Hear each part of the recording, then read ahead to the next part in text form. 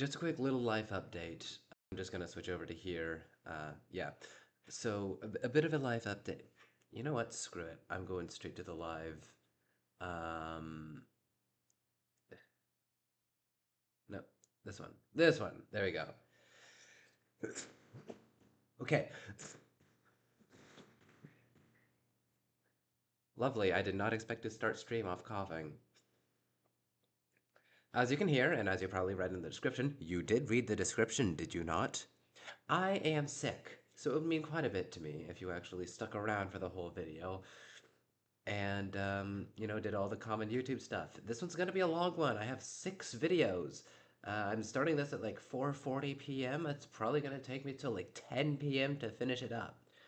But, maybe I might get around to actually editing it. I don't know. I'm pretty bad at editing.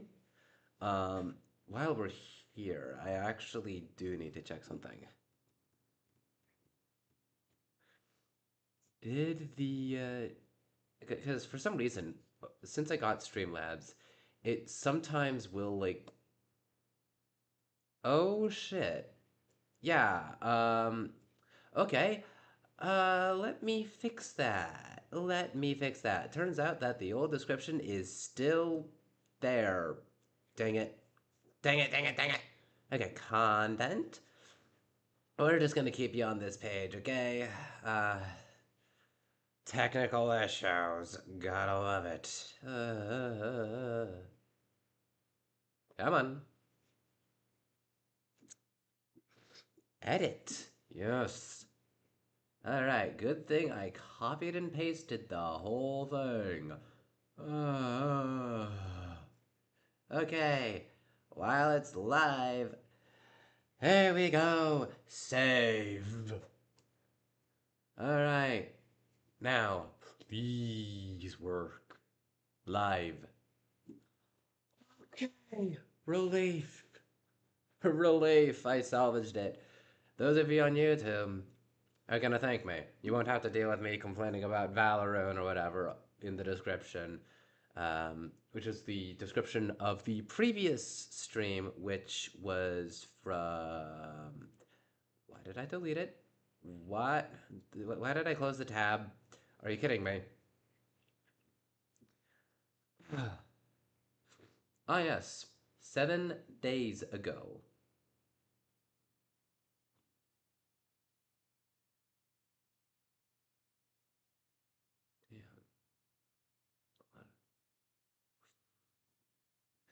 Anyways, sorry I'm not doing my best at the moment, but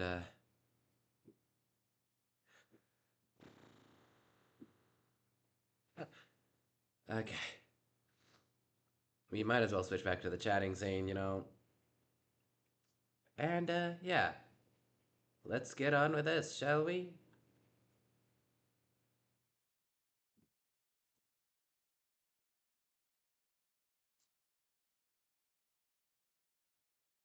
Oh no.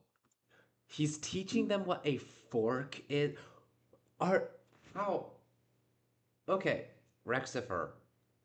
I wish that I was big enough to warrant the luxury of being able to chat with you directly, but why is Lovecraft immediately like you immediately started off with Lovecraft talking about a fork?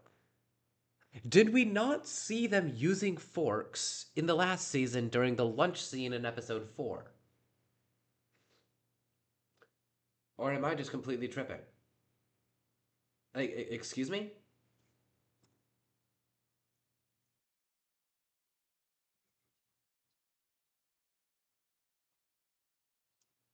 They, okay, okay. Like, I understand why, in isolation, this would be an important scene. But haven't we seen them using utensil? I mean, then again, I mean, you did see Sarah just gobble down the steak thing meant for what was it? Uh, Either the Wendigo or the no, it was meant for the zombie Sam O'Terry. Also, sorry about the clogged nose, as I said earlier, in case I've decided to actually edit this, which I probably haven't. Um, I'm sick. And I've been sick since the start of July. Lovely. But when you have that scene from, I mean, did they, yeah, but like they had that scene where she just eats it with her hands, but when they're at the table, didn't they have like forks or something? Or was it just plates and using their hands? Also, like, why is this in season two? Wouldn't you think that this would be something in season one? Like one of the biggest things is like to show yourself to be human, you use freaking utensils instead of just scarfing things down with your hands. Maybe that's just me. 15 seconds in.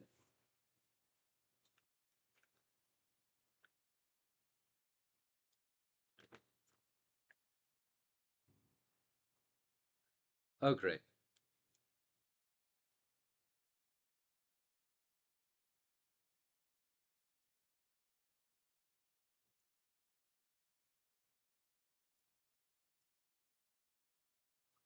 For context, in case you didn't know, Rev actually completely nuked the school, like in the previous episode, right when everyone got back. He ended up almost dying completely for it. Ended up spending taking an hour to come back and all. But yeah, then the school got renovated, made bigger, made cooler, and all that. And Rev was pissed. But it's like, like everything's different. Oh, you mean the renovations? The ones that we had to do because you destroyed the school? I bet Lovecraft's gonna do something like that. Called it! Called it! Called it! Oh my god. This is this is hilarious.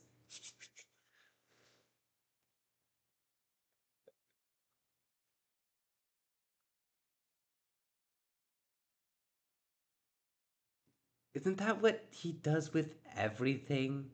Isn't that the kind of the point of the character is that he just ruins everything?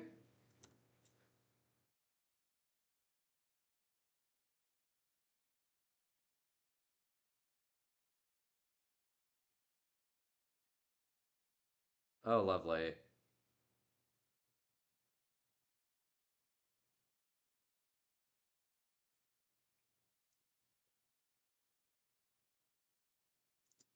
Okay, why are they talking? I mean, thematically, it does seem like. Then again, when exactly was this released? 3 weeks ago. That makes sense. But like, how is it? I mean, like especially Narissa, like she was there throughout the summer. If I recall, yeah, it was during the summer or no. It was winter break. Winter break.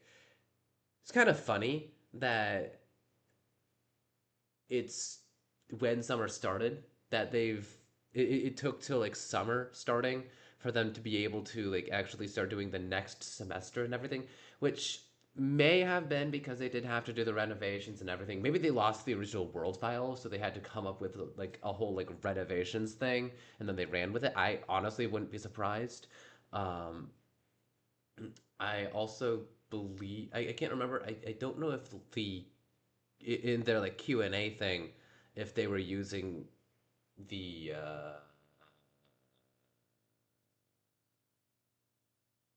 dang it, if they were using the old model or the new model for the school. And I call it a model, it's a build or whatever, but since I'm used to like animations being animations, although then again I do pretty much exclusively watch MCRP and MCTV and whatnot for these reactions, not really animations per se, so I guess I shouldn't be judging or anything.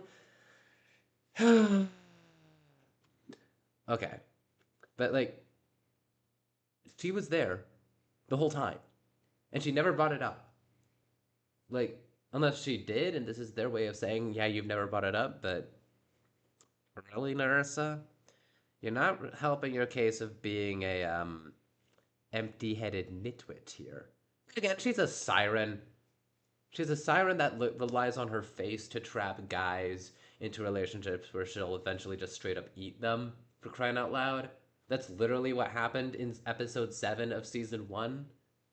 Do you really think she's got much intelligence? Like an intelligent siren, like she doesn't need intelligence as a character.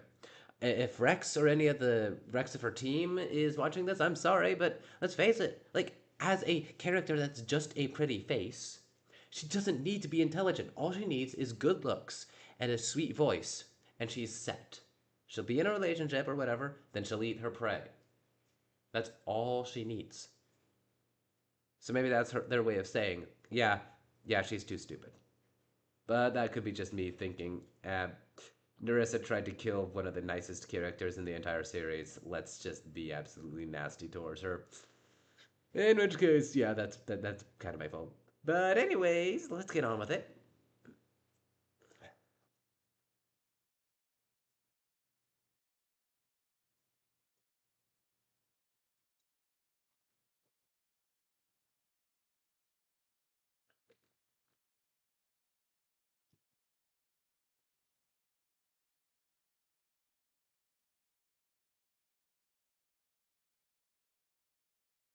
Kind of funny because like I saw this really interesting look into how the Lich from Adventure Time is such a good genocidal villain. And I know YouTube's probably gonna be like, "Oh, you said the G word," but like that's literally what they were saying in that video, and it didn't exactly hurt them with like spread and everything. But in the with the Lich, like he served a god of chaos. But a god of chaos, would that not prefer life and vibrancy? Because let's face it, you cannot truly predict humans unless you know everything about them. I mean, I'm probably the most predictable, and most people don't know what's going on around me. Like I'll be reacting to a stimulus that they have no idea about, but it's completely like deterministic based on the stimuli around me. They just don't know. So I don't really get why chaos and death are so commonly like combined. Chaos and life are more like it. Like there is chaos in life, there is order in death. If every living being is dead, that is order. There might be a bit of chaos, but overall, there's a lot less than if everything was alive. And humans are the most chaotic creatures ever. And yet, get this, it's only because we're alive. If we're dead, we're orderly. We're dead. So I don't get the whole thing of like chaos and destruction and death. Because creation, while it does maintain order, is not destruction just another type of order? Just one that appears chaotic? Would you not want creation, which itself is chaos, to last if you're a chaotic god? Like, I mean, maybe this is just me waxing philosophical on this story, but let's face it, season one was very philosophical, went deep into mental issues. I mean, you had Rev with self-terminating ideology stuck in his head because he just wanted to no longer have a curse. You had Mark with let's be blunt, he had daddy issues, quite literally. You had Sarah with, as I just heard someone describe her, um,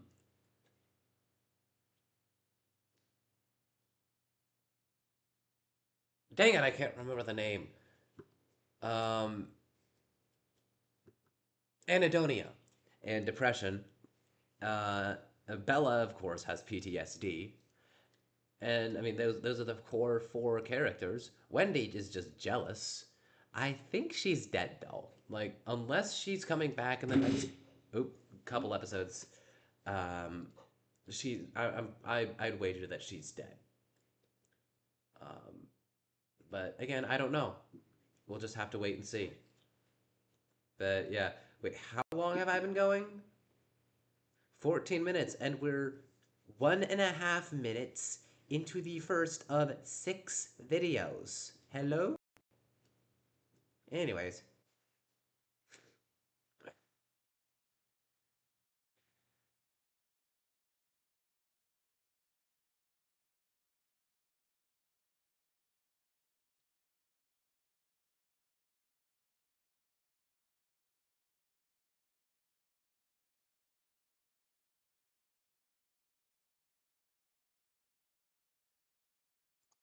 I mean, the bell. I do wonder, like how hard did like Rexifer have to scream to deliver that sound? Because it is hilarious.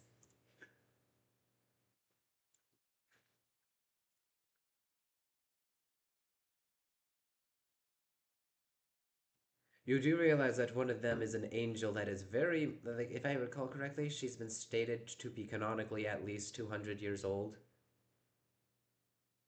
I mean, we don't know exact ages for everyone, but I'm pretty sure that uh, they've said, even Lovecraft, I believe, said um, that Sarah had been at Kincaid Academy for over 200 years. I have fought against your kind for 200 years, Tigran. 200 years, and not one of you comes to pay me a visit. Humph.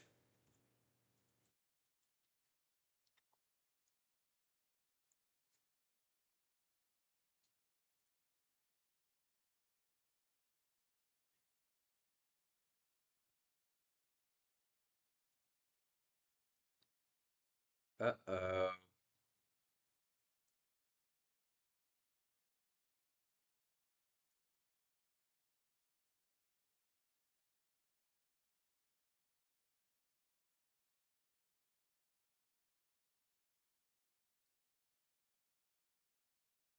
Hmm.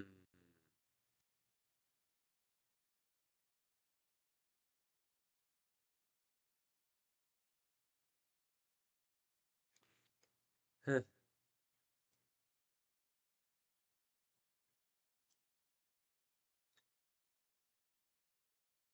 Yeah.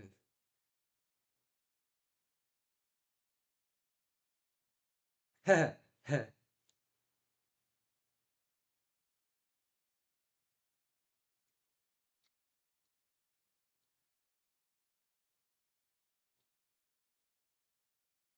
Ha.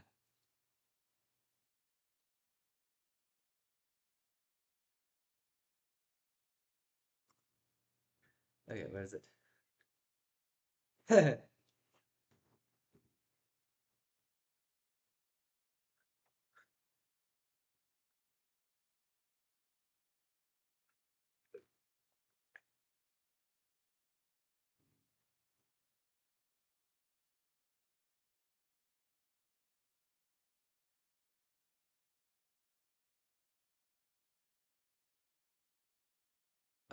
Where did she come from?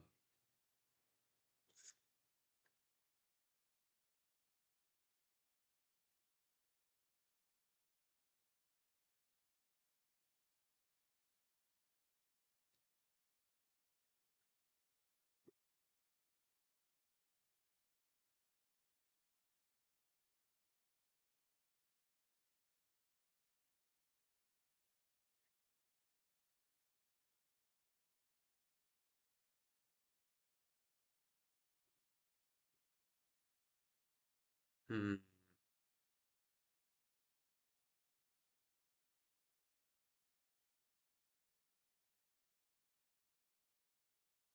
Hmm. Oof. So this actually feels very, very similar to the situation that I had with Valorum, um, where I had friends. I'm not gonna be like, oh, I don't have any friends. I have friends. I just haven't really been investing much time with them. And especially like for the 2 weeks that I was part of Valorant, um, I completely abandoned them. I was entirely invested in Valorant to a very unhealthy degree, as I've said before. And when that all went sideways, I I tried coming back, but then because hadn't really like done what I needed to do and resolve my issues, and for a bit of context, like I shit you not here. For the majority, like from mid September to mid June, I was dealing with the screaming guy who was like, "Ah, you F and R slur," that you'd hear. He was the guy that doxed me. I haven't even been able to get rid of all the doxing parts. Um, I'll be needing an editor eventually, but I don't have the money for one. But it's just beep. Oh my goodness. I'm like like there was that till like mid June, and then like June started, and Valorant started, and I did do a single stream outside of Valorant to be part of the Squarecraft Season 2 opening. That was it. And for the next 2 weeks or so, 22 well, 21 live streams, I believe, and and just a bit over 100 hours total over the next 13 or so days, I just did nothing but Valorant. Very, very unhealthy degree of obsession. To the point where it genuinely was taking a toll on my mental health. And when that whole thing went sideways, because, like, mind you, I had put all my eggs into that basket. Like, this was what I had thought that this was my chance, and then it fell through. And I was like, oh shit. Oh shit, I'm fucked. And all that frustration with like how it had ended, how it had really just ended on bad terms all around. Um, I hadn't dealt with it yet, and so it finally came to a head when one of the nicest people in the friend group, someone who had just recently joined, Captain Living, the Captain Living a Legacy AF or something. We just call her Cap. She actually was like she has apparently some vision issues that she's been very public about, to the best of my knowledge, and she misread a message that I sent about like trying to silk touch some emerald ore and just mind it straight. And I just went off on her like, "What the heck? What the heck are you doing?" And just constantly just brutally just tearing into her. And it really upset her. And it took the entire community to come together and resolve the issue. I had apologized, but she was just like it took a while for her to really to let her own emotions settle. And she's not really playing the server as much really as she could have been. Um, Maybe I'm just not on for it, but yeah, it was a really bad situation that I made. A serious screw up on my part, and I just really see Rev is barreling down that path. Only thing is, Valorant theoretically could have been something special, could have been something really good, except it wasn't. And with this, like everyone outside of him knows that this is futile, like chasing after this whole like destroying Kincaid Academy. It's not only futile, but it's actively harmful. And it's harming him. Then again, like people around me were seeing that I was just unhealthily obsessed with Valorant, and they were warning me, and I was just like, nah, I'm good, I'm good, I'm good. But inwardly, I was dying, in a sense, and it just got to the point where I just snapped. And honestly, I can really see Rev snapping in this season. Um, he already like lashed out at Sarah with the rage potion, but I believe that it could very well be Bella that he lashes out against. Like that's my prediction based off my own experience and the fact that, let's face it, Rev and I are uncannily similar, especially in like the emotional stuff. Sorry, I have again sickness, but it's probably gonna be like something that tears apart the friend group, and it's gonna need And, like, just like me, Rev has people who genuinely care about him. Like these three, Bella, Sarah, and Mark, all deeply care about Rev. I just and mind you, like this is episode 2. Episode 3 came out a few days ago. Oh my word! Sickness, sickness, go away.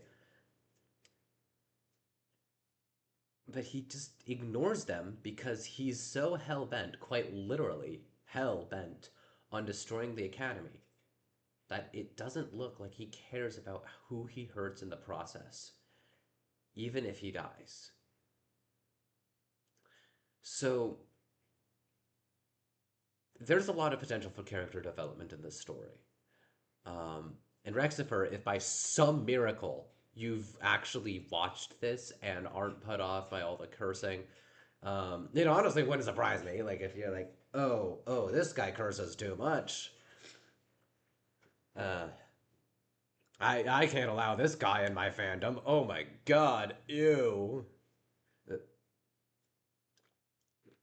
Also, he's a VTuber. Ugh, VTubers are supposed to be girls, not guys. Let's face it, I'm practically an honorary girl at this point. No, I'm not trans. No, I'm not an egg. I'm very much a dude. But at this point, like, I'm not a man. Let's put it that way.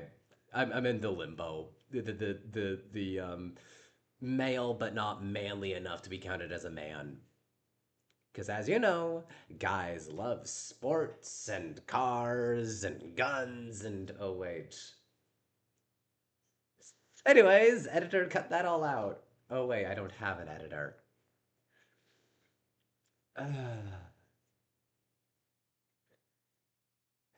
But yeah, my prediction for this season, Rev is going to keep pushing these three away more and more and more. Um,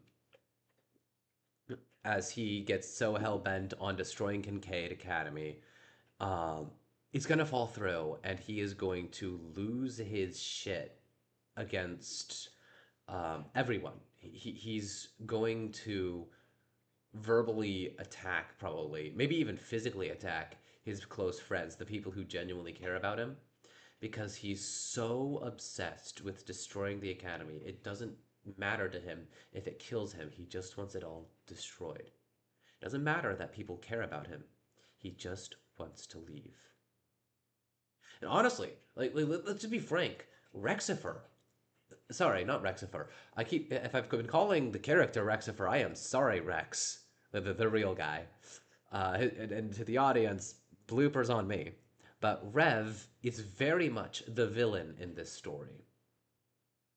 He is the one doing everything he can to destroy everything good here.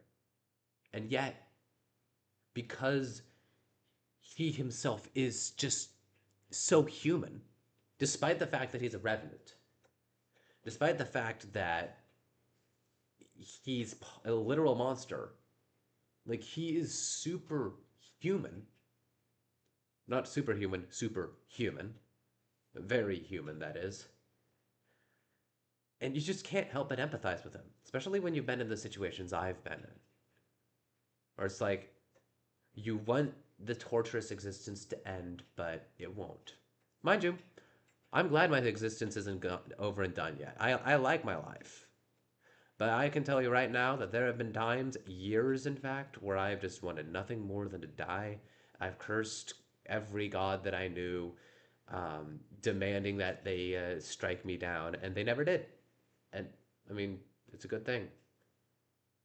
Because if they had, I wouldn't have gotten any of this chance. I probably wouldn't have seen any of my cool friends that I have. So see it LDR for all that. Rev is a villain, but Rev is relatable, especially to the people suffering from loneliness and depression and other stuff. Anyways, enough yapping because like we're not even 5 minutes in, and again, how long? We got half an hour in, and it's not even the first like 5 minutes. Oh my god. Why am I so slow at reacting? Why am I yappy? Why am I so yappy? But yeah, like Sarah's evaluation of Mary Antoinette is very sorry, Mary Annette.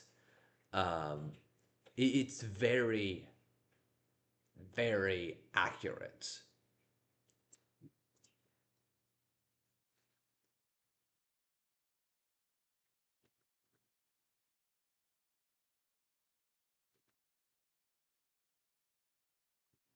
Copyright, copyright, copyright, copyright. Yeah, Sarah, Bella sees through it because like Rev isn't really interested in poetry. Like he's hell bent on destroying everything. Roman and Mary were like, they're like, yes, let's join. And then, I mean, honestly, who's that? You see there. I mean, I might actually have to revise that. Like, revise my original theory that he dies because this could be more symbolic. I mean, there are scenes in the first one that never actually came to fruition per se, like where he was falling and his friends followed him. Like it more meant that he was with them. And I think that this scene in particular, where he's falling and they're reaching out, they're like, no, don't go. It's him finally realizing that they were there for him all along and he just threw them away. And he's falling into this pit of nothingness. I still don't, I'm still not entirely sure about Sarah though.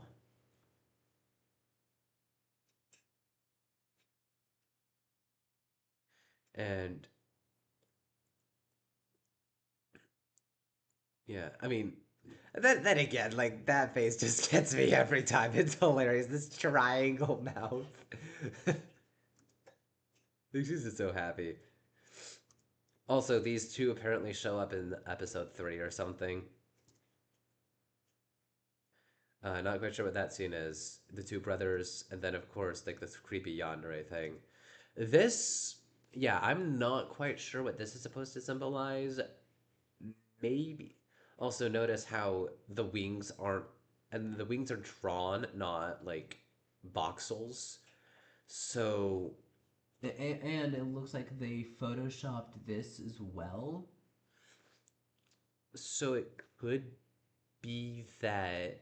Anyway, that's nitpicks, but I wonder what this means.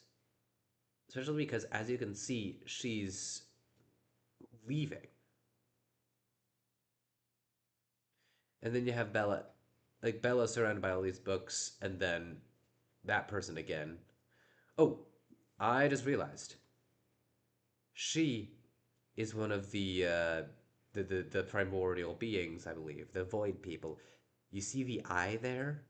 She just has a more alluring personality, like a more alluring like depiction, shall we say? Let's just scooch back. Apparently, he pissed off both Drake Han and the Minotaur dude, um, as well as these two teachers. I assume they're teachers. Why is he? Oh, that's him holding a blade. Okay, they're pissed, and he's like, no. Okay, they're in a sleepover. They're all sleeping, but she's awake, which is not at all creepy at all. Apparently, oh no, both of them are like, apparently they're fighting for his heart or something. That's my guess. And then those three, and then like this scene really captures the feel of this season, I'd say, because he's fighting against Viviana Kincaid, but he's literally fighting the universe. That's what it was described as. I believe that's what she said in the previous season, where she literally is the universe. I think it was in at the end of episode 7, but yeah, it's gonna be interesting watching this all play out.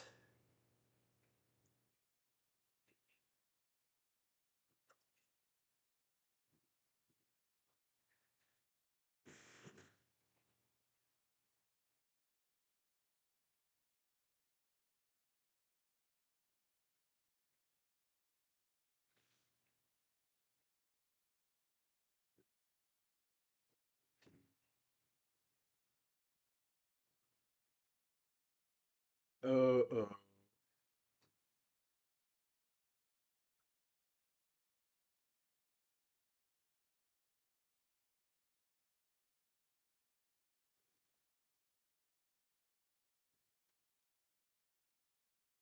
Wait a minute. Unlike you, I don't feel like wasting your time, so I'll just cut to the chase. Oh, it was a glitch on. I do not know why Firefox keeps doing this to me. It's super annoying.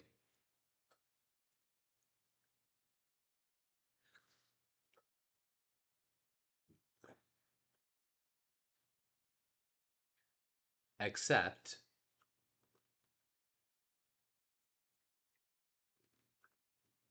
it's only gonna get you two killed, you know? Like, Kincaid said, I believe, in the previous season that she has never had to expel a student in several centuries, really, because it literally means you erase them from existence. So, I believe that Roman and Mary are potentially destined for elimination. Um, let's see what the next episode was called again. Detention at Monster High.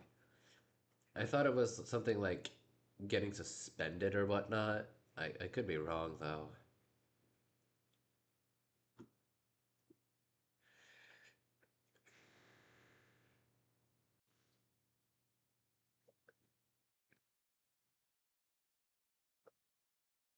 Called it.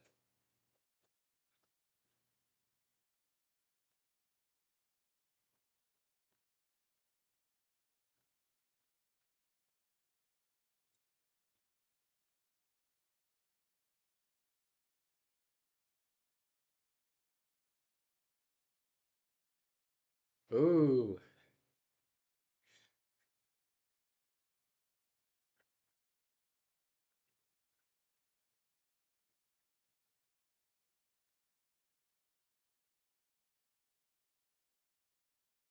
ooh,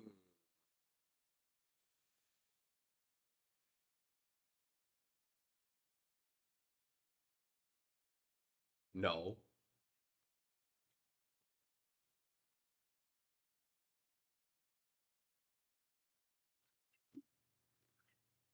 This is only reinforcing my belief that this is about Rev going back on his friends, abandoning them, and deliberately putting his life into a path of destruction. This isn't looking good, Rev. Not one bit. You need to get your ass out of there real fast.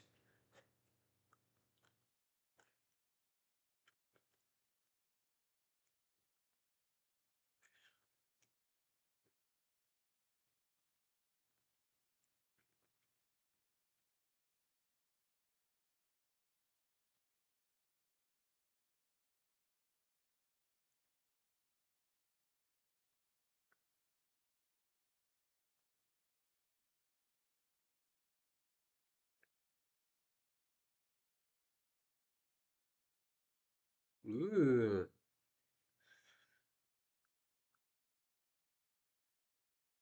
Not quite sure that's a good thing, though.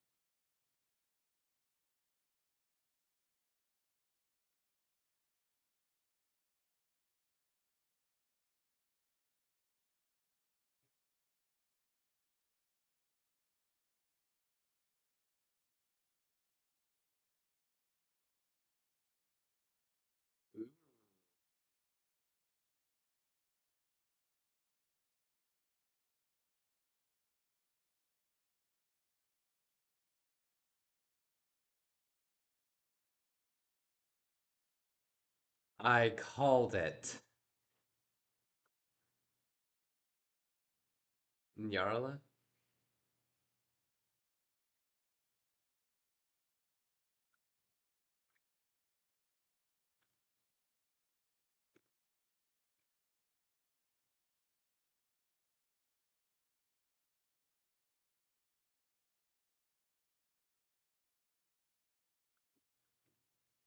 Trapezohedron. Does that even exist?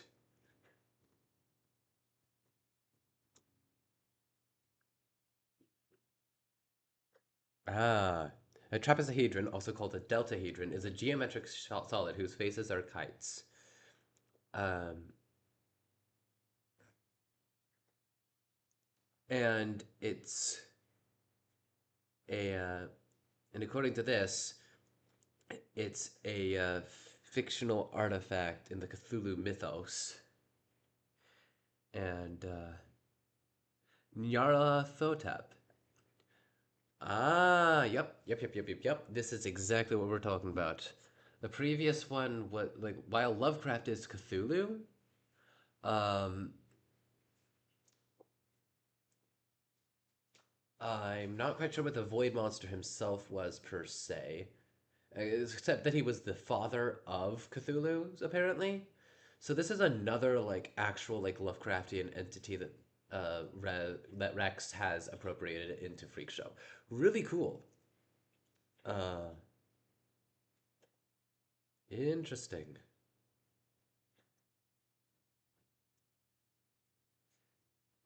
Ah, Cthulhu.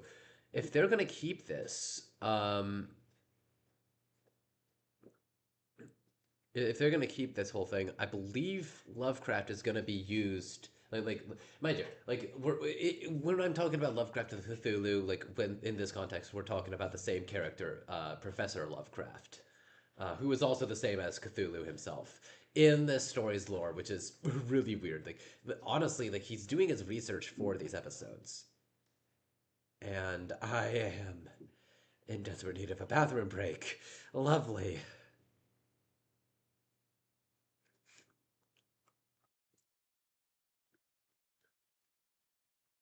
Quite literally. Zethon. Who? Wait a minute. Wait a minute.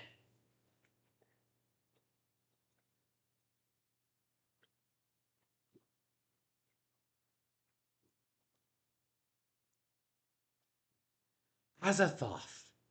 Wait a minute. Wait a minute.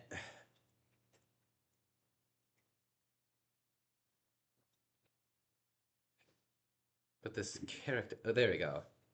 So, Azathoth, the blind idiot god, yada yada yada. Um, this is interesting.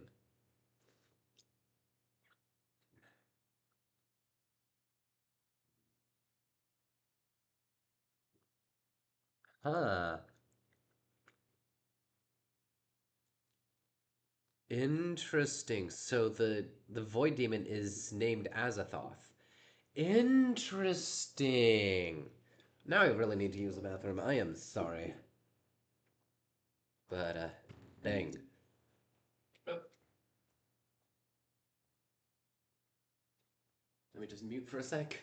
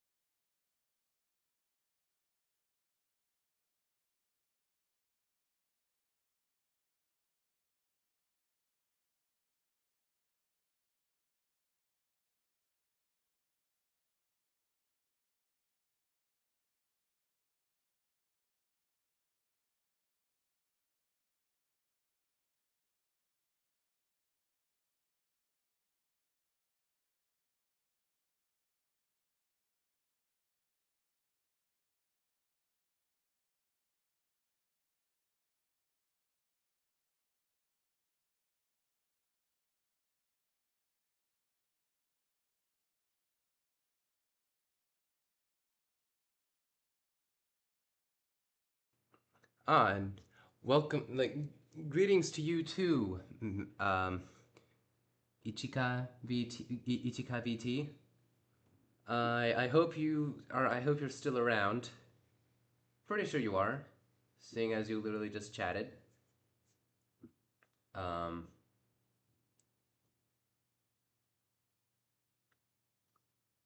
oh well.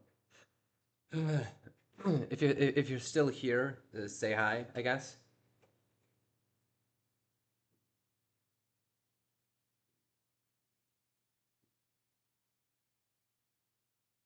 I guess not. Oh well. That or that they have. It just hasn't registered yet. All right.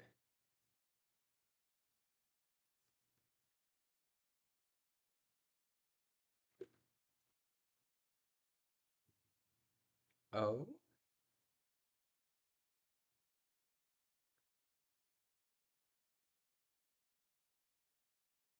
Oh.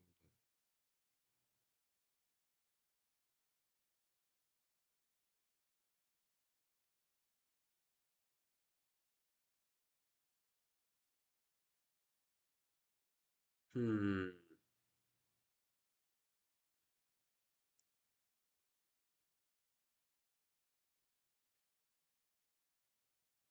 Uh-oh.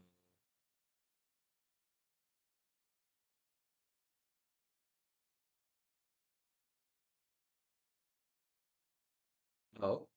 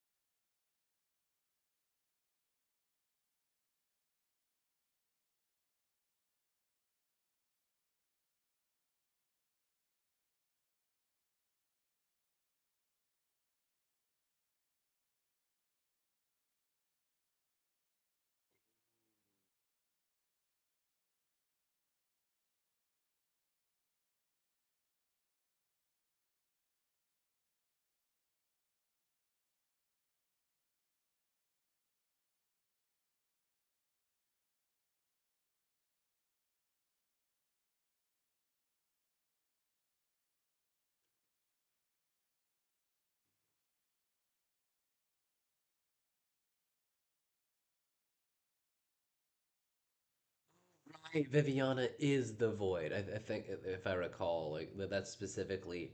Yeah, I'm pretty sure that's what's being said. She isn't like all the universe. She's just the void. But I mean, she is basically God, to put it bluntly. Um,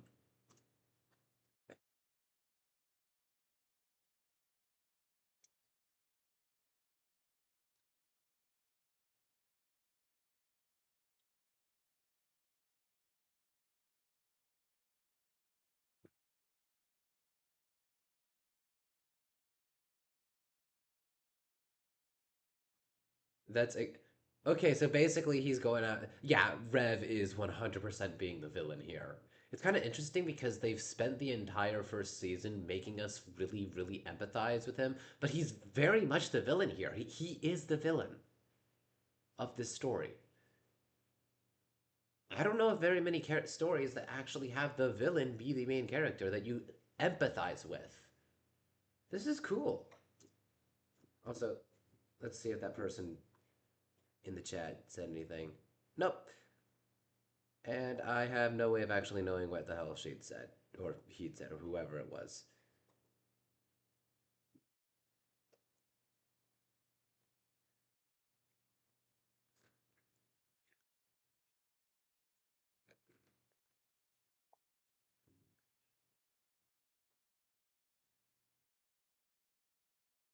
Oh, no way. Okay, okay, that was unexpected.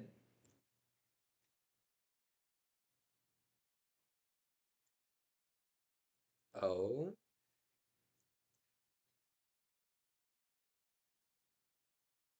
really?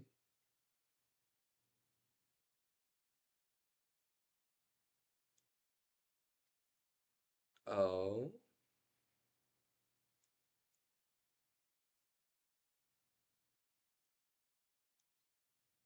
Oh,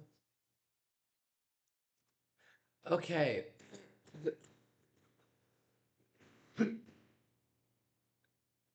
Not gonna lie, this sounded really like a cult.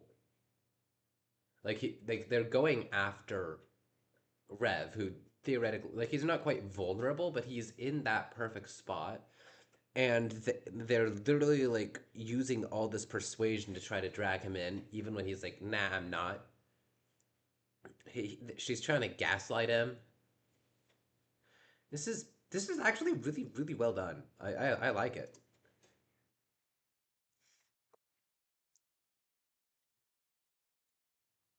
Oh.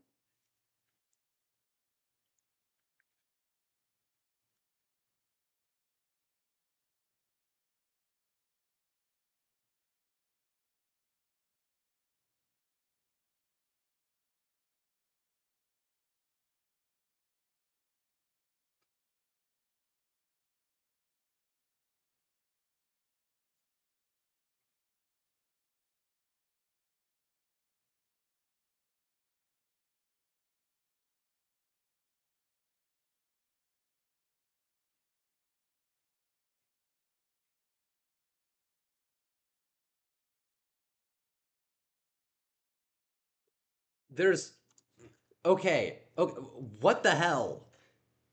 I literally staked my my my my thoughts about this on him following down this path. How the hell is he doing? There's got to be a turnaround. There's no way that he's actually being sensible here.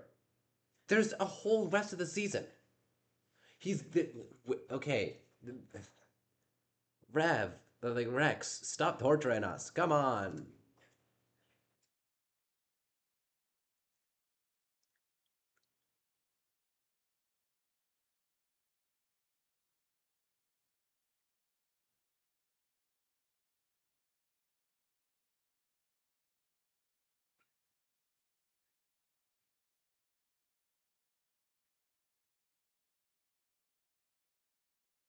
Hmm.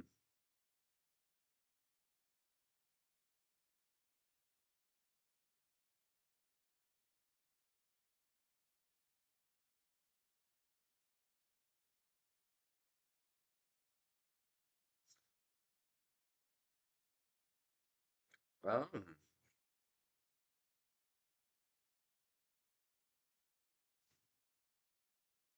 the futility. Uh,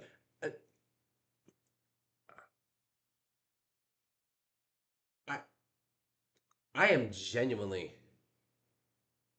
stunned by that. How the hell is she so stupid? Like, this is so stupid. Okay, if you disobey, you'll find the futility of obedience.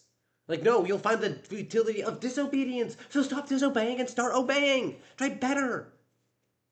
How the hell does that make any sense? How the hell are you supposed to make, okay, I failed at obeying and take that to be, yeah, I should disobey more?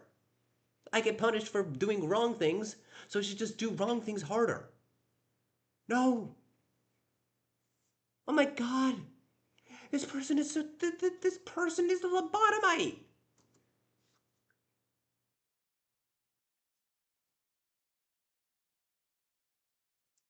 Sure.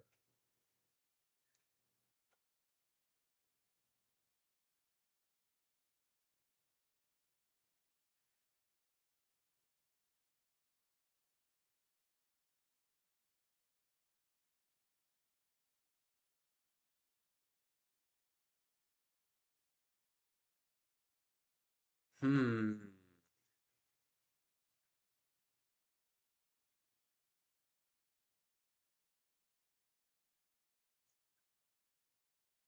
I am very suspicious of that.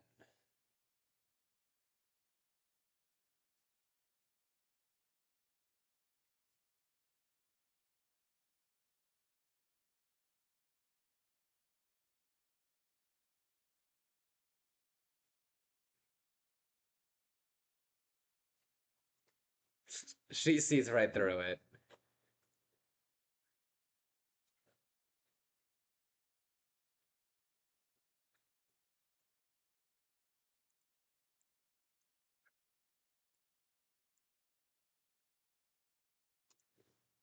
I have a feeling that no, there's no way that she doesn't know. She always knows.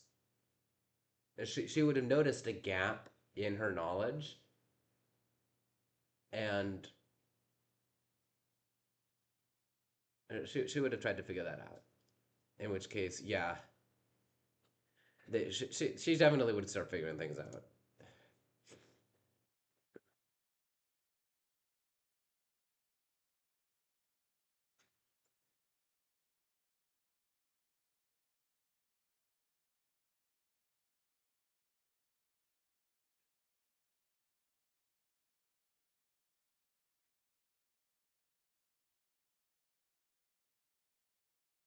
Oh,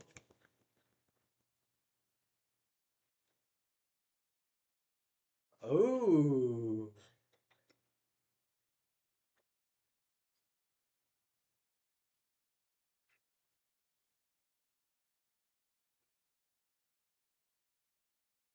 oh, oh man.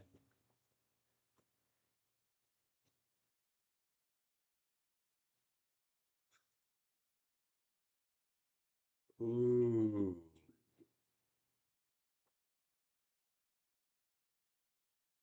ooh.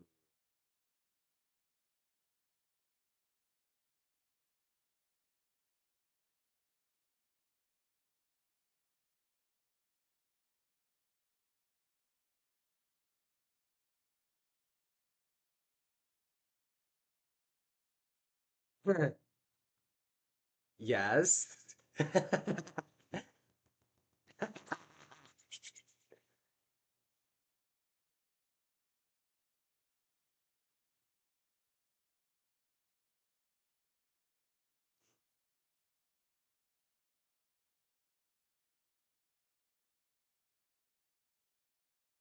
Oh my.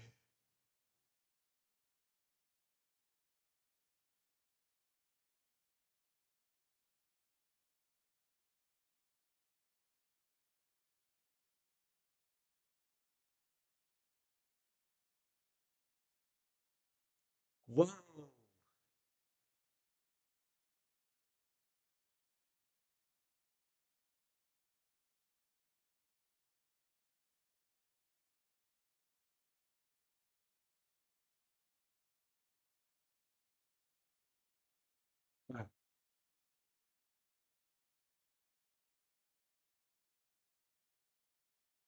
Sure.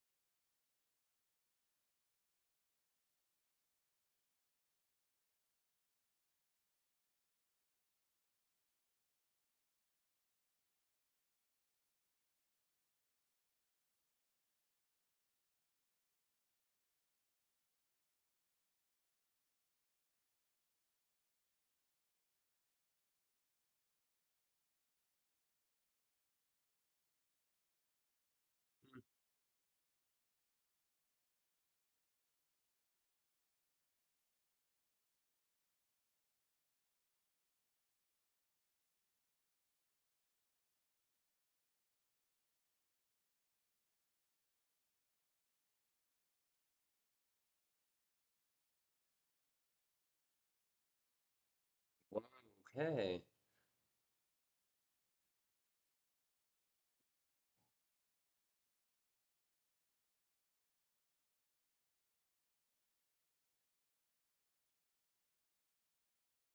Okay.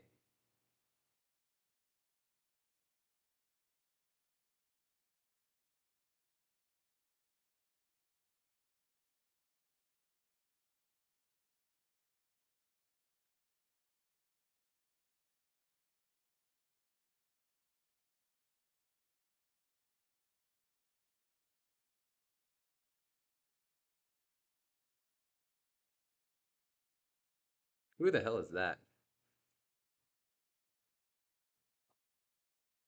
I love this guy's voice. Like, I don't know who the character is, but I love the voice actor for this. It is so good.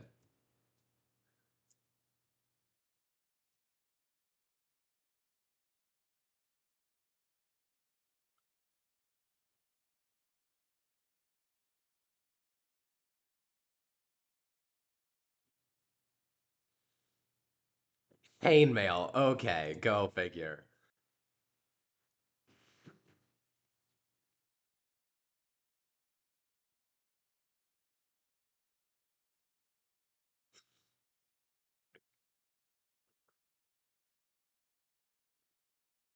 I love this guy.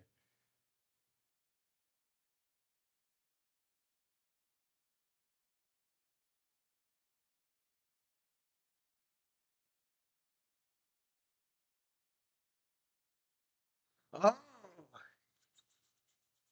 oh, wow.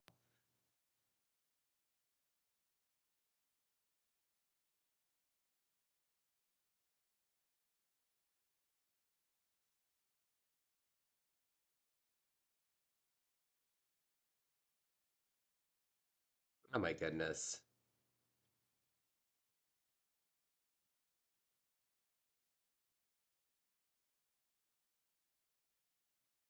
Very compromising position.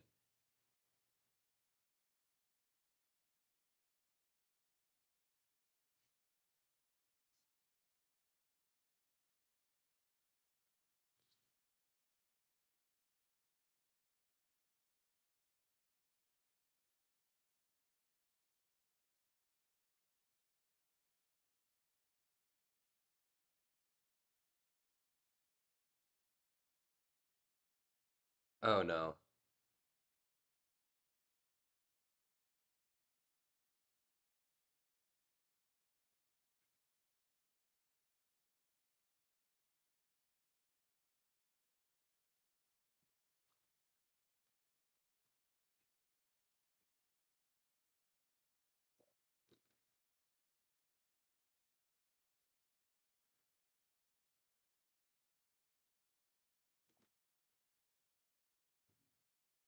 Well,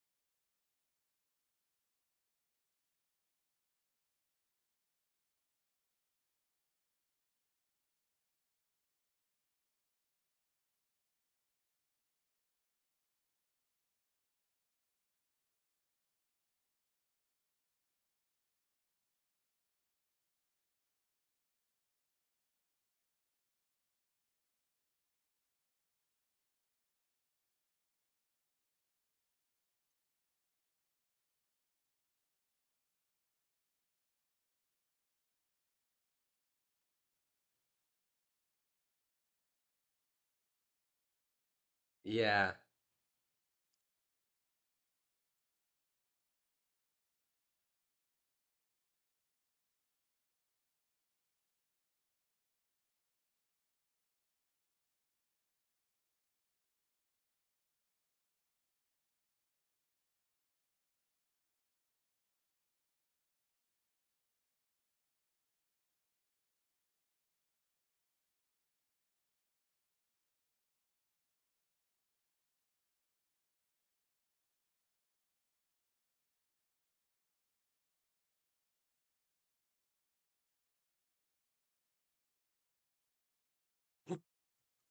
Can't even say it. Oh my god. Oh my god. Just spit it out. Okay. Like, do people genuinely have this hard of a time just saying I'm sorry? Like, they like just actually getting the words out. Like they have to be like, I'm so sorry. I mean, or maybe I'm just weird in that. That's like I don't want to, but then it's like, you know what? They're right. I'm wrong. I'm sorry. Bite the bullet. They're like, why don't people just bite the bullet? It's not that hard.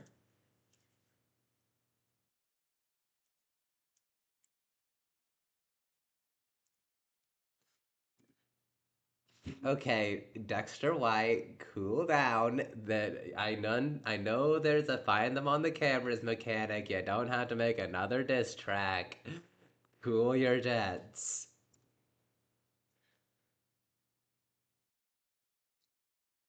Whoa.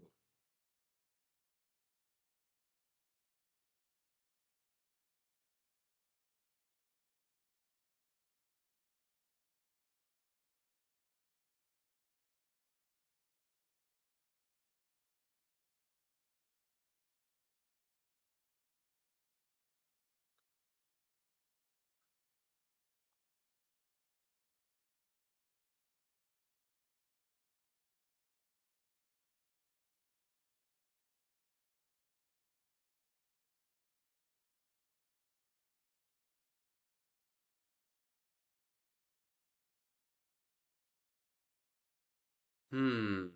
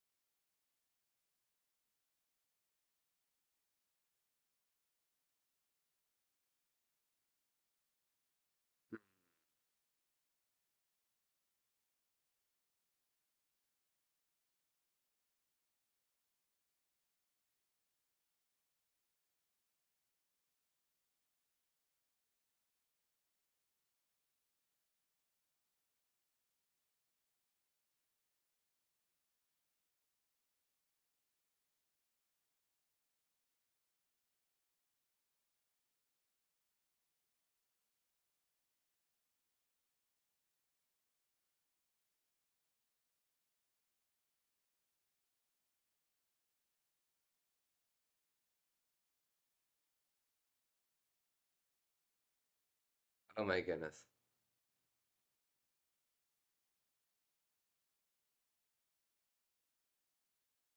Oh my god. Is he trying to riz up Rev's girlfriend? Like, come on. This is. Oh my goodness, this is hilarious.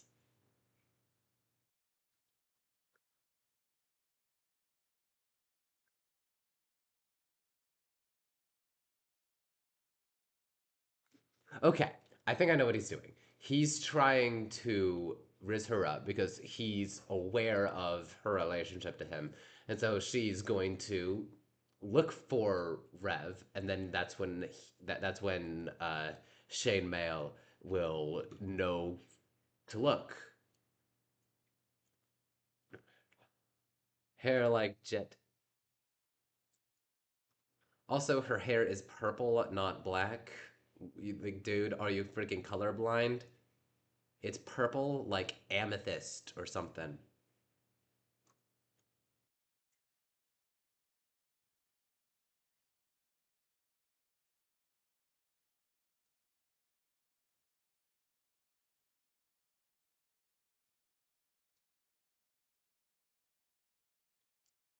Oh my god.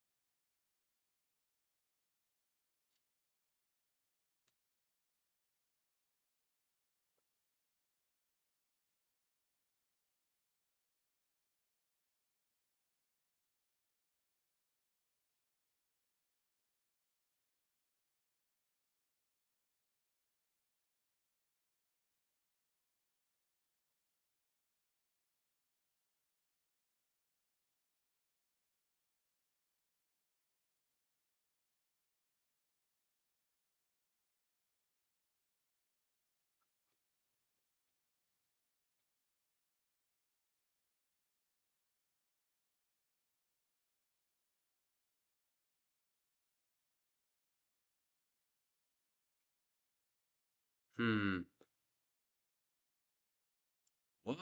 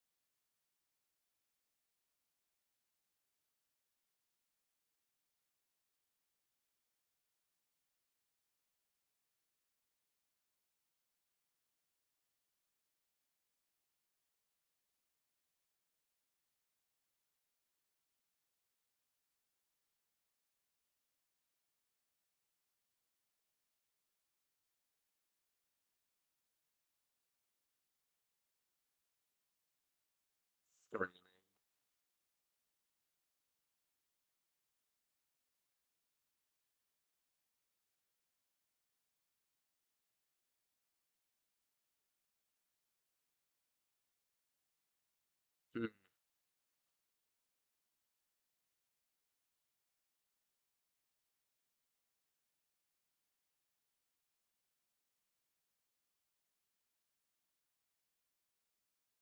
Hmm.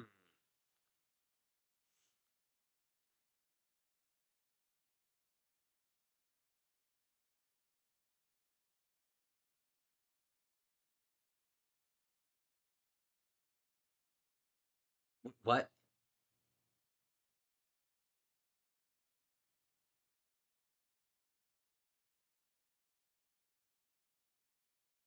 Um. Oh. Oh my God. She knew. She knew. Oh my God, she knew. She knew the whole time, and she's playing along. Oh wow.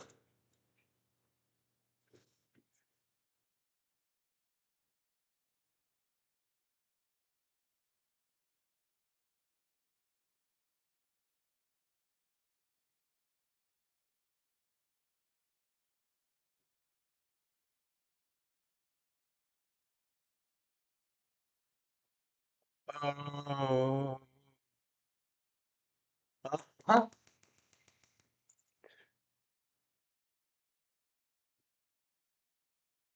Wait, did he just?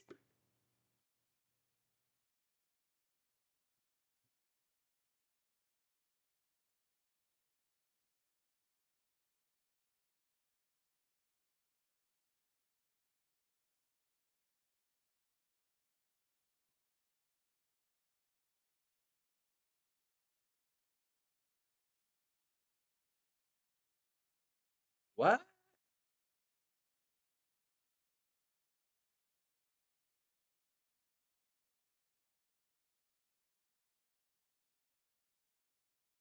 That explains it.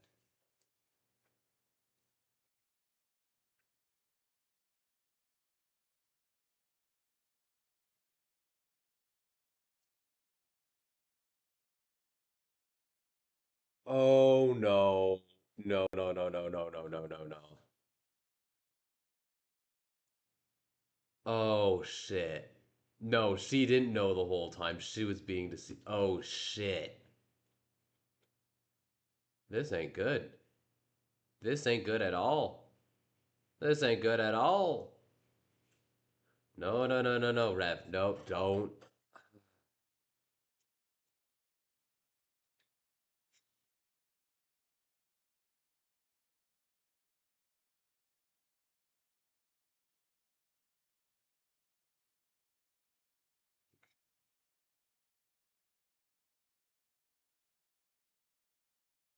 Dude, this is your chance to walk away. You fucked up every single time. This is your chance to make it right. He's not going to, is he? Oh shit.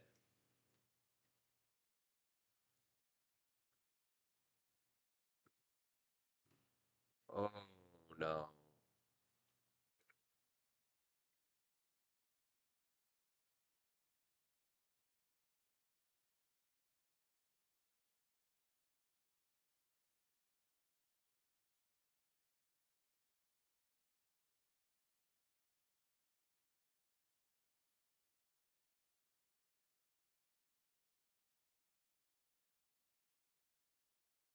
Hmm.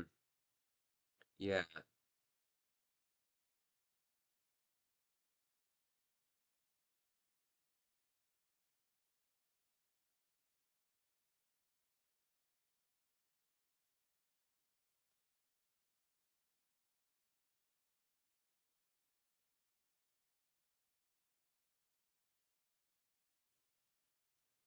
They know.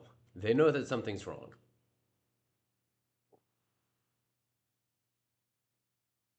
Makes me wonder, did my friends know something was wrong, or did they just take it and be like, okay, yeah. This is making me wonder, like, why aren't my friends this concerned if something's off about me? When I was doing the whole Valorant thing, they were like, yeah, that's totally fine. Damn. I really do need to invest a lot more into my friendships. I can't just be like, yeah, you're my friend because you tolerate my presence.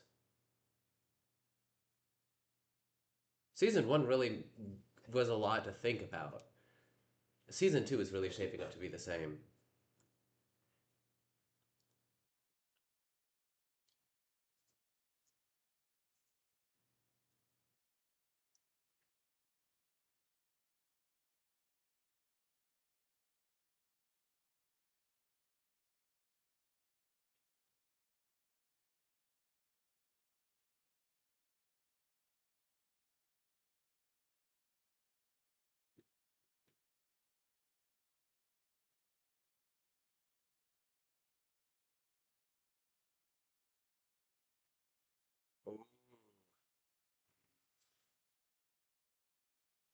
Well,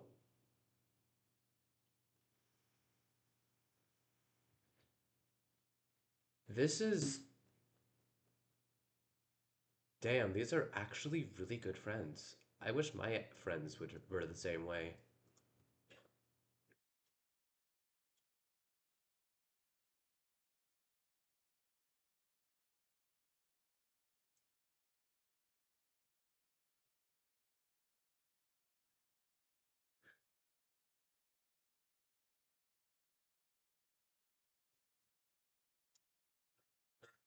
Nicole?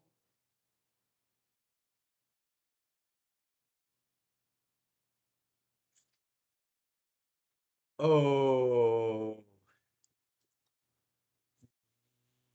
yo. Oh my god. Oh my god, this is. Also, who the hell is Apex? You know what? Screw it. I don't know who the hell it is.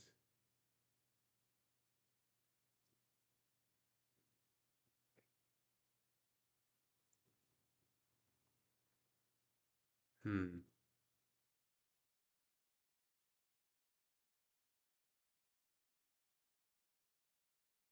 Uh-oh. Okay, that's what's going on with this guy.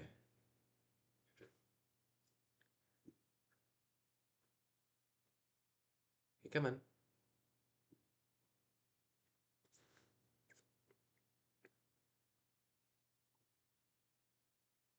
Okay, what are they saying? There's this person on it.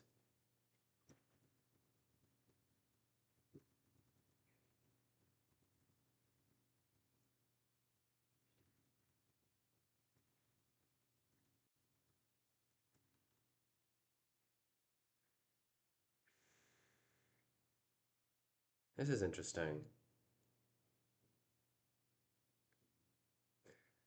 Yeah, this person, Apex Agency. I'm just gonna show this to that. Apex Agency with 3 underscores. Promotional experts helping streamers on Twitch, Kick, and YouTube boost visibility, engagement, and community growth worldwide. Members of Discord since May 2nd of this year.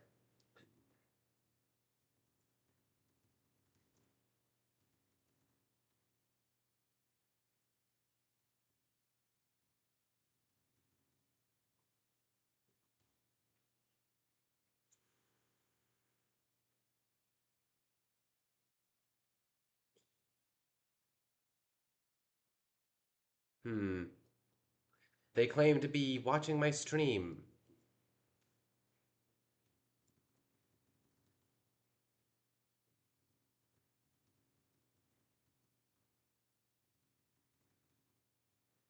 Prove you're watching on stream, Apex Agency triple underscore. And type in the chat here, Twitch or YouTube, instead of trying to communicate the clandestine means through Discord. Hmm? Or are you just gonna try to hide?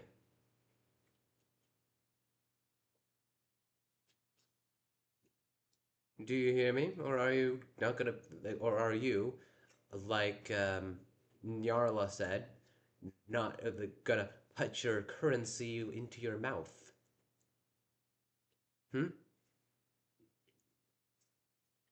Also, genuinely crazy that it's like a 40-minute video and we're already an hour and a half through.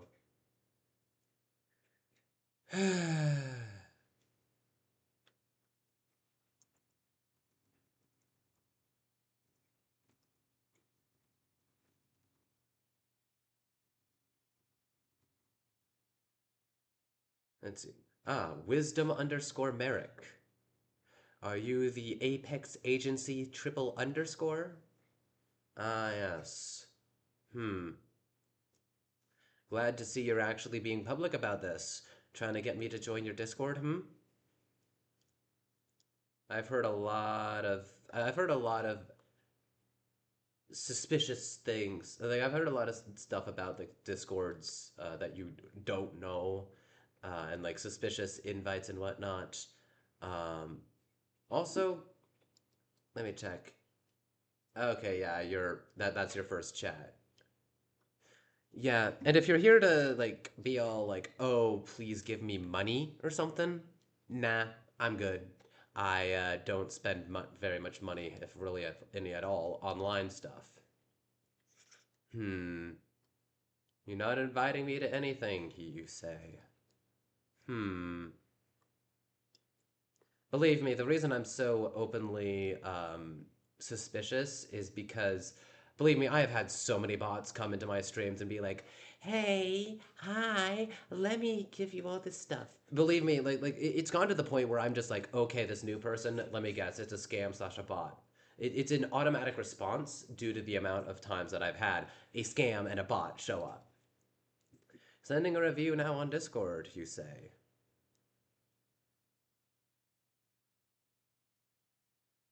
Crickets. But it's to the point where it's like, okay, this person hops into my DMs.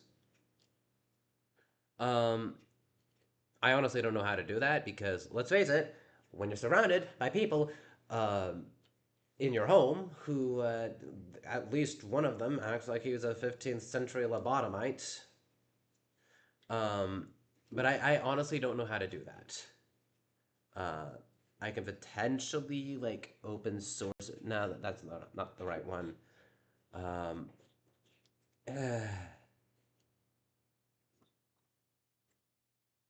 Nah, I'm gonna have to use Edge. Edge is the browser that I don't have literally on Scream at the moment. On Scream? Excuse me? Uh, Stream up, not Ultra. Oh my goodness. Yes. Log again. Log in with Twitch. Yes. Yes. Ta-da! Come on. Oh great! They've sent a message to me in my email. Okay, come on. I swear, is this? Okay, yep, it's the wrong email. How the hell do I? Yes, next.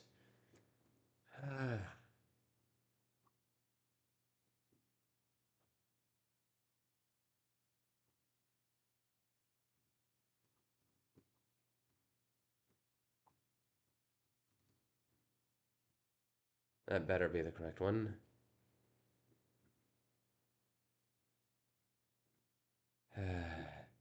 Continue.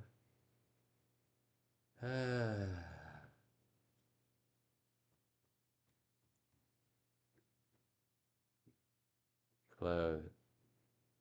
Continue. Oh my goodness. Okay, yes. I'm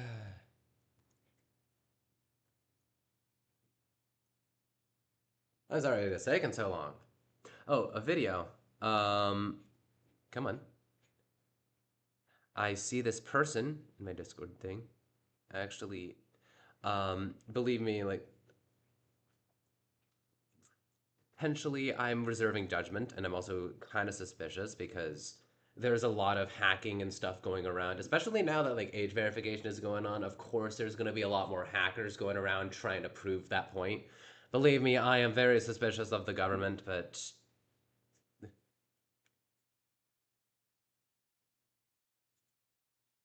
hmm.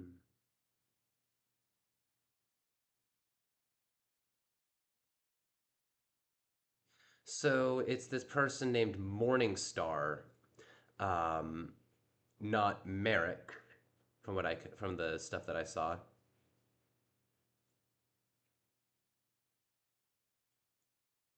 Lilith Morningstar. That doesn't sound at all suspicious. I'm pretty sure you're aware of the name of Lilith and the symbolism behind Morning Star. Just check out the Twitch. You know what? Screw it. Let's do it live on stream then. We might as well. No, no, no, no, no, no, no, no. Okay, yes. Let's see here.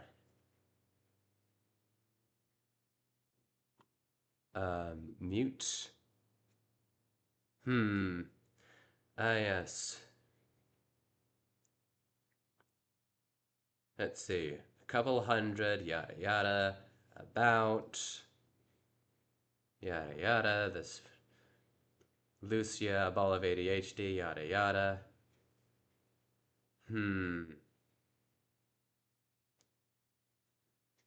She's. Blah blah blah. Huh. Why am I I'm still very suspicious about this. Also, you can see the kind of people that I follow on here. Is this a collaboration? Oh, no. That one's an open to nugget. Oh, damn. I forgot Deep Humor's on. Yep. Ironically, Rexifer is actually streaming at this time, but, yeah, I know. Believe me, Merrick, I'm skeptical because I've been hacked before. I've even been hacked live on stream, mind you, um, from a completely unknown source. Something that literally just took me completely by shock, really. Um, I've been, I've, like, it actually ended up, like, terminating my stream. I had to literally pull the plug on my entire laptop, just shut it down to make it so that it wouldn't completely like hack everything. I've also had a virus infect my computer last summer. It was a pop-up thing, and I had to completely like scrap that. I had to deal with my computer factory resetting at the end of December because there were so many weird things going on in there that it was legitimately unplayable, like unusable even, just straight up. Um, And seeing as I'm surrounded by people in real life who are about as knowledgeable on the internet as Keir Starmer, and believe me, that is saying something. Yeah, it's not surprising that I'd be very skeptical about everything. Oh, also, I'm sorry, I need to use the bathroom again. I had to like do it again. I had to do it like midway through the episode. But don't go away if you're gonna actually stick around for the stream instead of just being like, "Here, take my product. I promise, ooh, that it's not gonna have anything problematic." Like, if you're actually wanting to stick around, you can stick around for the streams. I've got quite a few more. Like we just finished that one, but we also have episodes 3, 4, and 5 of Dreamscape by Moon Intensity, and of course the Kanokura video about Sulfur Caves changing world gen, which freaking where is it again? Yeah, freaking Gnembon, the dude who literally works for Minecraft, mind you. Let us zoom in on that. Gnembon literally commented. Seems like what would work best for the sequence feature would be an optional wrapper feature that always succeeds regardless of whether it places or not. But yeah. Yeah, I just need to use the bathroom. I'm sorry. uh, Apologies.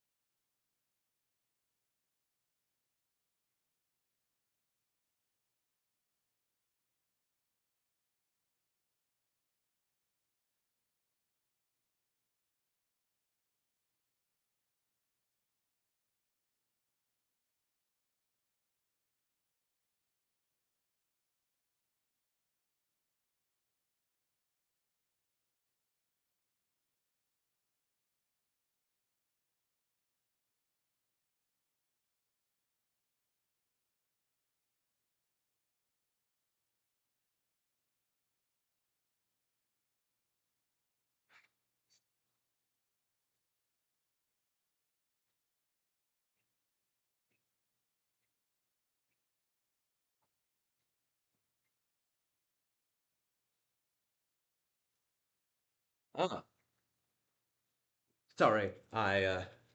I had to go upstairs to the bathroom and everything. Uh, yeah, the reason why I couldn't be heard is because I'm literally not even in the room. I was saying I'm going to use the bathroom. Uh, anyways, I hope you'll stick around for these several hours longer that these are. I mean, this one's like half an hour.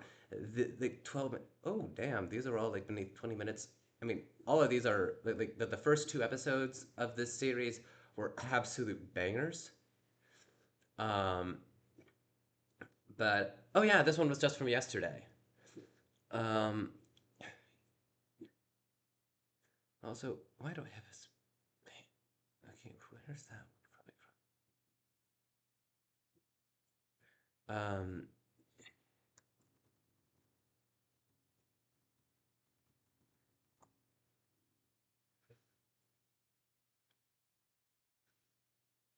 from? Okay, come on. Why is my Discord being so annoying? Come on. Yeah, I don't have custom emotes. Um, I, yeah. I should also warn you, I guess. Let me. Uh, sorry. Um, I don't always use my model. Due to the limitations of my computer, I'm only really able to use my model when I'm streaming reactions. If I try to use my model for, if I try to use it for gaming, it'll completely tank the frames. And I'm lucky to get 60 FPS. I'm not kidding. That is how bad my computer's lagged. But, let's see, do I even have a... Oh crap. That just wiped the entire chat. That was not what was supposed to happen. Oh, lovely. Oh, lovely. Let me just do it for Twitch.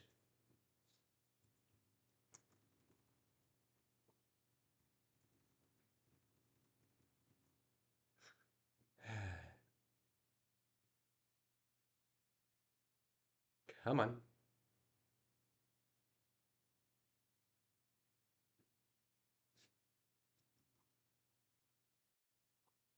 Ah, there we go. There we go. Um, don't know why the multi-stream one didn't work.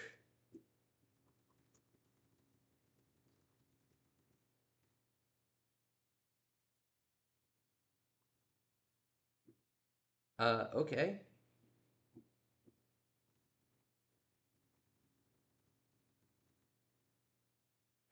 Um, okay, in order to actually chat, I'm gonna have to be like on the actual like Twitch side of Streamlabs instead of the multi-stream side because for some reason it will not recognize the fact that I'm trying to talk when I'm using the multi-stream chat message thing for some goddamn reason. But anyways, the reason I don't have any custom emotes is because I don't know how to make them. Um, but anyways, I mean, I might be interested in the whole Apex agency thing, um, but I do have a stream to get to. So if you'll stick around, maybe invite some other people if any of them are interested in Minecraft content, because like this entire thing is Minecraft content. That's the main thing that I do is like Minecraft and Minecraft adjacent stuff. Um, yeah. Regardless, wait a minute. Might as well kill two birds with one stone. Charge my phone and keep tabs on chat. Okay. Um. Hello. Hello. Yes, phone. I am fully aware you are lobotomized. You don't have to remind me every single day. Fair. My phone, I swear to God, practically is begging to get shot by an actual firearm. It is that stupid. Yes, I want you to show the fuck up. And yes, I want to open the damn thing.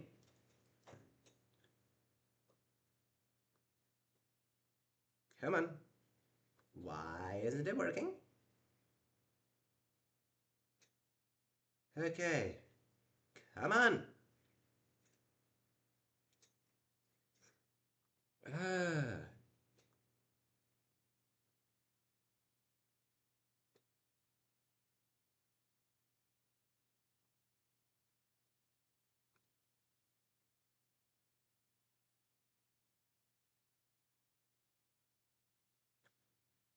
How the hell? Okay. Apparently the lock screen was completely invisible for some unknown reason. Actually, let's not. Let's just completely scroll through this junk on my thing. I actually I actually started streaming technically just under a year ago. Like we're coming up on my first stream anniversary, in a sense.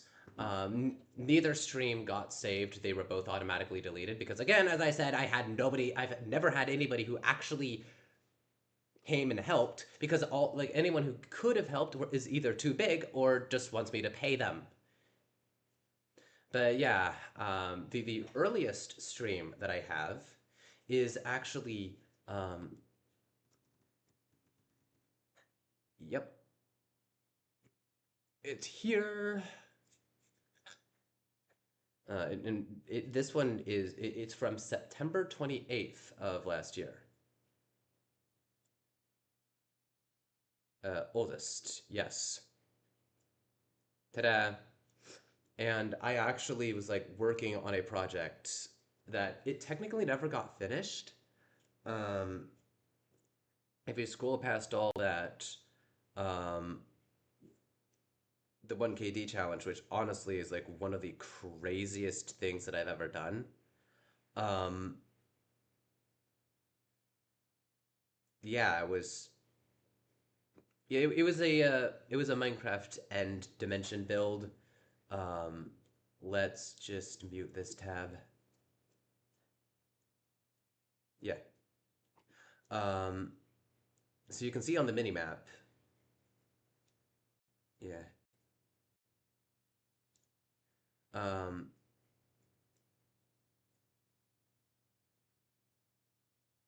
yeah. Let me just.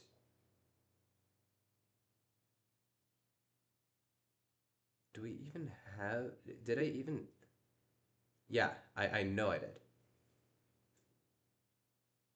Um, there we go. Good. We're at double speed. But yeah, this build, and then you can see I suddenly get hit with levitation here.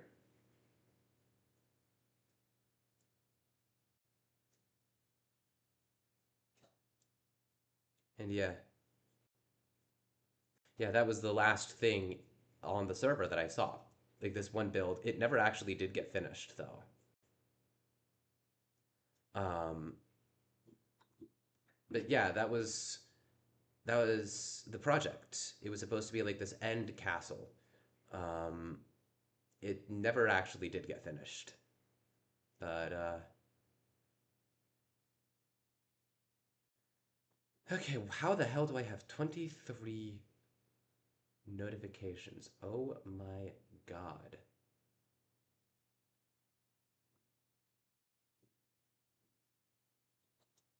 What's this face? Wait a minute, I should put you on Twitch. Kappa?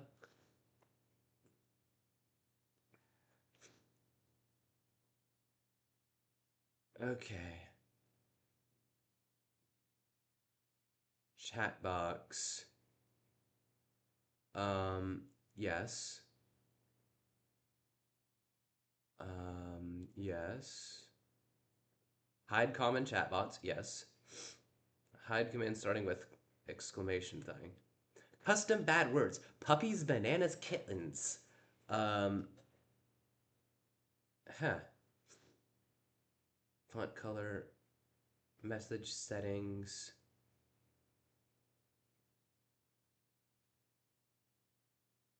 I don't know how to.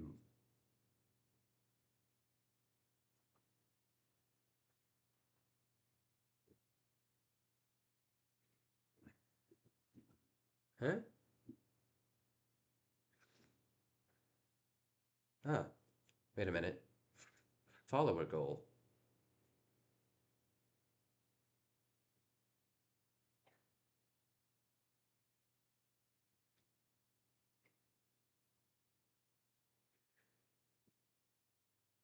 Yeah, like I just have been streaming for a long time. So yeah, this is oh, like I've seen them. I've just never been able to actually figure out how to get them going. Again, like I've never had anyone with any amount of competency to actually, help me with this. Now, I'm not saying that I'm surrounded completely by idiots because there are very intelligent people that I have in my life. It's just nobody seems to have a fucking clue about how to do any of this shit.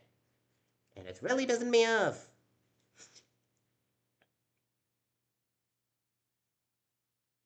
No, no, no, no, no, no. I don't want to be watching that one. Stream manager. Yes.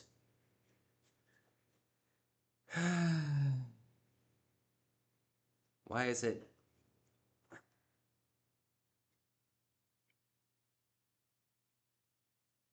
Come on.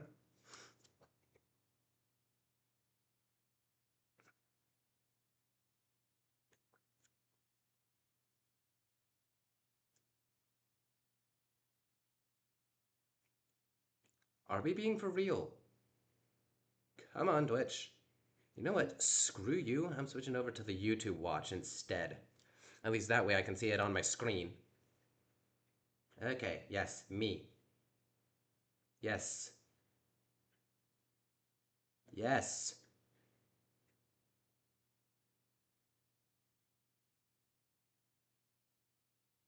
Huh.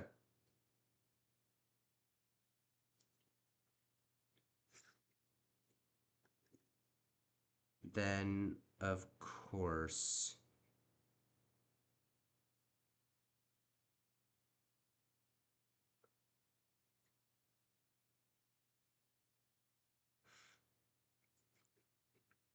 Yeah, I know about them, but I'm also okay. Let's just make sure. Yeah, everything's muted. Good. Let's just stick it on my mouse pad or something. But yeah, let's we might as well just get on to the actual like continuing stream and everything. Um, when I'm gonna be returning to the stream? Once I finish this video, which is probably gonna be a while, honestly. Especially because this Kanoka Rob's videos are pretty technical and pretty interesting.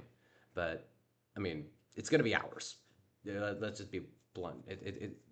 The first one has already taken so damn long already. But let's get on with the next episode.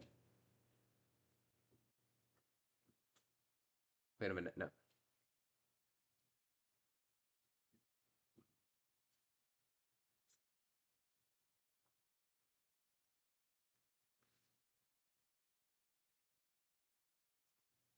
Wait, I'm just gonna call it out here. Um, they said in season one that there's not a Latin class. Why is there so? I just bashed my mic. Why the hell does it suddenly have a Latin class? Excuse me, did I miss something somehow? Is there something that I'm not aware of?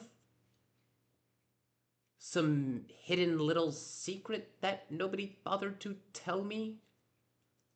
How the hell is there a Latin class? When season one said that there is no Latin class at Kincaid Academy. Excuse me?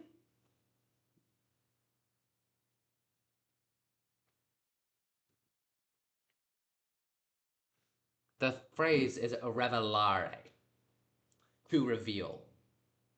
I know because I took Latin from 4th grade to 12th grade. Maybe nah, I didn't do any in 3rd grade though. But yeah, I did see the messages that you sent.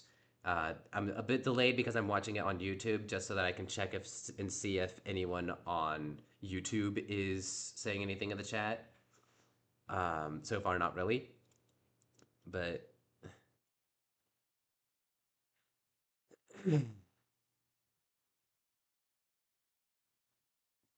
speaking right isn't his forte.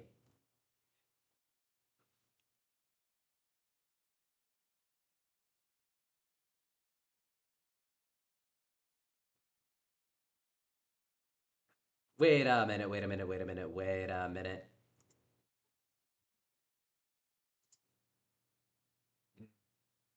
Yep. Ars Nouveau. That one's a special um that one's a special like mod that they're using apparently. I was wondering, there's a pretty substantial mod pack that they're using, but they're not revealing the secrets. So it's anyone's guess, honestly.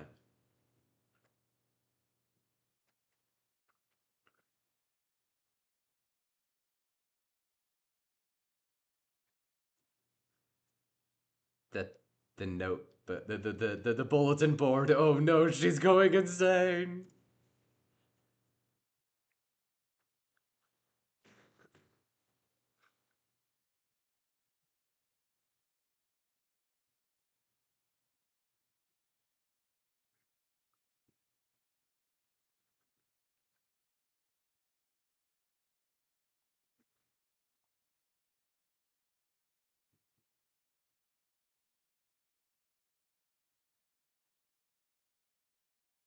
Yeah.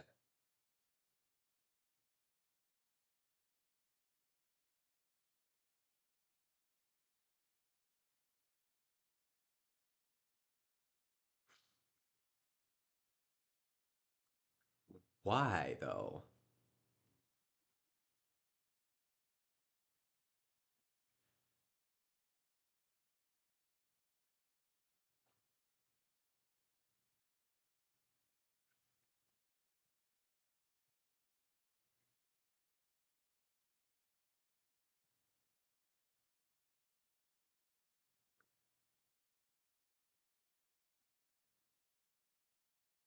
Ooh.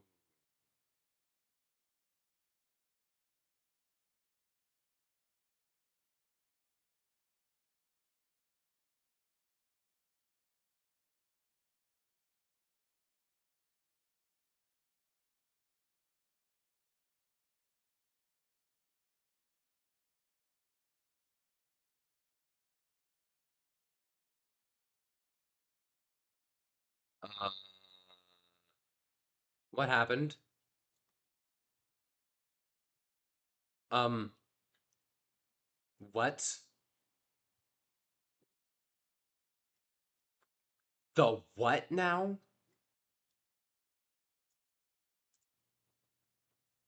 Okay. Damn. Hit him. Oh, it's not the in sanatorium. It's the hospital area. Apparently, he feels like he's sick. So, damn. And I mean, I've already talked about like the whole intro and everything, especially those scenes. That scene in particular. Yeah.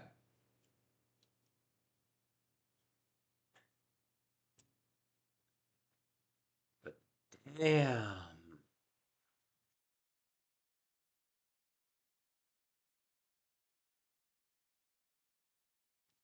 I think they're using the same model of some sort from the eye in one of his previous series that I'm blanking on the name.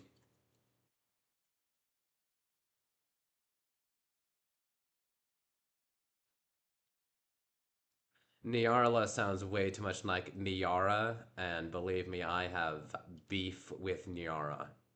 Nyara VT, that is.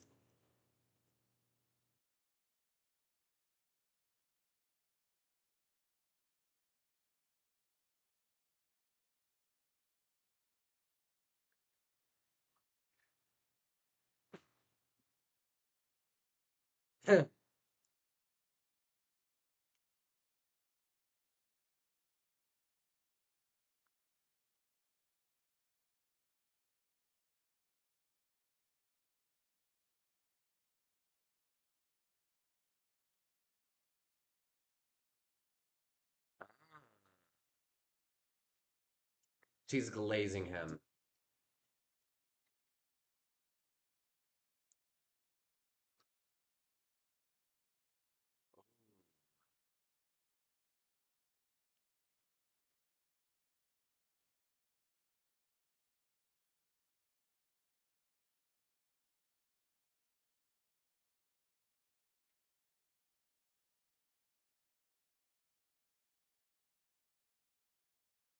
Oh.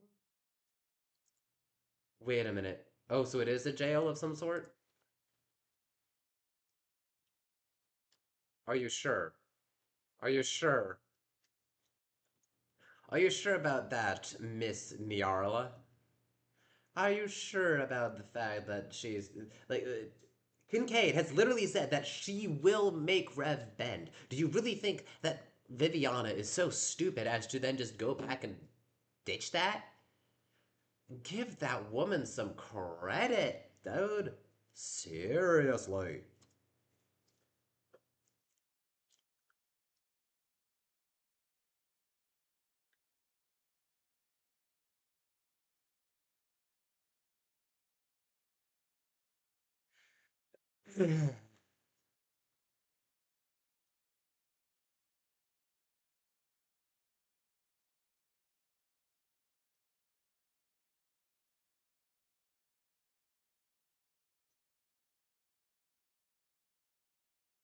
Oh. Wait, who's this? Wait. Wait a minute. Wait a minute. Wait a minute. Wait a minute. Wait a minute. Wait a minute. Wait a minute. Wait a minute. This is the person that I'm Alifa is voicing, if I recall.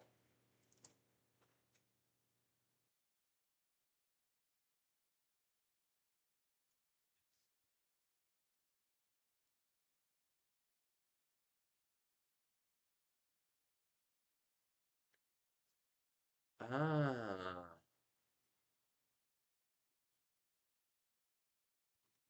La Llorona, I think. Okay, we're gonna have to go and play a little dirty.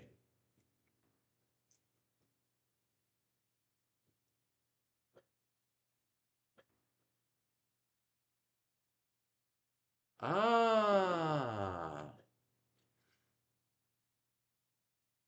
interesting. Another culture thing. It's not just Lovecraft and whatnot. Interesting. Oh,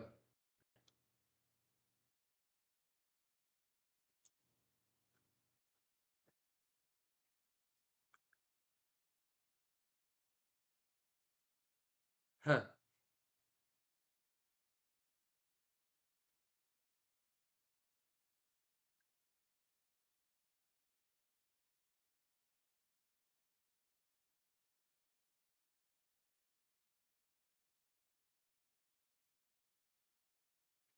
That's one way to say it, blowing up the entire fucking place.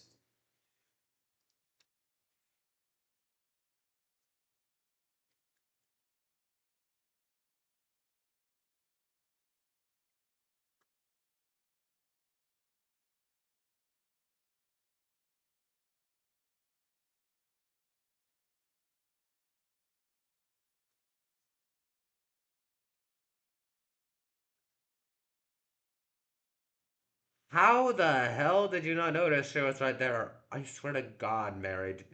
I know you're a doll and you're made of porcelain, but did you also somehow have a lobotomy as well? Like, do you even have a brain to begin with? Seriously, girl, use your thoughts or whatever. Do you even use your soul or whatever? Seriously.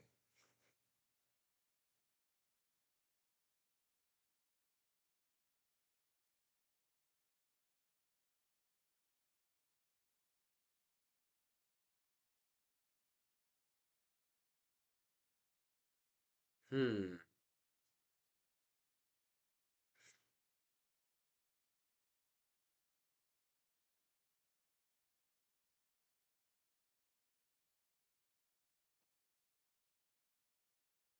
Oh, great, the yandere again.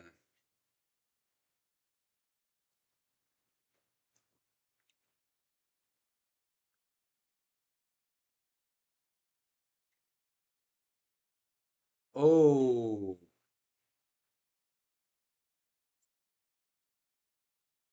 Uh-oh. Is she gonna confirm?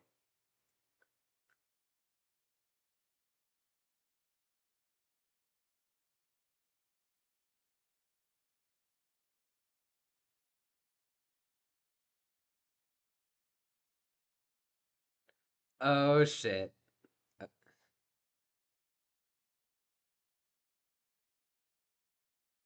Oh.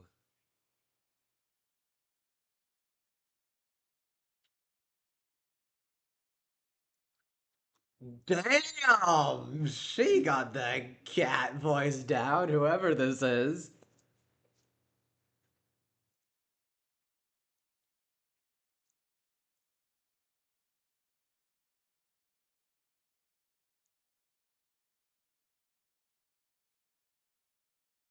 Damn.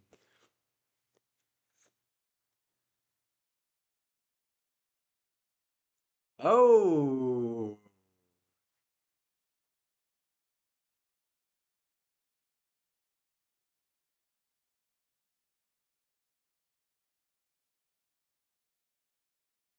Yep, a cat.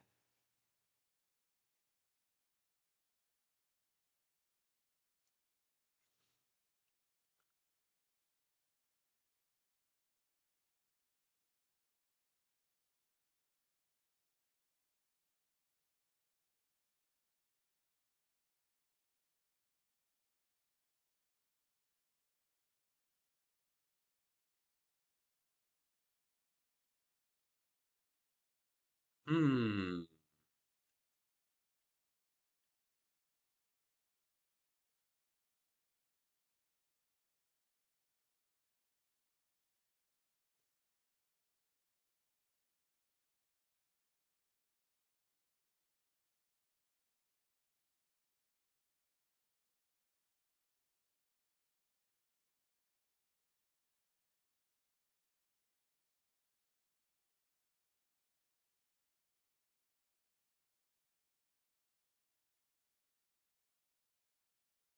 Huh?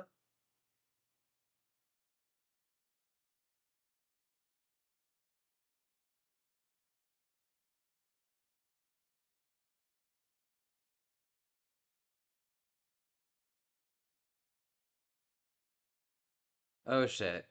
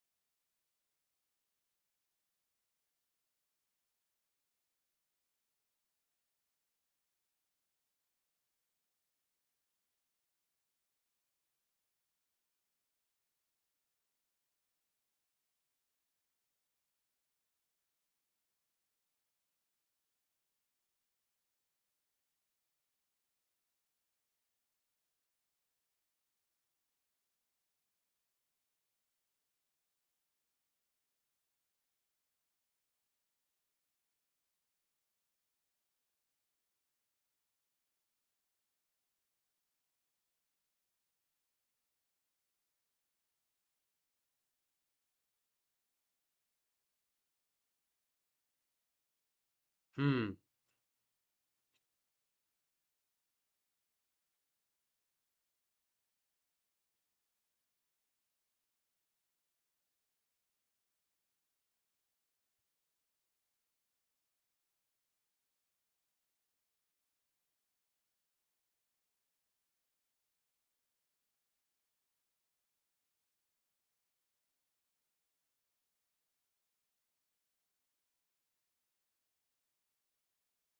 What the hell is that?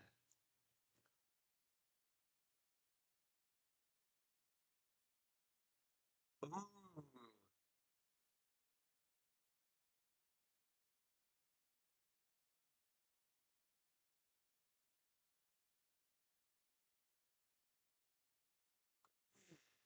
She's just casually holding his.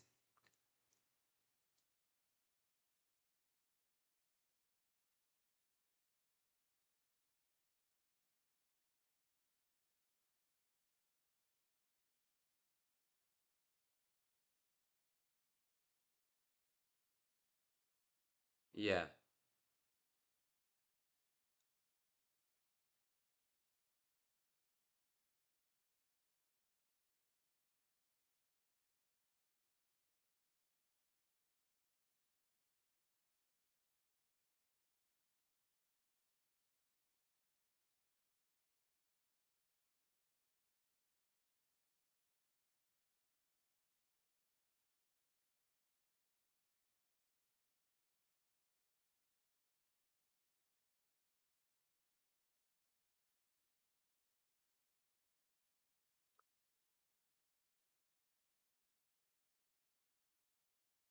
Oh shit.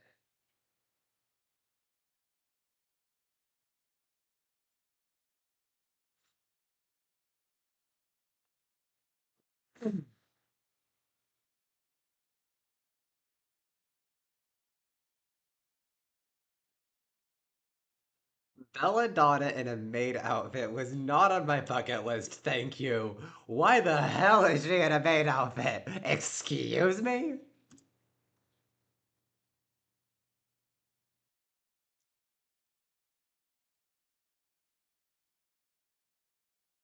Hmm.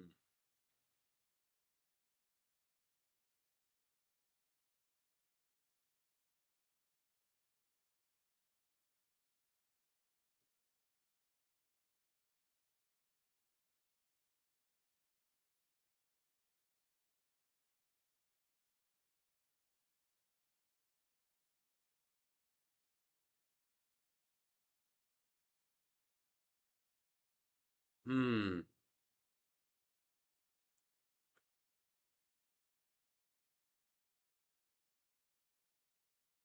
Huh.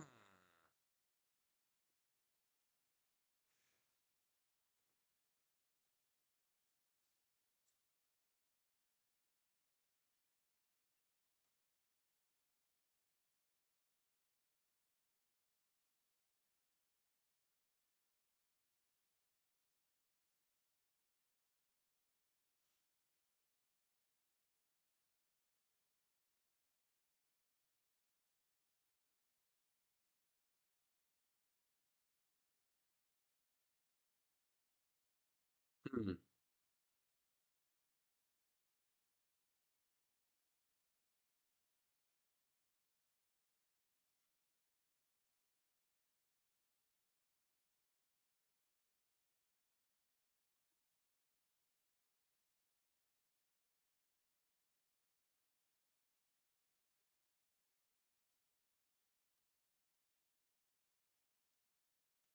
Wait, what?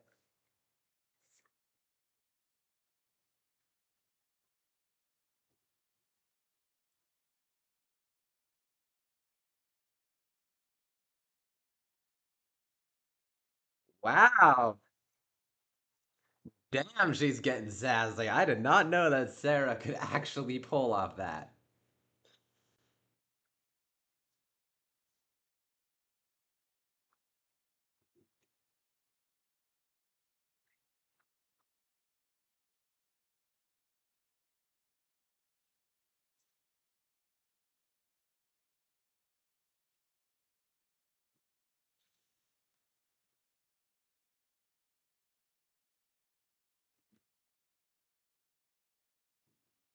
Yeah, about that.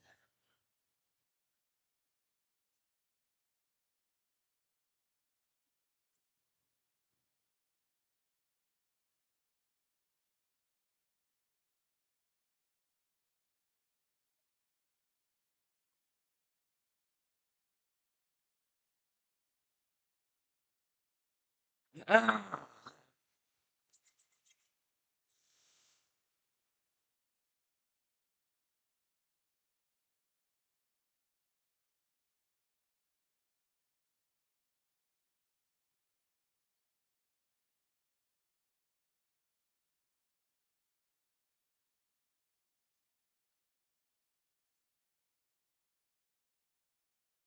Hmm.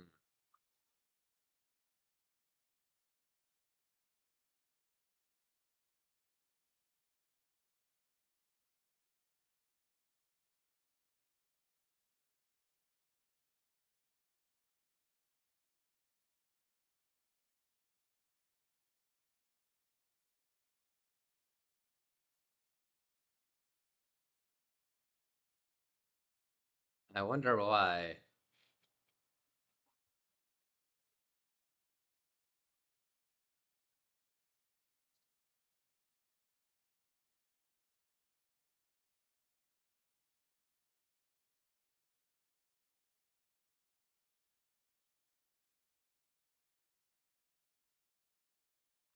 Oh,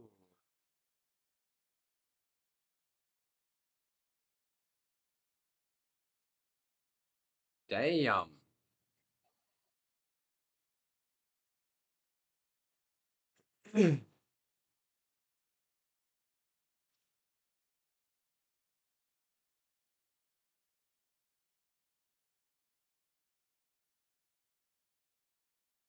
Hmm. Interesting.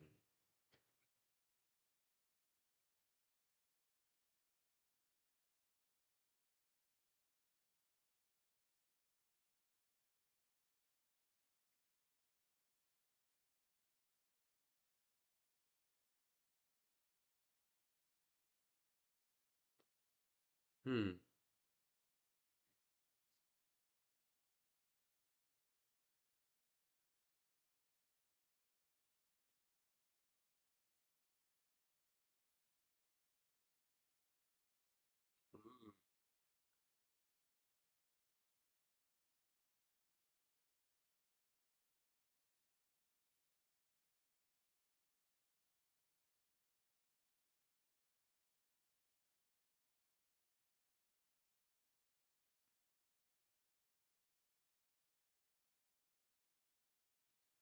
Also, why have I been getting like pings, but nothing's showing up on stream or anything? Oh, you've got to be kidding me.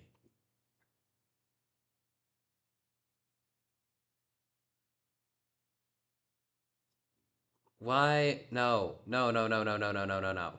Okay, we're just gonna have to switch to the live section while I'm just chatting here. Because apparently Streamlabs is in Twitch. Yes. Oh my god. Okay. Close that. Switch back. Sorry, guys. Apparently my stream is deciding to be an asshole. And, not quite sure why it says that. I'm not quite sure why I'm getting a bunch of false pings and whatnot. Um, but, yeah.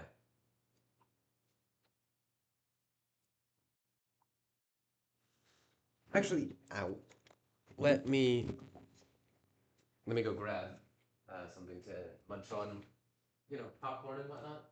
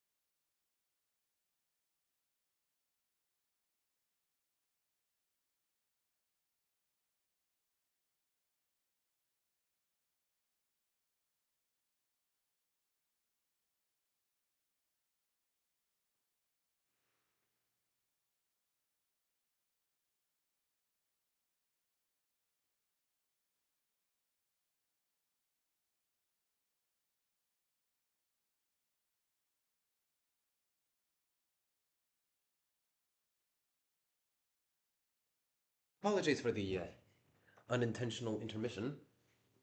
Had to go grab some food.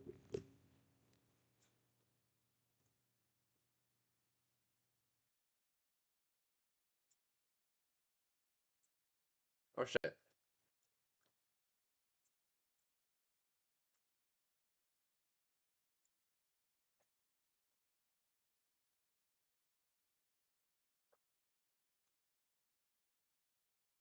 What the?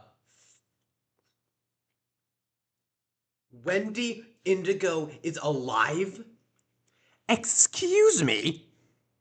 Wendy Indigo is alive and well? Huh?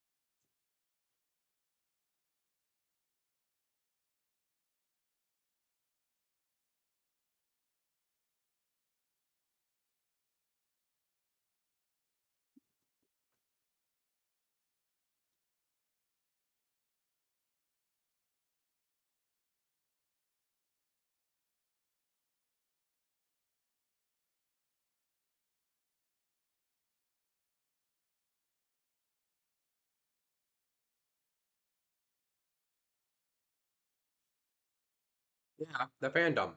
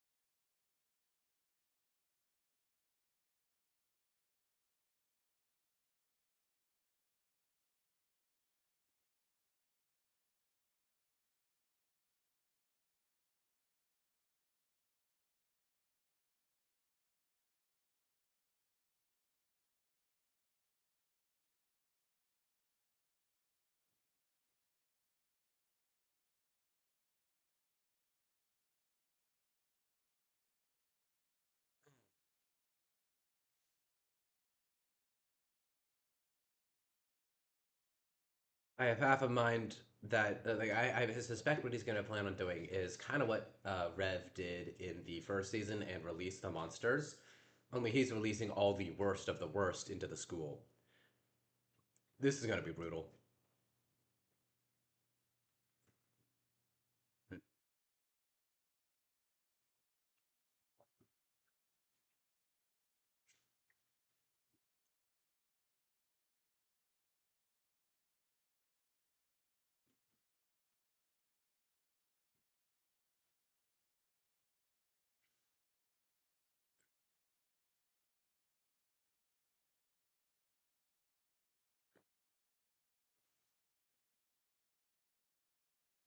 Ooh.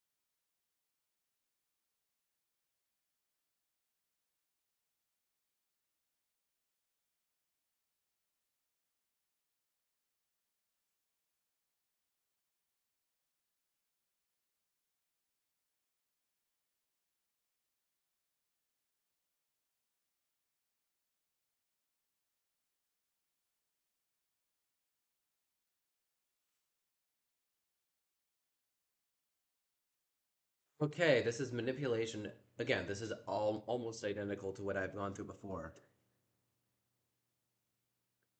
Uh, Wait a minute. If you can't hear the audio, have I been muted? It's been muted this entire time. I just realized. Also, I have a few seconds of delay, but I just realized. Yeah, it's been. Damn, I'm gonna have to go back and edit all of this. Shit. Okay, I did not realize that. I'm watching the YouTube one side, which is a few seconds behind. That's why it seems that I'm not reading chat. All day. Now you're still doing it? Hurry the hell up! Okay, okay!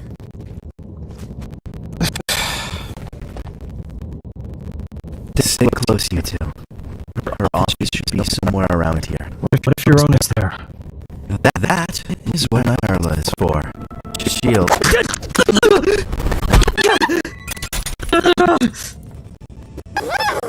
I got a live one! Lay on the table, Revenant! I want to see your bleed heart. Give him back, you little... Go around, Mary!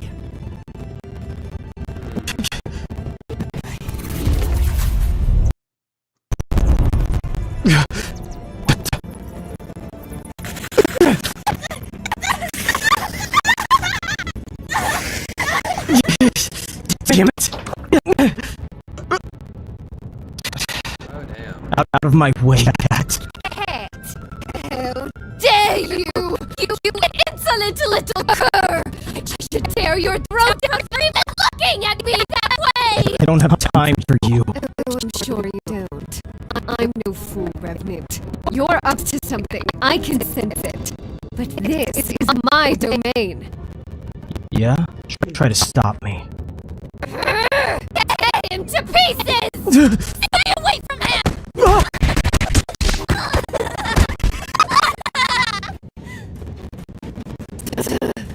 Useless. Hurry, mistress! I shan't fail you!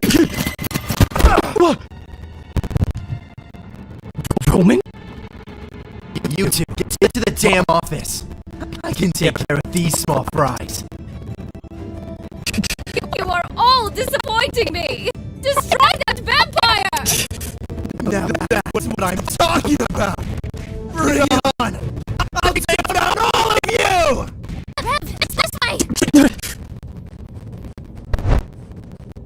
Is this it? I think so. Oh! That's the ledger! Huh. You were looking for something? No, not really. Just reading. Here, you look!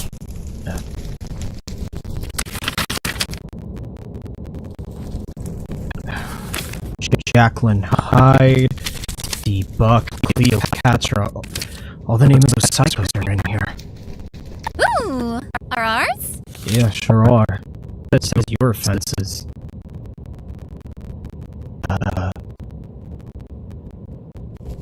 Murder?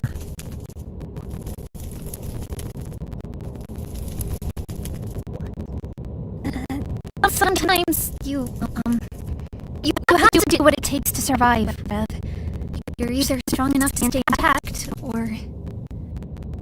Get broken.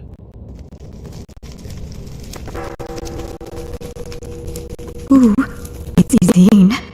My office. Uh-oh.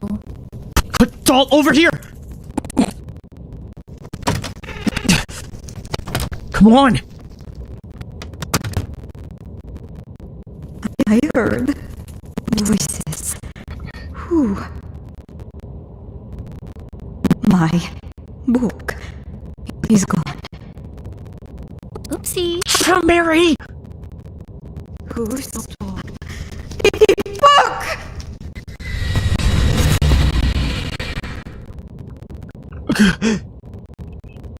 Thieving children! Where are you hiding? Rude! Not here. Then where did you go? You're safe now, you two. Come on out.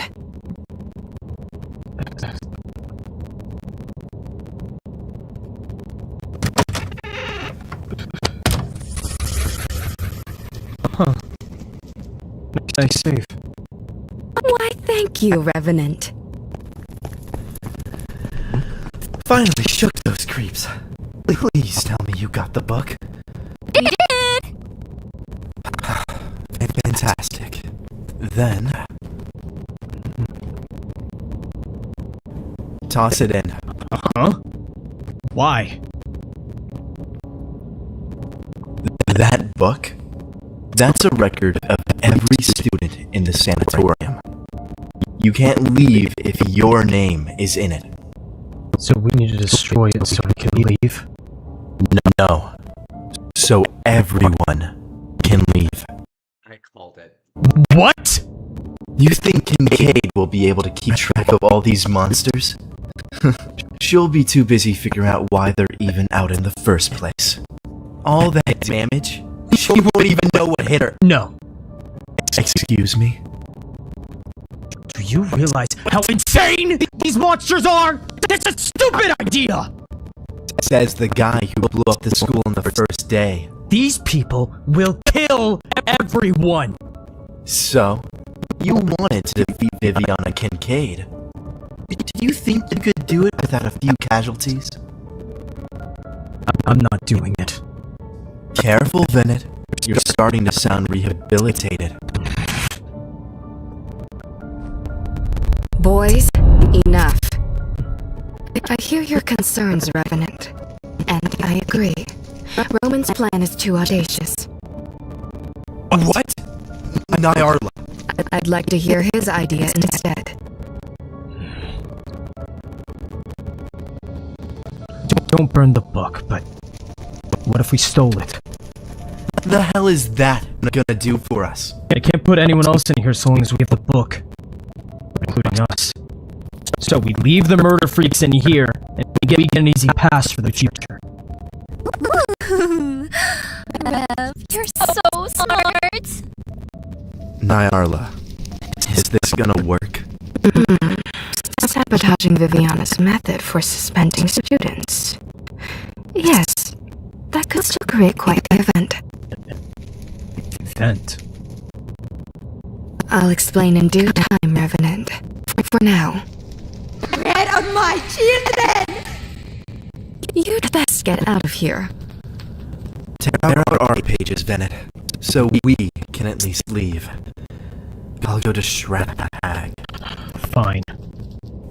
But Venet, don't forget who leads this club.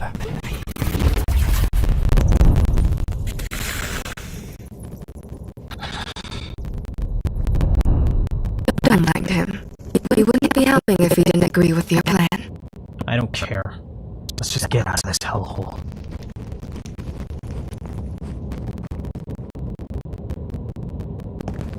I think we're almost there. You think?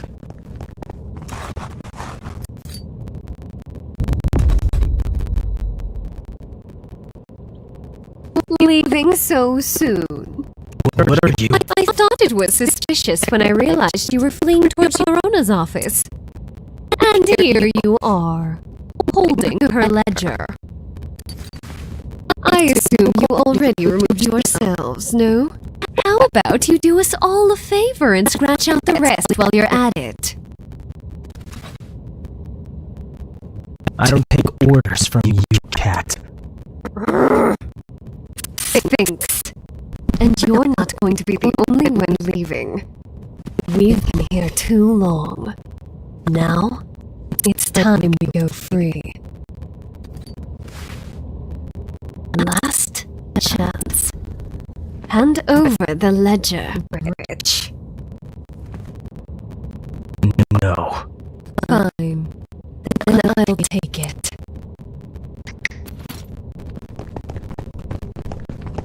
I can't wait to take you apart. Don't hurt that Revenant too bad. His body's mine! Doll, stop! It's okay, Rev. Let me do this for you. Why? Why me? Because...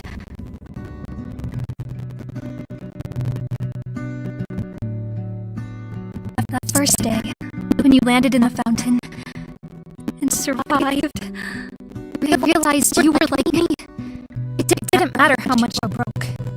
You always ended up fixed.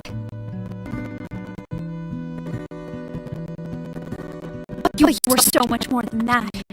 You were this force of nature. Even Viviana didn't know what to do with you. Time and time again, you fought back. You were so free. And I watched you. All semester. Every week, a new and exciting act of rebellion to behold. And nothing and no one could stop you. I realized how alike we were. And I dreamed of what we could accomplish together. Of escaping from this school and this world and just being free. I thought it would always just be a dream. Until you talked to me. You noticed me. And I realized that was my chance to prove it to you. To prove how alike we really were. And I will do anything to make sure you never leave me behind.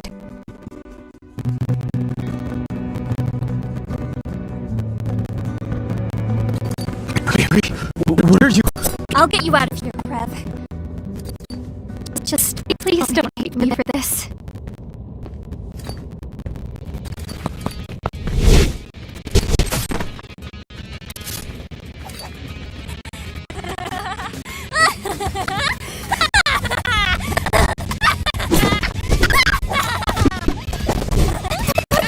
She's insane! Take me not on a rabbit. I want to open you up. Ooh, nice. My turn.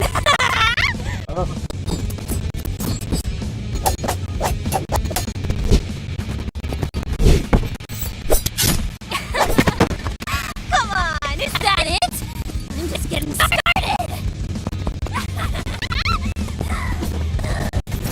She is no maiden! That beast is more foul than any other in this hall! It is time that we abscond, armor. Escort me off this incident. But the ledger man! I do not care for the ledger, armor. I care for my life.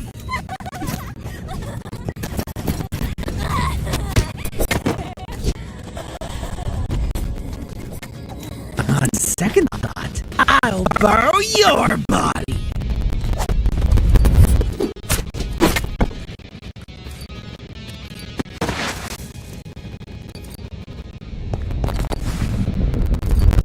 It's okay if I crack.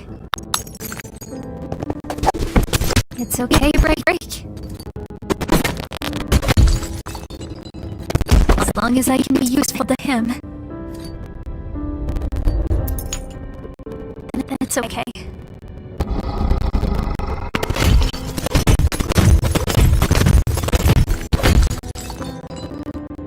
As long as he's alright. Then I was finally useful.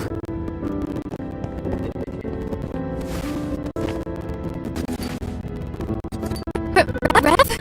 What are you doing? Shut it, doll. I'm not letting you break on my behalf. Get the gang out of here!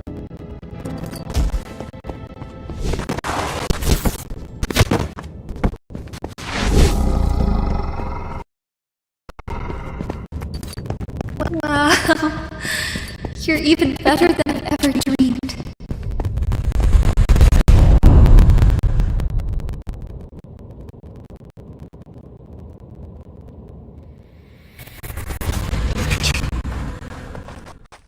Hey, you alright, doll? You came back for me. Yeah, don't thank me yet. I think some of those monsters meant to tear out a few pages of that ledger. You actually came back for me. Doll, are you gonna be okay without your body? Huh? Oh, yeah. It'll remake itself eventually. Even if I get completely shattered, I'll always come back. Okay. Good.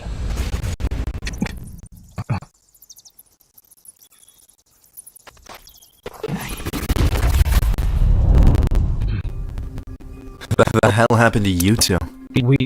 Don't worry about it. Here, I'll take Mary's head back to the club room. The ledger, too. The ledger? Yeah, I don't... Relax, Bennett. I'm not gonna touch it.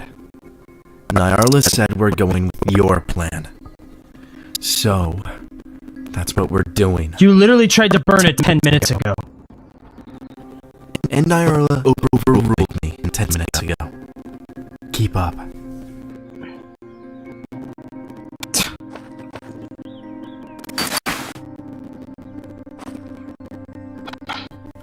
Later, Bennett. Bye. Bye, Rev.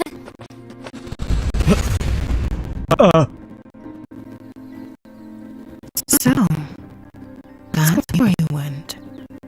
You submitted yourself to the sanatorium of your own volition. So? I never suspected you to be so proactive in your own rehabilitation. Where's the smoke, though? In fact, I feel as though you almost certainly must have been up to something. And yet, I see nothing of the sort. Mr. Bennett, you do not need to return to the sanatorium. Huh? Really? Really. This is the first time you haven't violated every rule I've laid for you. As such, you deserve to be rewarded. You've been a good little revenant. So, no lecture and no punishment. You deserve rest. That's it. Really? Don't push it.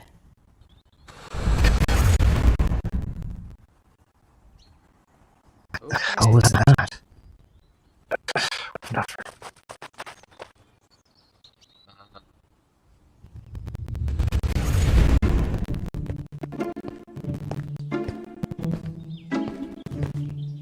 So, did he let you help him? Yes. And did you learn anything? Not really. Why are you still wearing that? It's surprisingly comfy. Why are you? Wait, I am? There was one thing, though. He had this smoke. Smoke? I couldn't see through it. I don't think the ghost lady could either. Smoke? Since when did Rex have smoke? What are you thinking, Bella? I don't know yet, but we're done for the day. It is quite comfy. I know, right?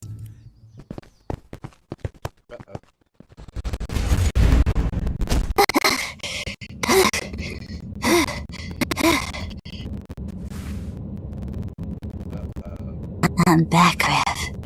And this time, I will get you.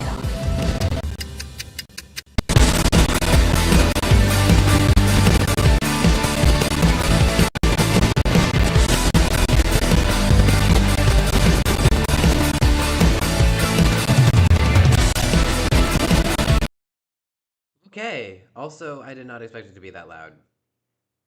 But damn. Okay. Well.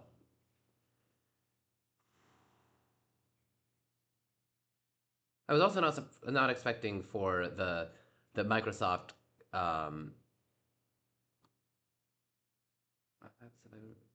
that's what's going on there. No, I don't want that. Close.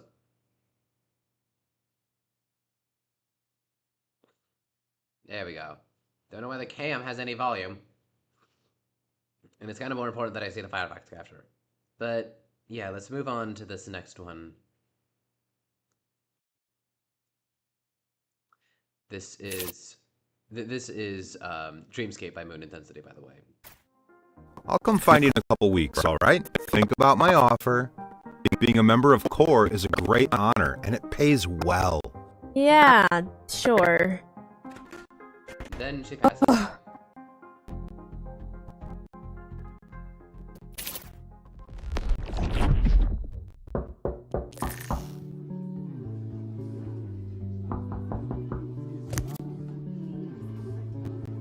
Ugh, what do they want?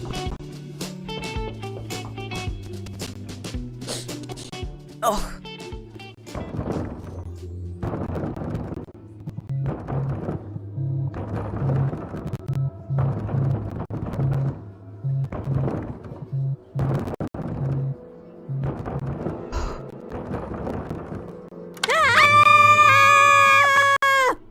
Zoe? Dang, girl. If I'd known you were gonna come out like that, I would have wore protective gear. Oh, sorry. Why are you banging on my door so aggressively?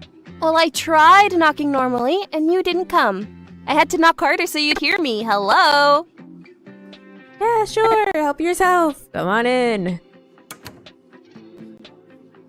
Whoa.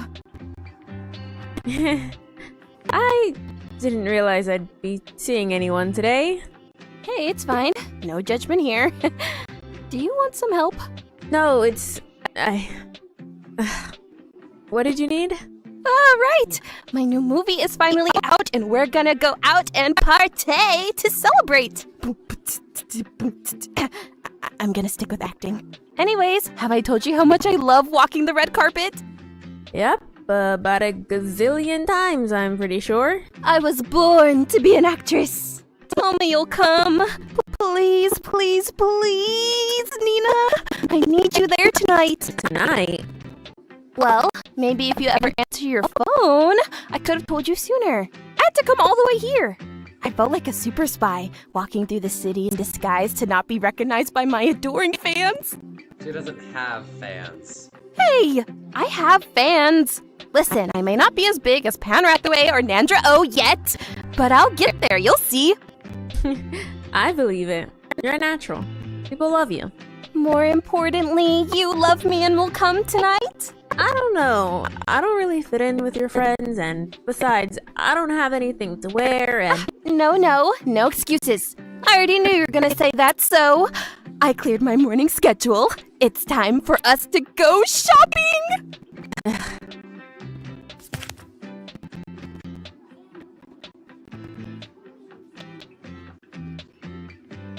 Come on, let's go! Girls' Day! I'll just get something cheap.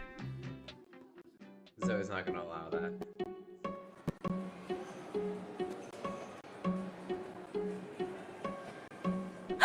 Beau Boutique! We have to get you one of their dresses. They're so pretty and the quality is amazing.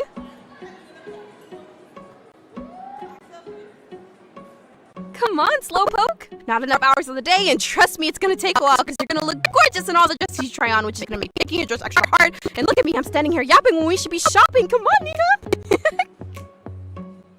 Nina. Coming. Is that who I think it is? The one and only. Hey, come here, beautiful. It's been so long since I've seen you. I know. I'm sorry. Don't tell me you've gotten too good for us now that you're a big-time actress. Sure. I'm not that big yet. But soon, hopefully. Nonsense! Everyone loves you. Isn't that why you're wearing that mask? I only wear it to be safe. Okay, it's a little fun. Mask or not, I know my Zoe when I see her. Tell me, what are you looking for today? Well, we're celebrating the release of my new movie, Under the Moonlight, and I'm helping my friend Nina look for something to wear. Hi. A friend of Zoe is a friend of mine. Come, let's see what we can find you. I also just gotta say, like, the background music for this is the exact kind of music that Aphmau would use in My Street. Which, believe me, is like, I would listen to I know that by audio because I would listen to Aphmau's stuff so much in 2024 and whatnot. It was one of the only things I actually had access to that year, and 2025 as well. Yeah, it was more like 2025-ish. I kind of burned through Aphmau, to be honest, like, just went through her entire series. I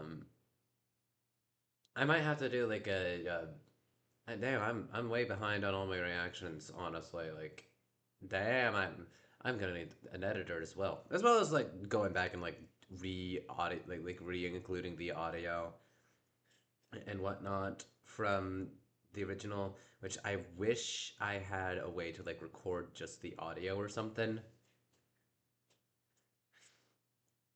But oh well.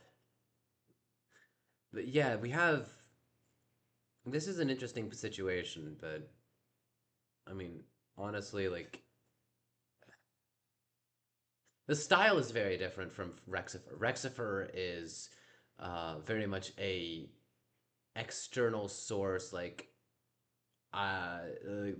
very plot started from here driven, and Moon Intensity is very much more chill, I guess. Like her stories are a lot more slice of life esque than existential threat esque. They're like inspired. I'm not saying they're bad. They're really good, but they're honestly there's not much to say about them. They're just these are the kinds of videos that I'd have a friend watch with me. And I hope y'all's if anyone's even in here right now, I hope y'all can watch along with me,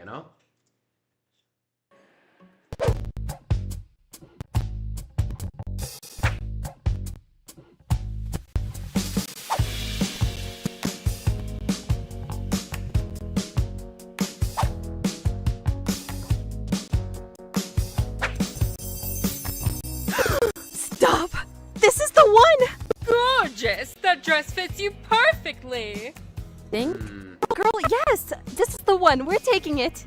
And how expensive is it? Like, how many thousands is it?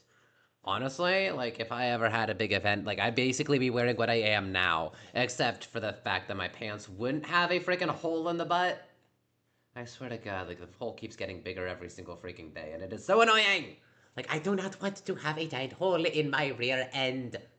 And not in the rear end, thank God. I mean, technically that's what the butthole is, a hole in the rear end. But anyways, I do not need to have a hole in the seat of my pants, thank you. Especially because the underwear I wear is not exactly color-coded per se. Not saying it's got crazy designs, it's very utilitarian, but just like, why do you need to see my underwear? Anyways. But like, I'm currently wearing my black slacks, black sweatshirt, and God knows what shirt I have. Oh yeah, I have my my Logos Online shirt. I forgot about that. But yeah. Anyways. Okay, get changed and I'll ring you up. How expensive is it though? I don't think I can afford this. Nina, you almost done? Yeah, just a minute. You okay? I don't think I can afford this. You don't have to be mean about it. Oh no! Girl, I'm paying for it! Oh. I'm the one who dragged you here, and it's for my party! Give me, and go pick out some shoes to go with it. But La la la la la la la, walking away, la la la la la, can't hear you, la la la la la, payday, la la la la la, girl day, la la la la la. Ooh, those will go perfectly! You've got a good eye for style. yeah, sometimes. I'm so excited. I have to go to a private event first before the celebration, so I'll text you the address for the restaurant. Then there's a party after dinner at the director's house. I've heard it's huge. This is going to be great. OMG, is that Zoe's song? Oh shit. Can we get a picture? I loved you and How to Kiss a Stranger. Moon Intensity. Excuse me, Moon. How to Kiss a Stranger is the name of your movie? I mean, honestly, I thought Le Mort de Saxon was corny. That Codename Birdsong was a dumb title. And yet, you come up with these stupid, like, I'm not insulting you, like, but like, I don't know, are these supposed to be stupid names for the series or something? Or are you just not that? I'm just gonna assume that these are deliberately stupid names for this universe. Because like I've had stories like The Peninsula is corny, but like it was about a bunch of kids with like again, I was a kid then when I was writing it, but it was like these four groups of kids for like dealing with this evil supervillain, and they were like divided into 4 categories based off the European peninsula names. I know you can you can nuke me now. But you have those, and there's like Le Mort de Saxon, Codename Birdsong. And then you have like World 72 and World 30, the World 30 being the one that's probably more likely to gonna get released and all that. You have Intellegra, which is a fancy name for the in-between time. You have Escaping Underwood. You have Endercrest Academy.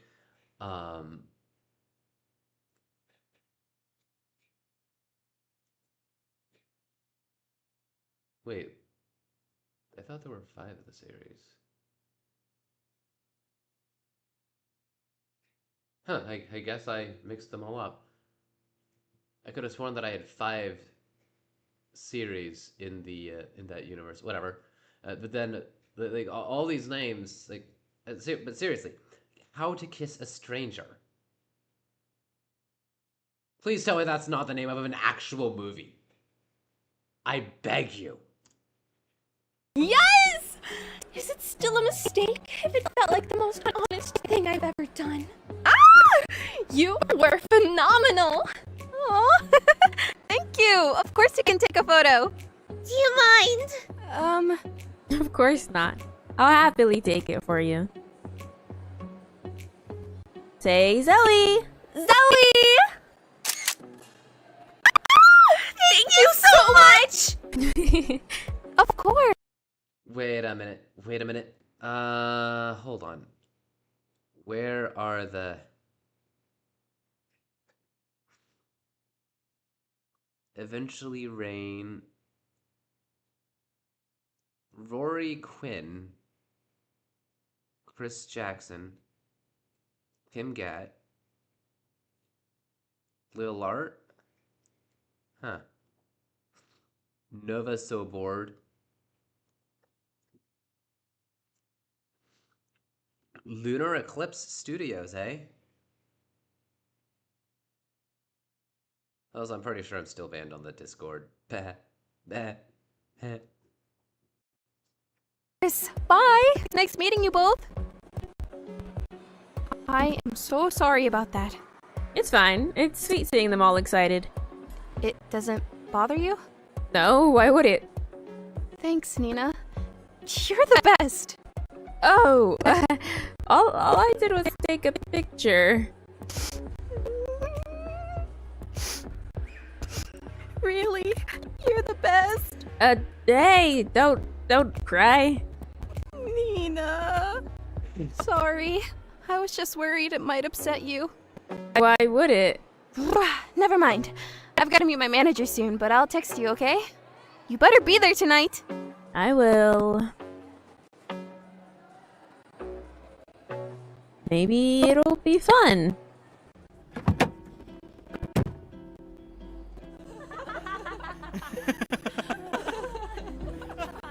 What? Is the tag still on or something? Hey, nice taxi. Oh, right. These are stuck-up rich people. Never mind them. I'm here for Zoe. Wow, this is really fancy. Maybe I shouldn't have come? Nina, you made it! I was worried you might change your mind. I'm here. It's this way. Alright, so the real reason I was hoping you'd come is there are a lot of good connections here. It'll be a great networking opportunity to get your name in the right circles for your screenwriting. So try to socialize a bit, okay? Oh, okay, sure.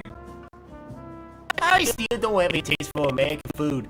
Food abroad is much more advertising and free of cancer-causing chemicals. You do realize that according to if I recall, according to the state of California, dihydrogen monoxide is one of the greatest carcinogens, as well as common sense. And in Great Britain, intelligent thought is one of the most fatal illnesses you can ever have. I think he got the memo on both. Thank you, Marcus. Nothing more I'd like to think of when I'm about to eat than how it's slowly poisoning me and bringing about my ultimate end. I love that. And who might this be? This is my friend Nina Moss. She's an upcoming screenwriter. Hi. I didn't know we were bringing friends. Let alone one still shopping at Beau Boutique. Well, I, for one, still love Beau Boutique. Welcome, Nina. Don't mind the sharks. They may seem tough, but at the end of the day, they're still just fish. I may be a fish, but at least I'm a big fish. What are you, a crab? At least I can walk on land. You can't see beyond the surface. Unfortunate considering there's not much beneath the surface either.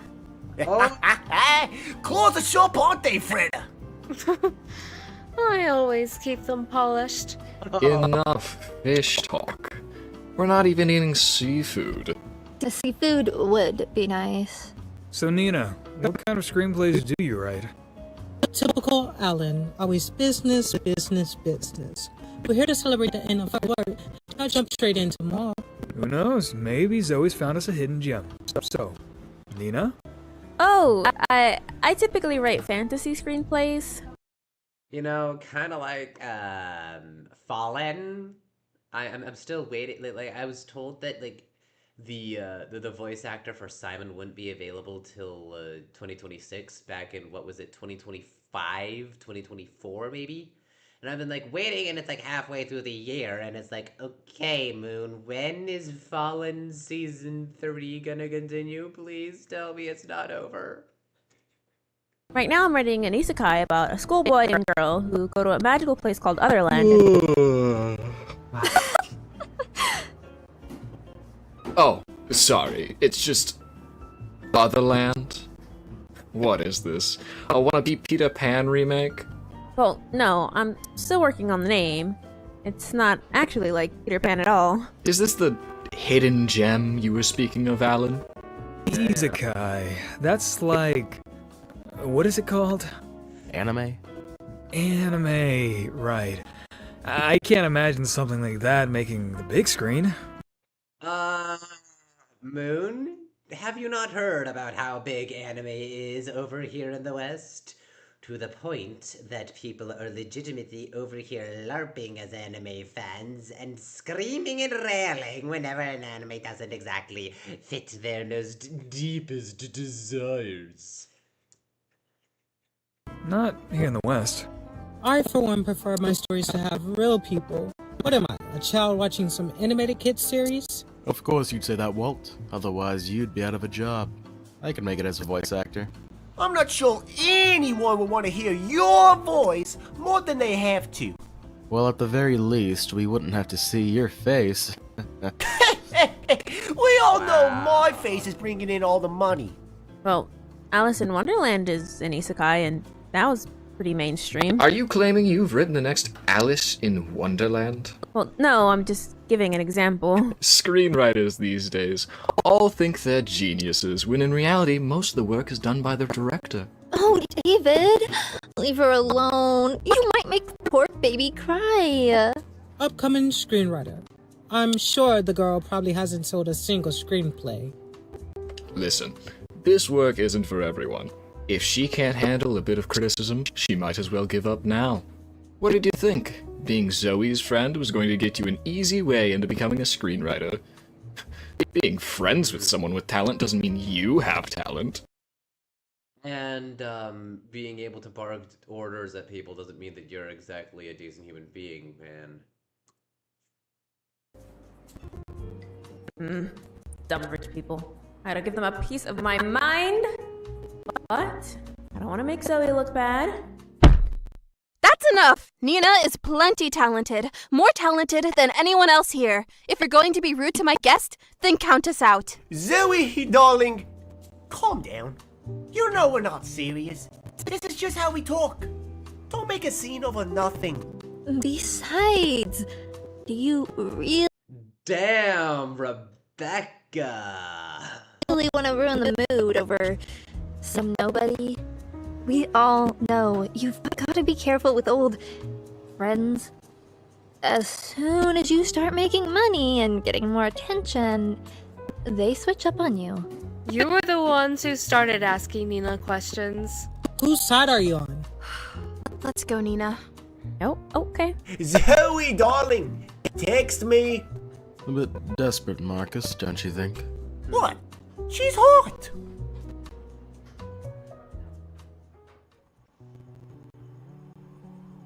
Another Raph mouse. Ugh, those jerks! How dare they say that to you? Ugh, don't listen to them, Nina. They wouldn't know talent if it was spoon-fed to them. I mean, seriously, they critiqued your dress, Bo Boutique's finest work, and then they critiqued your work without even reading it. How do you even do that? That's so disrespectful! To be honest, I'm kinda surprised you stood up for me.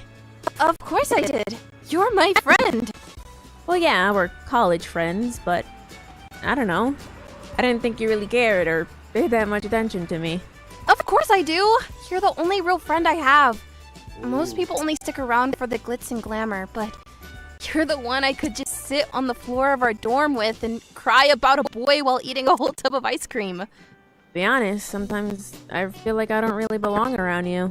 Like you've moved on and got everything figured out, and I'm still a mess.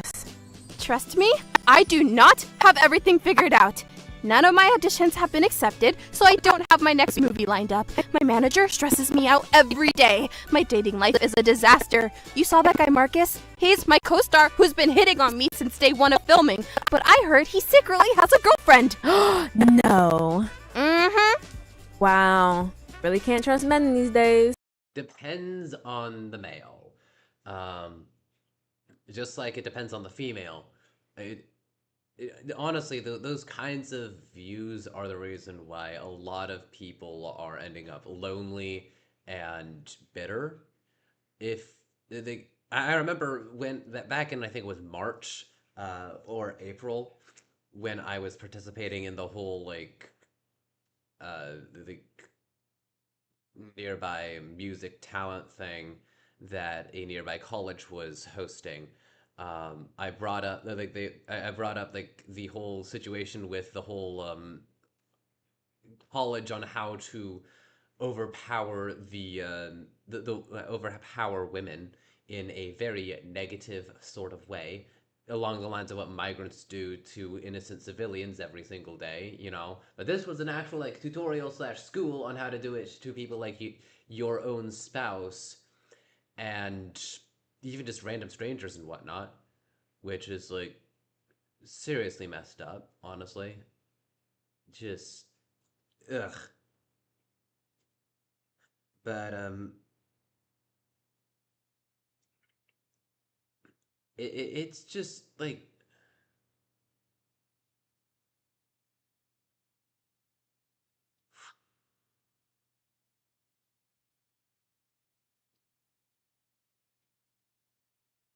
if you're constantly hostile towards the other gender, it doesn't help either side. Yes, there are bad men, but there are also very bad women. Just look at fucking Nina Lynn. I swear to God, that bitch needs to get just thrown to the wolves. Or the wood chipper. Honestly, I'd choose the wood chipper. That way, none but the worms will be eating of her filthy corpse. But I mean, you also got good guys, and then you got nasty guys, like the streamer that literally went and ended his pregnant girlfriend. Again, wood chipper. Unfortunately, sorry. A Discord. There's a Discord ping that I just got on my phone. It seems important, but you.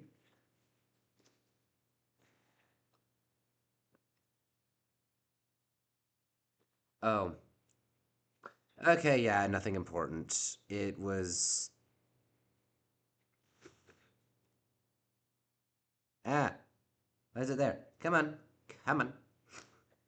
It was just about the whole Discord glitch thing that's been going on lately with the whole if you upload certain images because people were using grids to get around not safe for work content and blatantly illegal, not even borderline, just blatantly illegal content. The Discord's AI got to the point where it was just grid equals permaban. Excuse me? What the fuck? Anyways, but you can't just say, oh, wow, really can't trust either gender these days. You have to trust that yes, there are bad eggs. Believe me, I know of some bad eggs of both genders. I mean, those of you who have actually seen anything on my channel will know that, yeah, there are some streams where I literally am in fear for my life.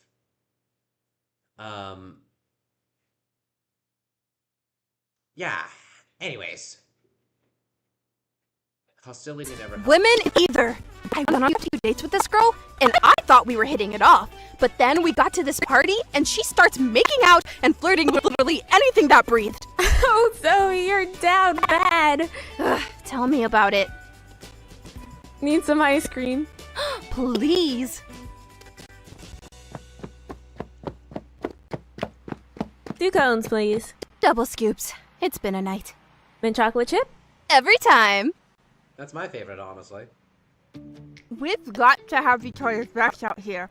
The world is out to get us, and we can't let it tear us down. If you assume that the world is out to get you... I was not expecting to actually have to keep talking about these kinds of things, but damn, Moon Intensity just surprised me with how stupid her characters are. Not saying that she's stupid, just that, you know, sometimes characters are just kind of dumb. And sometimes characters can be very well written and deliberately stupid. I know of some very well written characters that are just complete morons. But with these kinds of ideas, like the world is out to get us. If you believe that the world is out to get you all the time, if you believe that anything is out to get you without proof, and yet, like, sure, like, oh, you keep getting bad luck. Believe me, I am the arbiter of what is good and bad luck. I have never won a single good thing in my life, okay? Yeah. That's what happens when you live my life. Deal with it.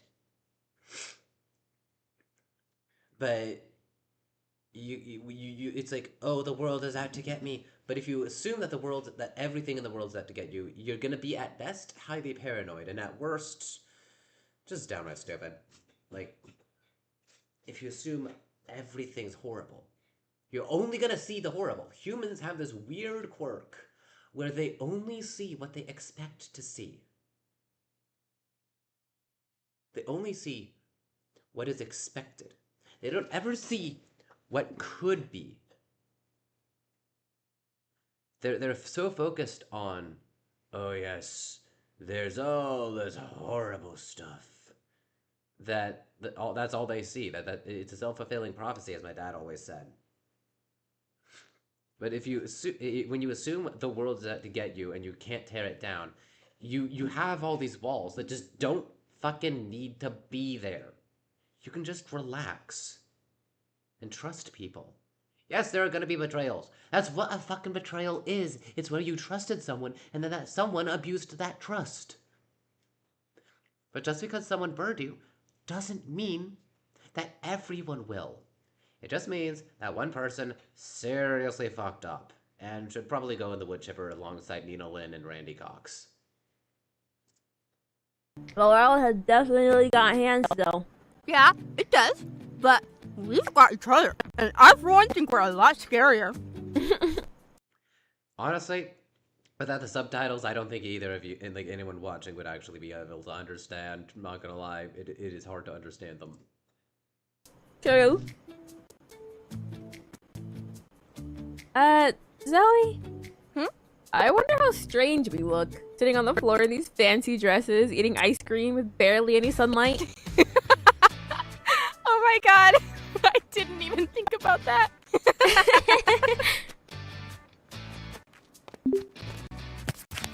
Get home safe. I guess I had fun after all. Uh-oh, she's gonna pass out, isn't she?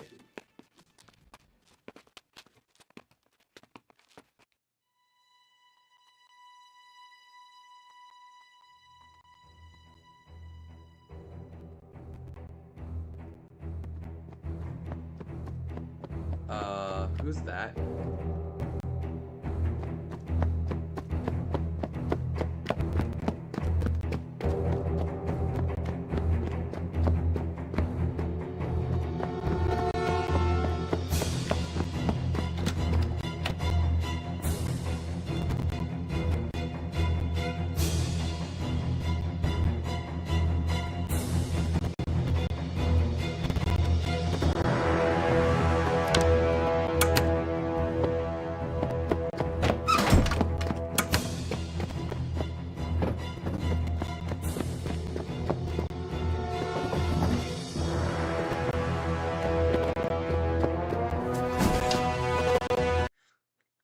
I mean, is this the normal female response? Because honestly, personally, what I'd do is I'd probably go up to them and be like, "You following me?"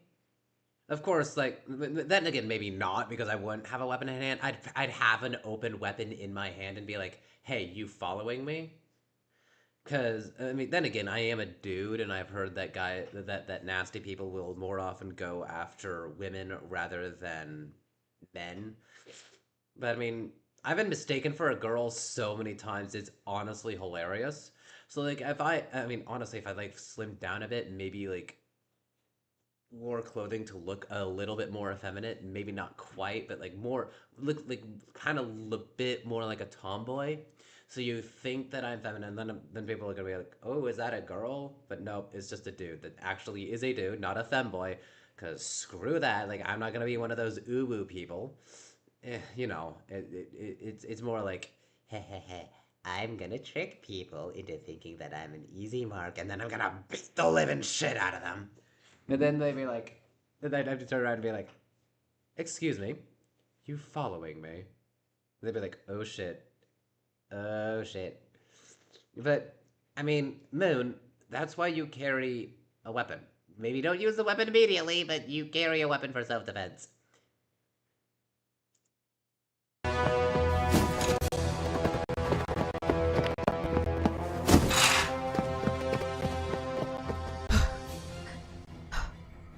Who was that?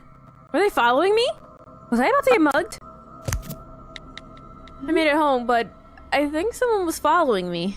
Oh my god, are you okay? Want me to come over? No, I think I'm okay. I made sure to lock everything and my building's got security. You sure? Let me know if you need me.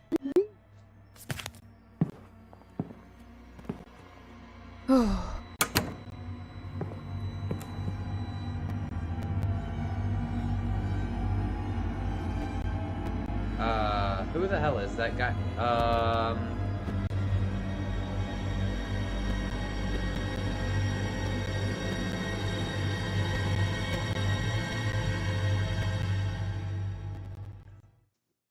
Also, I love that. Wait a minute. What? Pink. I'm just gonna take a look at this person, like nope.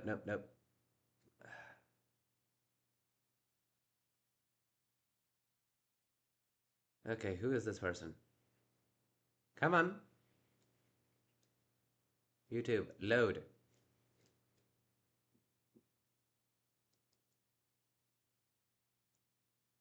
Don't you dare start playing. Wait a minute. Is this Pink the Diamond Diva?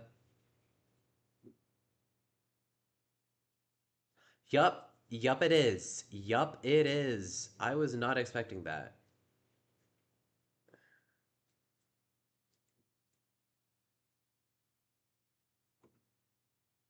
Damn. Okay, well, let's get on to the next episode.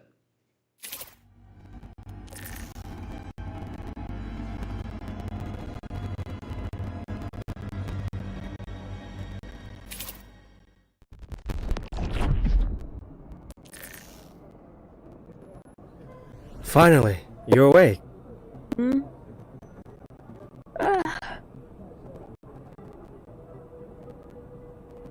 This room again.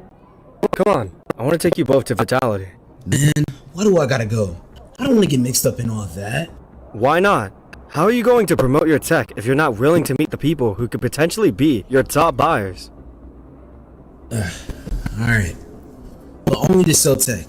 Nothing for any government attacks or nothing like that. I won't get you into any trouble. You mean more than you already have? What if Neurotech bugged her? We could barely trust her before. We most definitely can now. Then why are you explaining it right in front of her? What did I do? Were you brainwashed or something? What do you mean, what did you do? You were in Neurotech for ages, then you passed out on their front doorstep.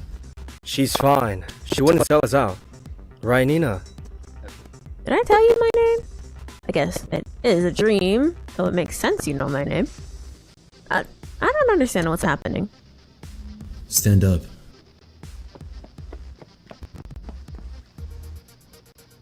What is that?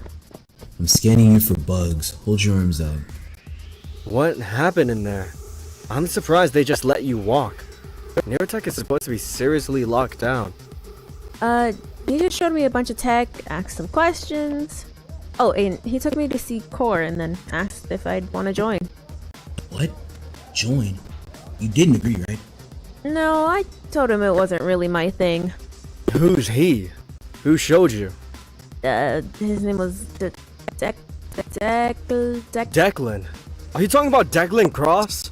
Yeah, Declan. Him and the scientist lady, Eva Walker. Rogue. We can trust her. How do you know? Do you trust me?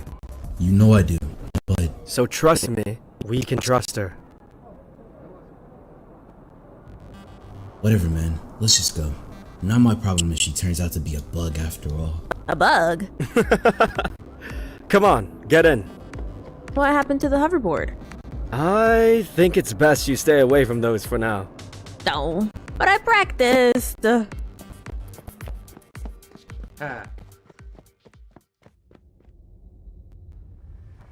What the hell is this place? Oh. Hold on. Oh, hold on. Wait, I'm not ready! I don't want to die! Rogue?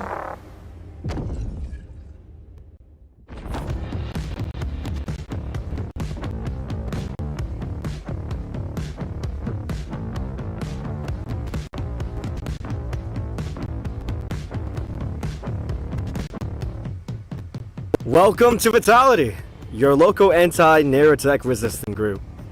So this is where they hide out.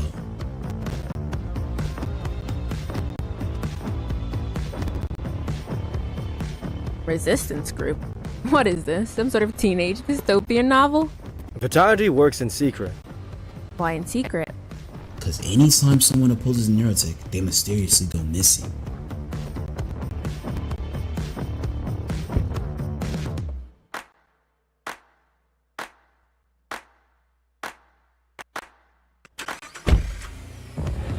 I'll take you to meet FaZe. If you want to sell anything to Vitality, you gotta go through her. Anything I should know about her? She's... how do I put this? She likes to push people's buttons, but don't fall for it. She'll judge you by how well you keep your composure.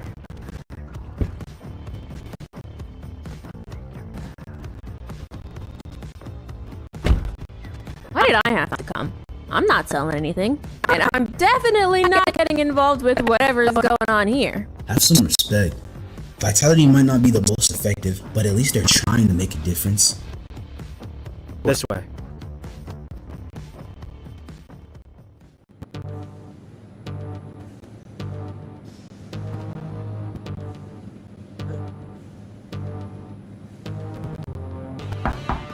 Enter.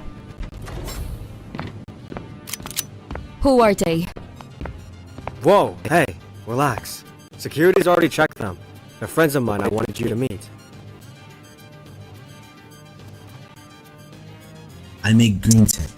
Was hoping you might be interested. We make our own tech here. Heck yeah, no doubt with parts you get from Neurotech. I make all my own tech with all my own parts. Show me. I was told I shouldn't bring it here, or your security might take it from me. Yeah, they would have. And you? What's your business? She's got insider knowledge. Might be valuable. What?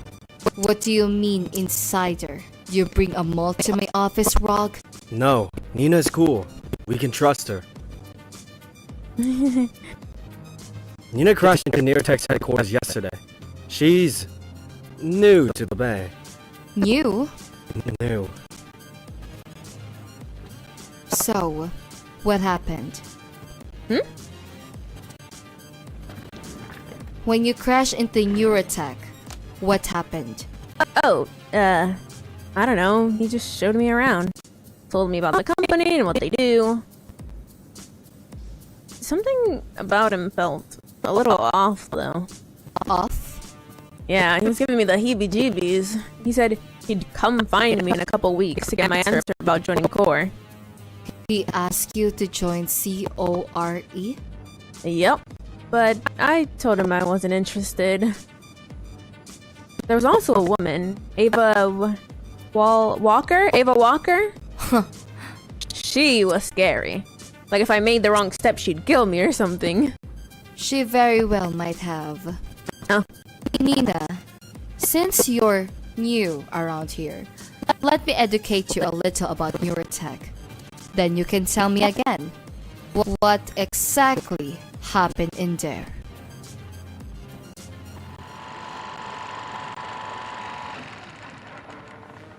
Neurotech. Founded in 1996, Neurotech's mission was to develop technologies that will sustain and restore the Earth's ecosystem. However, since the company's existence, nothing seems to have gotten better. In fact, since they come around, things somehow have gotten worse and worse. Fast forward to 2015, the government launched its Make the World Green Again campaign. And because of its strong environmental first image, Neurotech was chosen to spearhead the campaign and granted governmental powers to do so. But about 9 years ago, they started the drops, claiming they needed all the hands they could get for their mission. During the first drop, people were proud to have been chosen, eager to better the world for future generations to come. However, that feeling quickly faded. Months after the drops, and we heard nothing from or about the droptees. We have no idea where they went, what they were doing, or when we should hear from them again. I do think this is again like something where it's like where communication on both sides is necessary. And I do appreciate how we're seeing this all through Nina's eyes, because you're seeing one side present their view, and you're seeing the other side present their view. Both sides are frankly kind of in their own way, if you know what I mean. But also, what time is it?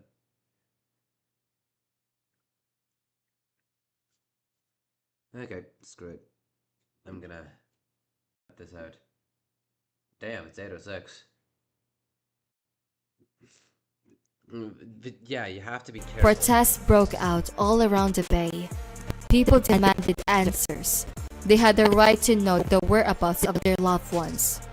But, unfortunately, the government didn't care to listen to the outcry. Neurotech was permitted to continue drafting workers with no explanation as to where they were going, what they were doing, or even how long they will be gone. Those who publicly stood against Neurotech were safely dropped, never to be seen again. So, people stopped speaking out. Now people live in fear of the drops, and Neurotech holds more power than ever. The world worse off then, when the campaign started. Then, one day, Neurotech revealed CORE, a select team of trained collegists made up of people who were previously drafted. However, they seemed different. When their family attempted to approach them, they behaved as if they couldn't care less about them, only focus on their mission. So Nina, I'll ask you again, what Oh, she's been saying draft and drafted this entire time. I was kind of confused. happened at Neurotech headquarters?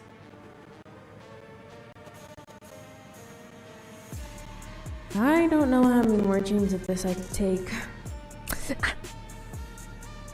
Or not. Well, he didn't say anything about any drafts, but he did mention something about discovering another world. He said if they could find another, then they could start over there and save everyone all at once. I assume he's trying to go to space or something. Space? How's anything out there gonna help us? See, that's the problem. Everyone's always trying to run away from the issue instead of facing it head on. I can't believe this. Space? And we all know, even if they did start over somewhere out there, they never bring the rest of us. They just go with all the other money-hungry corpse. The clan asking you to join Core was just a formality. For whatever reason, he wants you to believe you have a choice in this. But the reality is, he can take you whenever he wants. So, what do we do? He said he'd come find you in a couple weeks. He didn't tell you exactly when on purpose. So, we got anywhere between 12 to 18 days to prepare. Prepare? If you don't let us help you, it's very likely you end up a brainwashed core recruit with no autonomy. Whoa, hey, relax. We won't let anything happen to you. No promises. I told you I didn't want anything to do with this shit. I'm just here to sell tech. That's fine with me. No use in having someone around who doesn't care to make a change anyways. I care to make a change. What I don't care for is doing something dumb that'll get myself killed or worse. What's that supposed to mean? Okay, cool it. We all want the same thing here.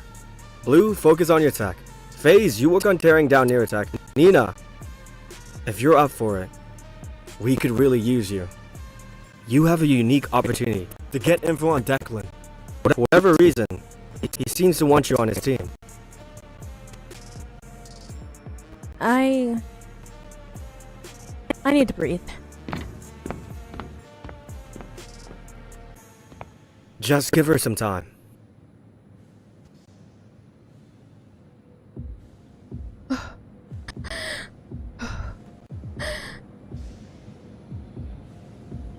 Nina, are you alright? I didn't mean to bomb you like that earlier. I know it's a lot. The parts, they're faulty. What? At Neurotech, I heard 2 employees talking. They said Declan sold intentionally limited parts. Damn it! You sure you know what you're doing? It's been months and we still haven't managed to get it working. I know what I'm doing. It should have worked. Yeah, well, we've spent ages building machines that should have worked, and guess what? None of them do. You're out of touch. I'm out of touch? What have you ever developed? Oh, right. Nothing.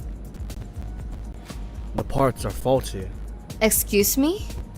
Nina overheard a Neurotech employee say they sold intentionally limited parts. That could be why your tech keeps failing. Intentionally limited. What does that even mean? Let Blue have a look at it. Our engineers are highly skilled. I'm not implying they're not. But like you said, you never made your own parts. You've always outsourced them. Blue knows his stuff. Just trust me.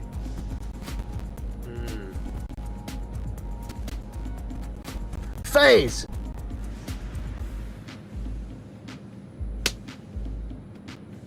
Steady.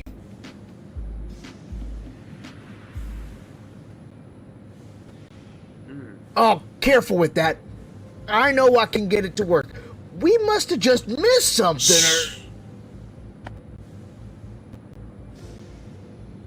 Not all of them, but yeah, a few of these are definitely sketchy.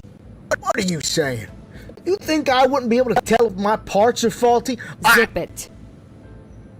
How do you know? It's genius, really. It's subtle, but it's there. Some of these parts have chips limiting the machine's power usage. Your tech won't work because it requires more power than the chips allows it to get. So weird. Why would they do that? Obviously to stop anyone from creating a device more powerful than what Neurotech can produce. I want you to take everything apart. Check every part. But who knows how long that would take? We spent months, months on some of these. Are you questioning an order? No, ma'am. We will take everything apart. Thought so. You were saying you sell parts? Parts and tech. Developed and tested each one myself. Blue's the best there is. He's reliable. He puts heart and soul into his tech. You can trust him. Alright then. Bring some over tomorrow. We'll test it here, and if I like what I see, You can consider us your top buyer. Yeah. As for you, I don't know. I'd have to think about it. Don't let them rope you into something you don't want to do. Let me make this clear.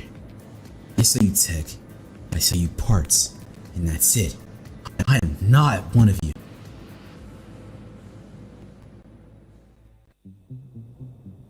Alright, man. Stay safe. And thanks for helping me out.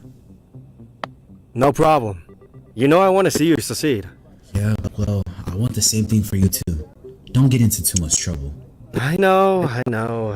Alright, see you. Okay. Side quest over. Can I wake up now? So, now what? I want to take you somewhere. Again? Weren't we just somewhere? No. Somewhere special. Is the dude trying to frickin' hit on her or something? Okay, now open your eyes. What is this place? It's my own secret hideout. Secret hideouts seem to be the trend around here. My dad and I used to come here when I was little. Now I come here to get away from all the craziness. So, is Rogue your real name? It's a nickname that just kind of stuck. My real name is Rory. Rory? Yeah, Rory. I wasn't a very big fan of the rules when I was younger. Oh, when you were younger. So now you just love following the rules, is that right? And what about you, Nina? You haven't told me a thing about yourself. You mean since you basically kidnapped me off the street? Well, yeah. He got you there. I guess I kind of did do that, didn't I? I don't know. There's not much to tell, honestly. Especially compared to you guys here. I mean, I'm just some girl who has no idea where she's going. I don't think anyone really knows where they're going. I mean, hell, I certainly don't. And I wouldn't say there's not much to you. You're very mysterious. Miss Nina doesn't know how to walk in a crowd? Oh, really? What makes you say that? I mean, you got my attention. Oh my god, what is happening? Is he buzzing? No, he's not. Surely not. Is he going? What? No! Why did it have to be right then? We almost...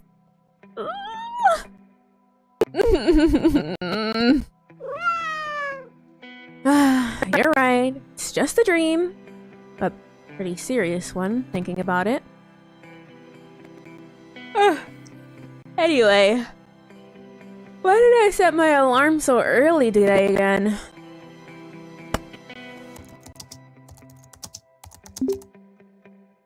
Oh. What is it? But. Oh, hold on. I'm just gonna... Why do I have two pings? Why do I have two pings?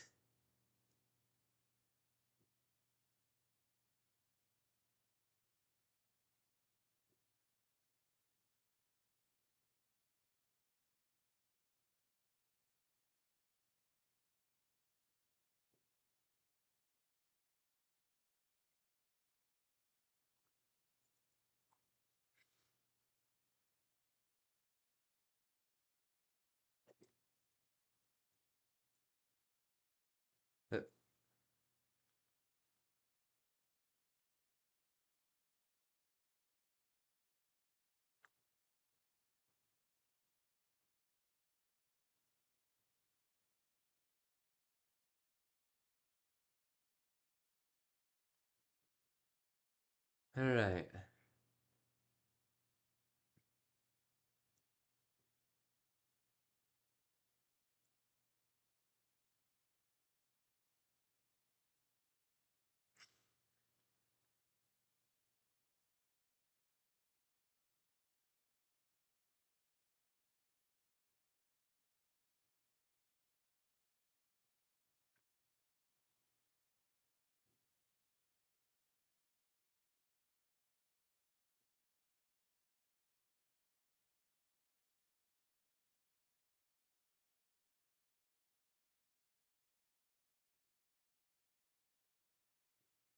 Alright. Well. Let's hop back over to the Twitch.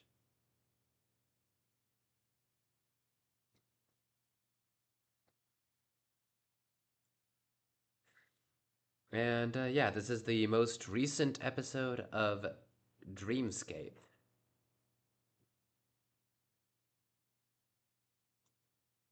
Huh. Oh, they're back there, eh?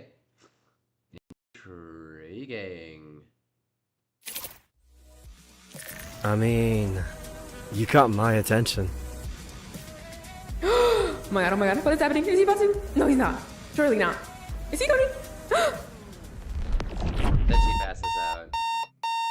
What? No!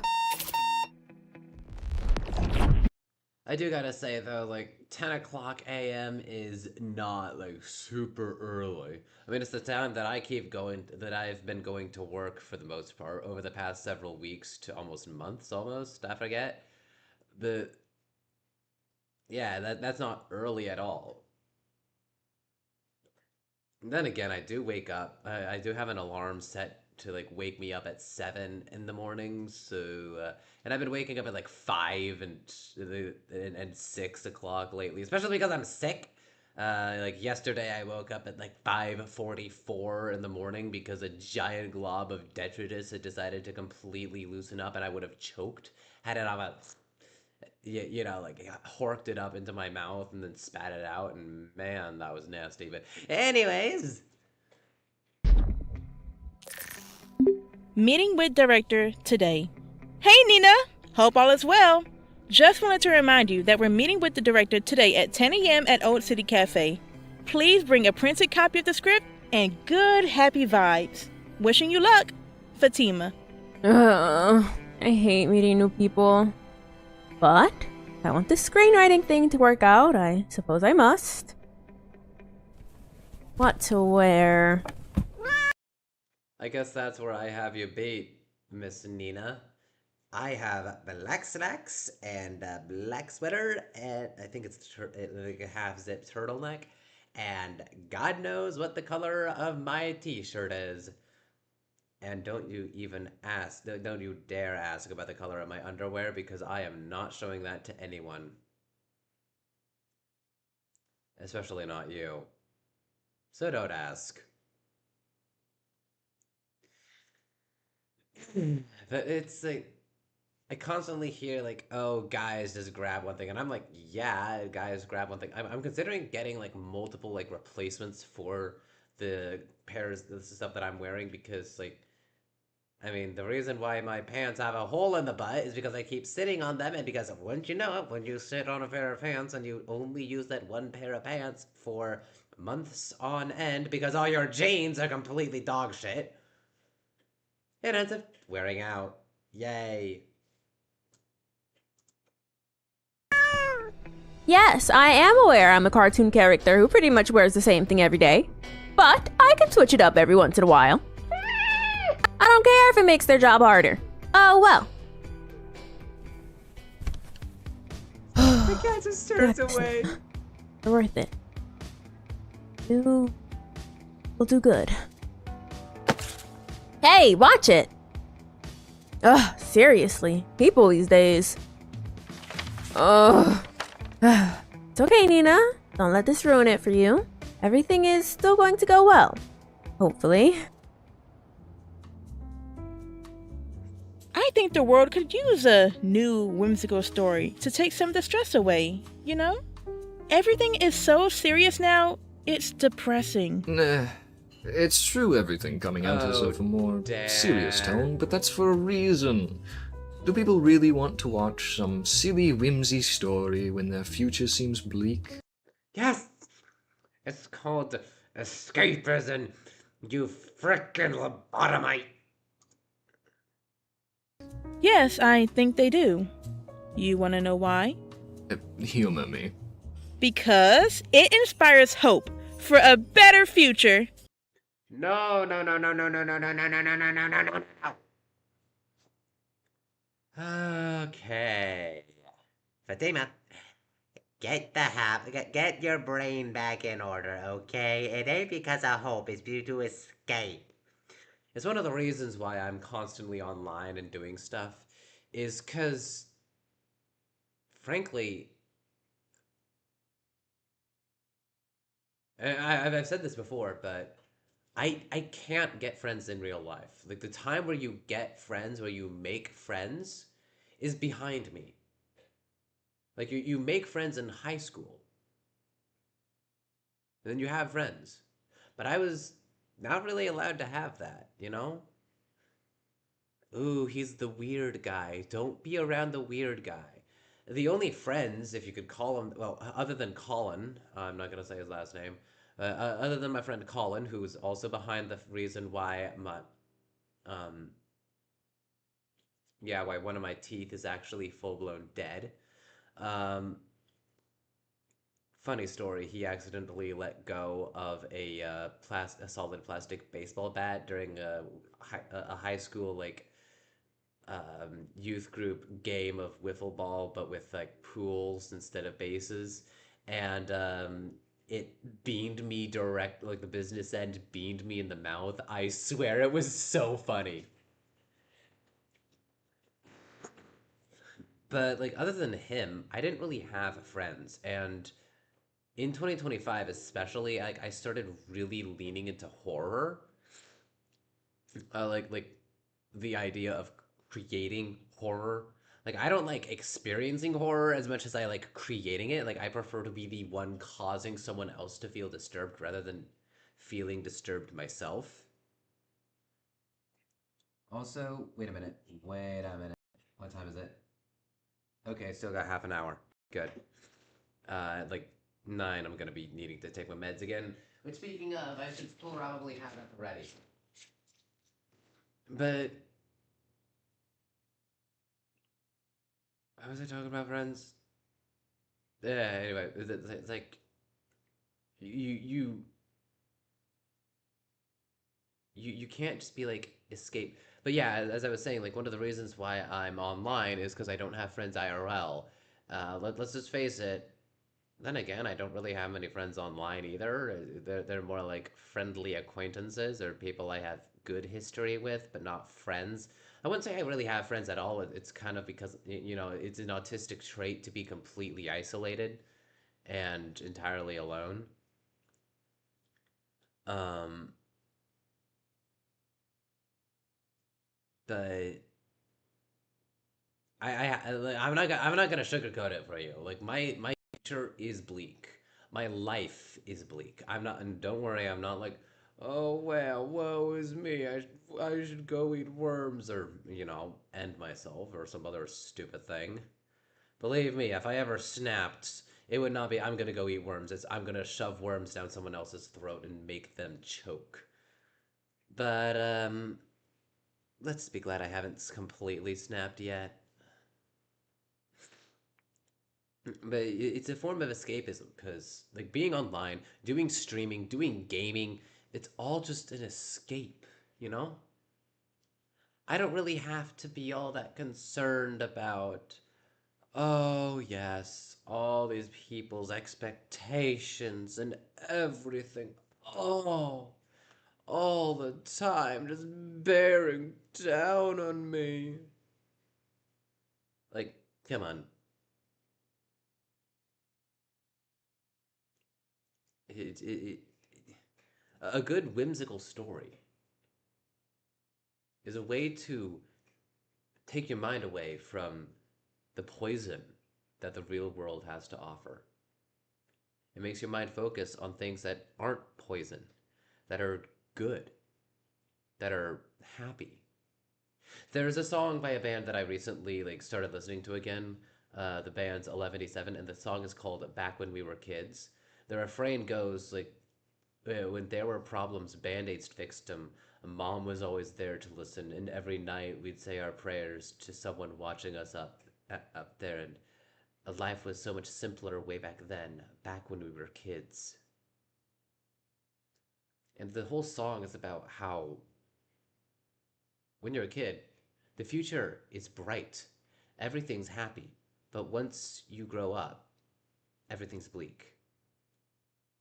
Damn, Moon! Like, this is supposed to be a frivolous story. It's not supposed to make me wax philosophical. Come on! This story doesn't actually have anything to do with bettering the future. If anything, it's escapism. Exactly. Running away from your problems instead of facing them. Damn. Tim. Nina! We were just discussing your draft. Hello. So you're the scriptwriter. Small world, isn't it, Nina? Oh, do you two know each other? That's great! Nina, you never told me you knew David. We just met recently. So, Nina, what do you have to say? Is your story just escapism, or does it offer some actual advice people can take home after watching? Well, while it's true the characters escape to another world for a while, I don't think it's fair to say it's just escapism. They come back at the end and are able to see their own world in a new light. The new world only serves to give them a new perspective on life, so they can then return and take their own life head on, with their newfound confidence. Well said, Nina. Or, at least, I think so. I'll take it. You'll take the script? Let's see. Let's get to that frame. Ta-da! Honestly, like, this encapsulates it. Like, Nina's just stunned, and Shay's just, like, dollar signs immediately. You'll take the script? It'd be my honor to work with Nina. It'll need some polishing, of course. Of course! What do you say, Nina? Sure. Yeah, let's do it. You won't regret it. Nina is a talented writer. So I've heard. This is great, Nina! Of course, it's a fancy schmancy car. Of course it is. Damn, why don't people have wings? That would be so much cooler. Like, hi, I got these gorgeous wings. I mean, like, think about it this way. Like, you wouldn't get people being like, oh, you have a taxi. If you fly in with fucking wings, you're just like, hi, and you just got these giant, big, extra appendages jutting out from your back. Plus, I mean, it would explain why you need to eat so much. But, yeah, it would be hilarious. And you could be like, oh, you use cars. How inefficient. I eat food to fuel my transportation. Usually my clients' first scripts don't sell.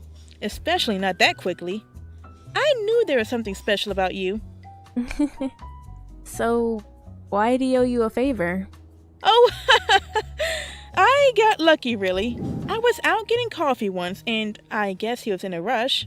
Spilled his drink right on me. He offered to make it up with a favor. Huh. Doesn't seem like the kind of guy to apologize. Or get his own coffee. Yeah, well, I'm surprised he kept his word. I don't think he ever expected me to do the work I do. Good for us, though. Yep. You're going to have to work hard. Opportunities like this don't come easy. I know. Don't sound so defeated. This is great news. That's the spirit. Anyways, feel... Oh god, the mouths. Can I zoom in? Shit. free to order yourself something. The tab is taken care of. I'll see you, darling. Work hard. I'll send you an email, okay? Okay, bye-bye. Bye-bye. Oh, of all the directors out there, why did it have to be him?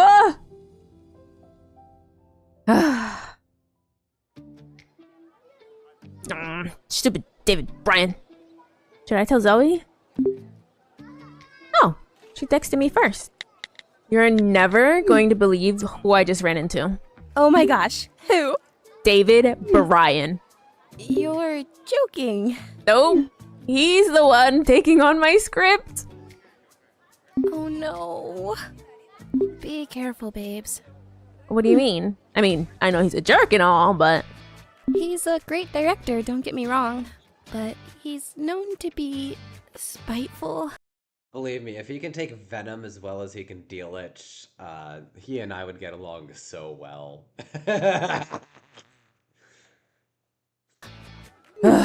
It's okay. Don't let him ruin this for you. You deserve everything. This will be great for your career. Yeah, that's the one upside.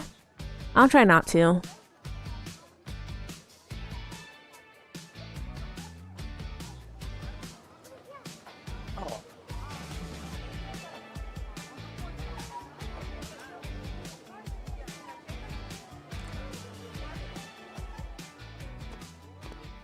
Oh shit. Am I being followed? Why would someone be following me?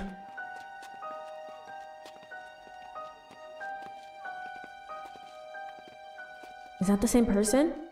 Do I have a stalker? It's broad daylight. What could they really do?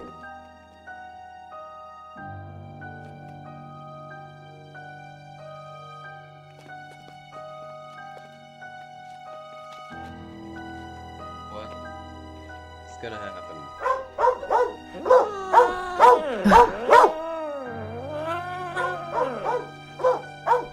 He's gone. Maybe I was imagining it?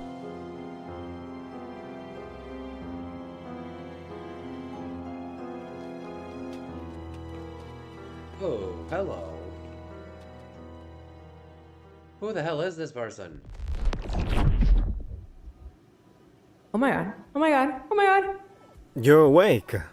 Yep, I'm awake. Oh my god, Nina, what a pervert! Why are you having dreams about some imaginary hot man? Get a hold of yourself. Hungry? Breakfast in bed? Although... I'm not the best cook, but it's something. Yeah, sure. Thanks.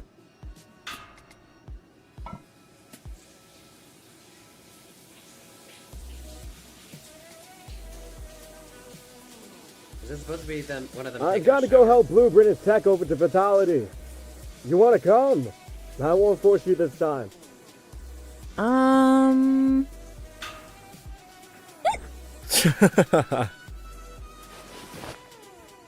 You can look now. Yeah, sure, I'd love to help Blue bring his tech or whatever. Damn. Cool. Discussion hard. You can if you want. Oh, yeah, thanks. Did he smell me? Oh my god, what if he thinks I'm dirty? Okay. I'm just gonna be frank with you. Like, if any girl hears a guy calling her dirty, like, depends on the guy, but sometimes it's gonna be like, especially if they're like, hey, take a shower, they're probably not being like, oh, you filthy animal, get out of my sight. It's like, yeah, you're human. Yeah, like, even if they're gonna be blunt, it's like, yeah, you stink. Go take a shower, you'll feel a lot better. Or, hey, it's the morning, you might as well, go take a shower, you just woke up. Being dirty is part of being human. There's nothing to be ashamed of about needing to get clean. Unless, of course, you're suddenly having to, do it in front of other people, in which case, creepy. Yuck. Oh.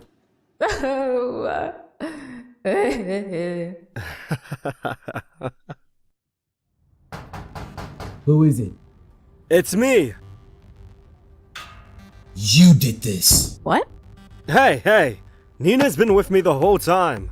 What's going on? Look! Oh shit! Whoa. Yeah, whoa. Is everything like this? All of it is wrecked. At least what wasn't locked up. Do you still have something to take Vitality? Forget Vitality! They're after me, man! Who's after you? Who do you think? Neurotech must have found out I was helping Vitality. Now they're punishing me for it. But how would they know? How do you think? I didn't do it. Like you said, I've been with you the whole time. No, I know. It's just I've come and gone from Vitality plenty of times. So, either Declan seriously is watching you, or... You think they've been keeping tabs on me? For what? Your tech's good, man. Like we always say, you're going to be serious competition one day. And with Green Day coming up... What am I supposed to do now? Can't you just, like, make it again? It's not like they burned anything down. What? Nina. You have the nerve to stand there and act like this is no big deal?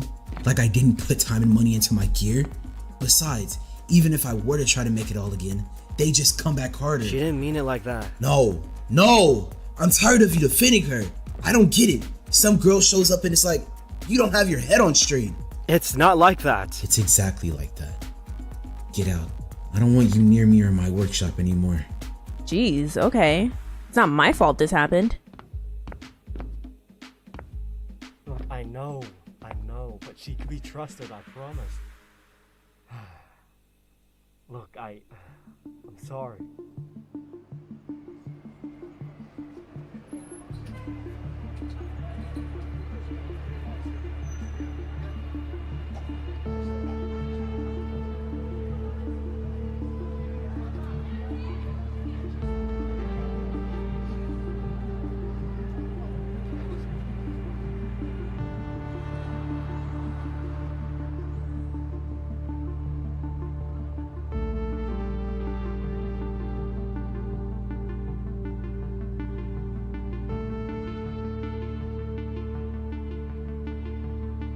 This is all just a dream, right?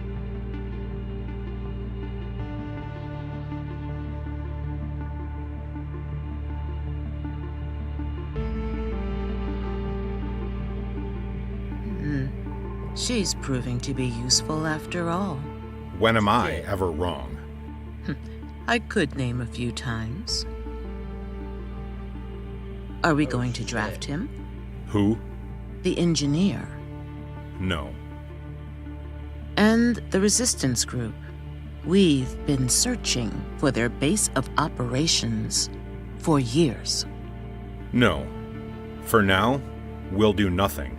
They still have no idea how we are keeping tabs on them. For now? Haven't you heard? Heard what? Good things come to those who wait. One of these days, Declan, maybe I'll finally understand you.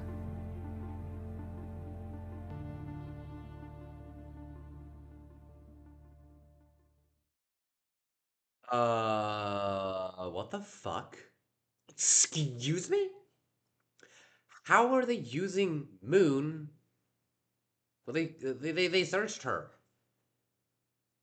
Okay, well. Anyways.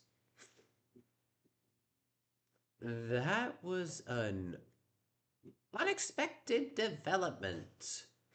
Anyways, let's get on to the actual, like, really good video I've been wanting to watch. I mean, again, like, I don't know if I said this before, but frickin' Gnembon here posted it. And of course, I was like, yeah. No, thanks. No way did you put a comment here. Thanks for noticing one of my favorite creators. Hopefully now you're going to start considering actually making a data-driven block in vanilla so that kano'd and all the other data pack creators can finally become gods in their own right. And he's like, heart. But yeah, kano'd, like I started watching his videos just because it was like interesting Minecraft stuff. Actually, I need to take a look. History. I need to take a look at this. What was the first kano'd video that I have?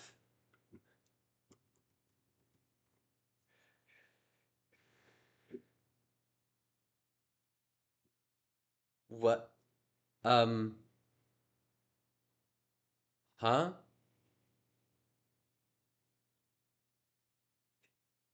Huh? There's no way that that was the first one I ever watched.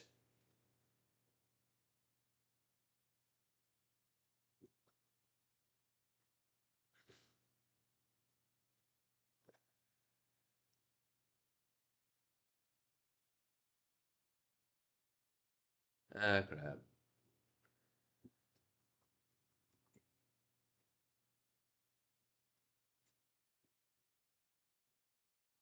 Damn. That was the first one of his videos that I watched all the way back in like May of 2025. The mansions were like, that was released in May 2025. Excuse me? And the Dwarf Hollow has been out for almost a year, like hidden behind a paywall, basically. But it, like, I know I watched that one before.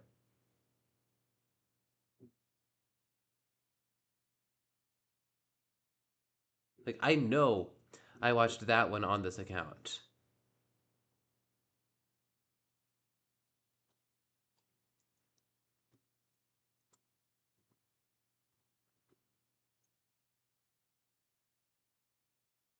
Yeah.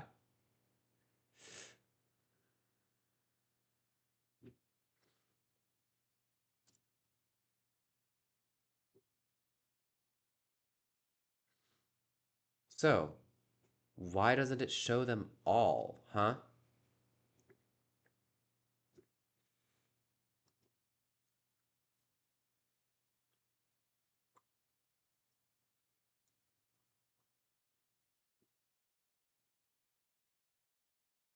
April 22nd, 2025.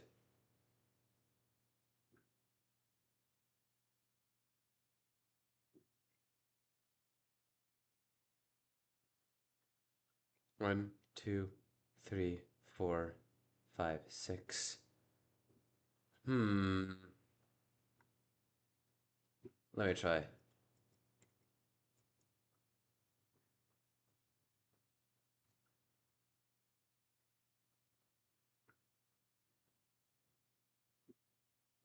Damn, it is right. Like that's how far back I went.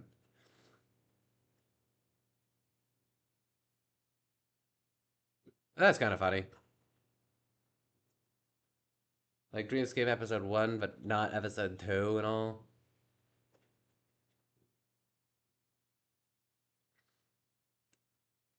Also, like 82,000 views for this. Like this is genuinely like such a good story. But anyways, like I've been watching for a long time.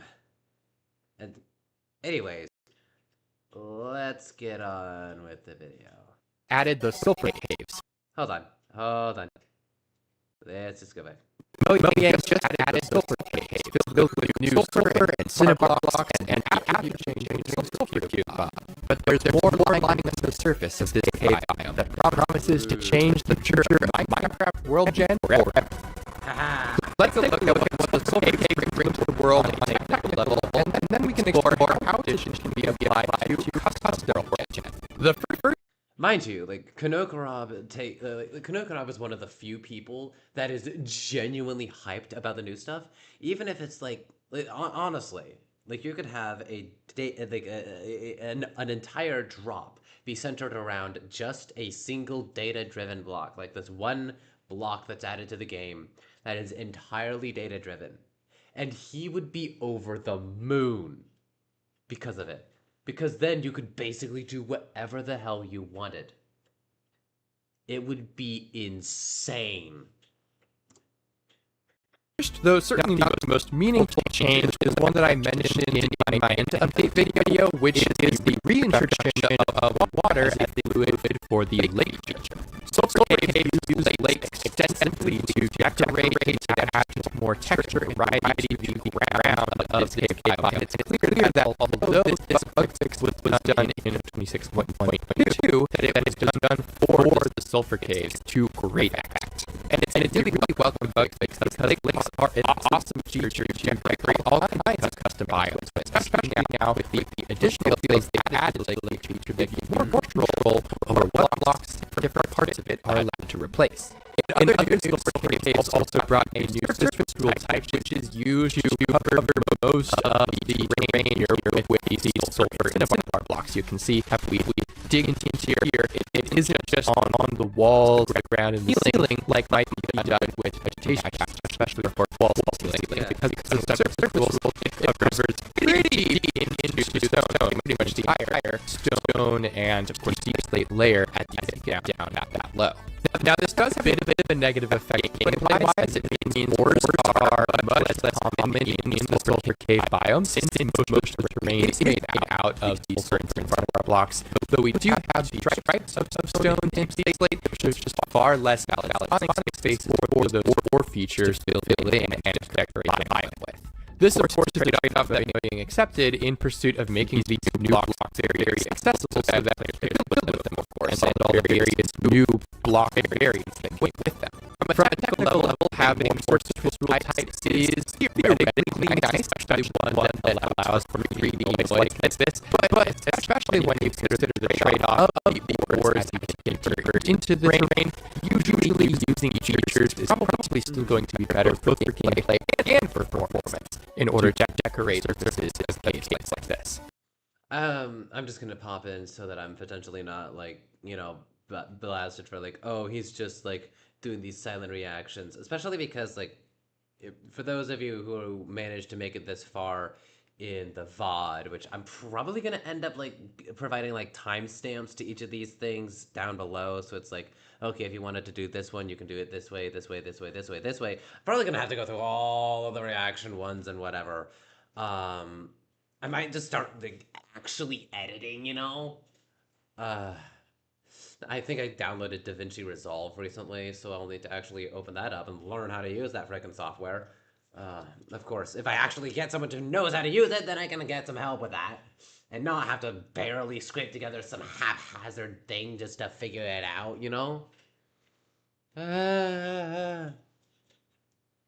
But, yeah, anyways,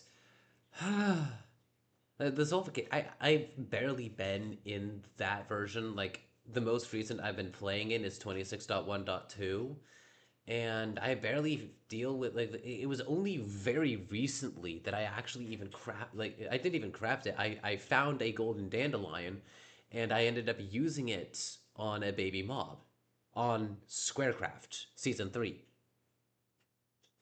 I don't play Minecraft for the most part, unless it's in multiplayer. So I haven't really gotten the chance to, go around and do stuff on these places because, it hasn't updated yet, Kind of stinks, to be honest, because I want to be able to, play these new versions, but I don't have people to play them with. Anyways, so, as I was saying,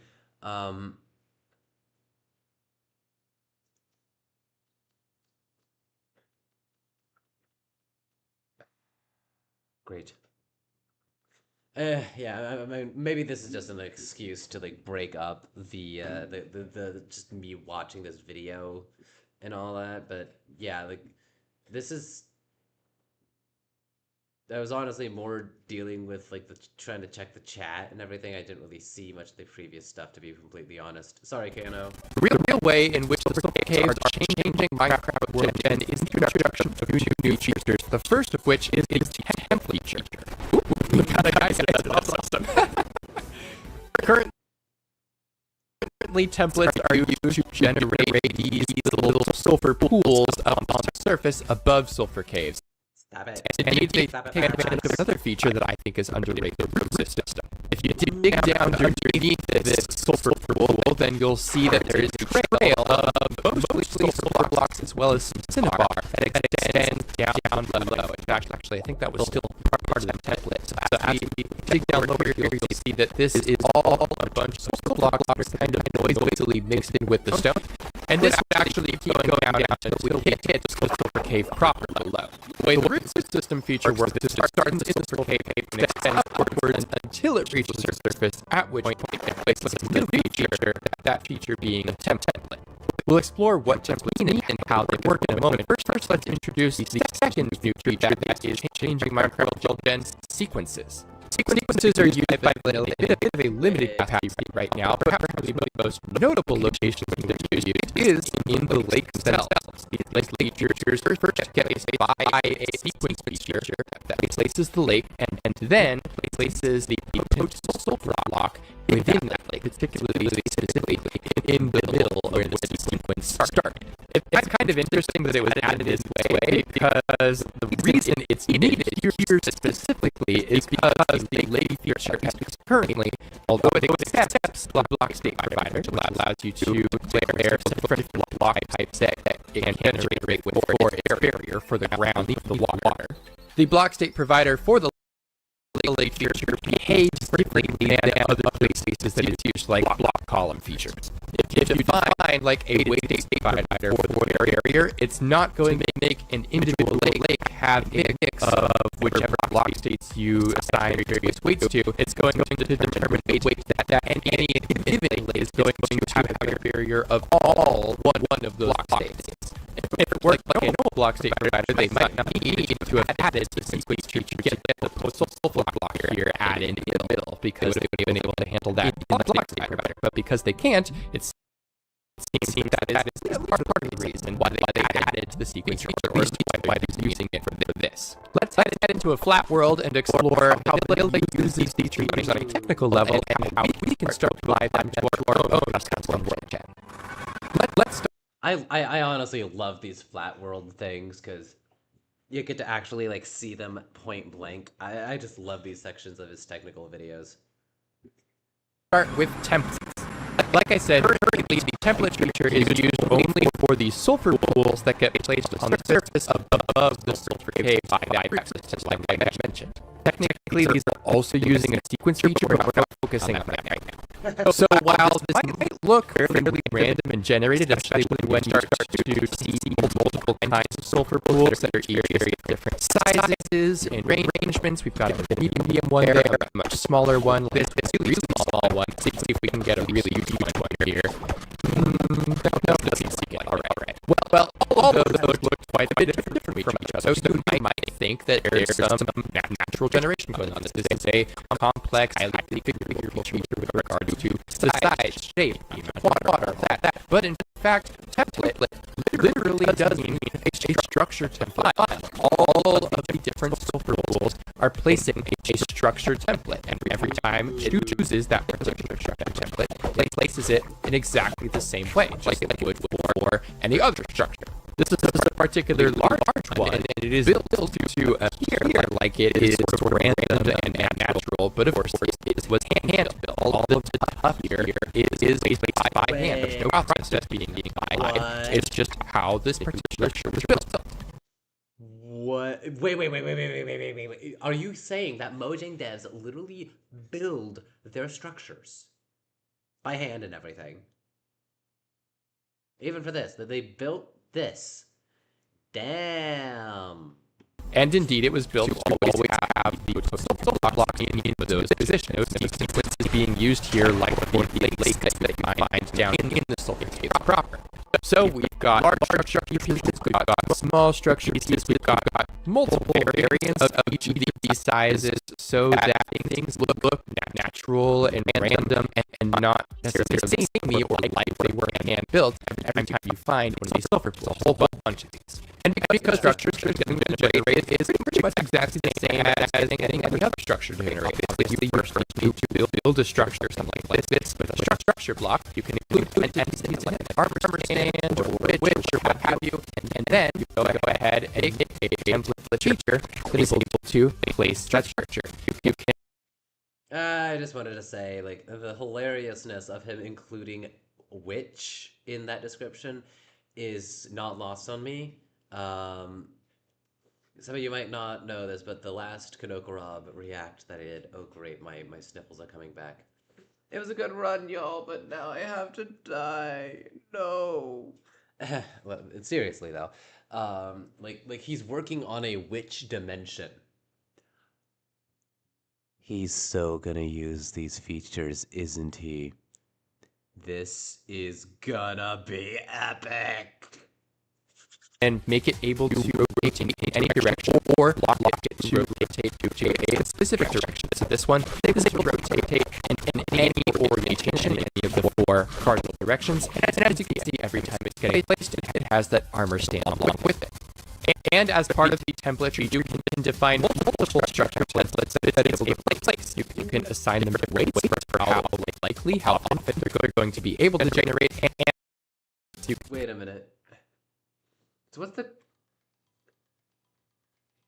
Yep, that's my MedMinder.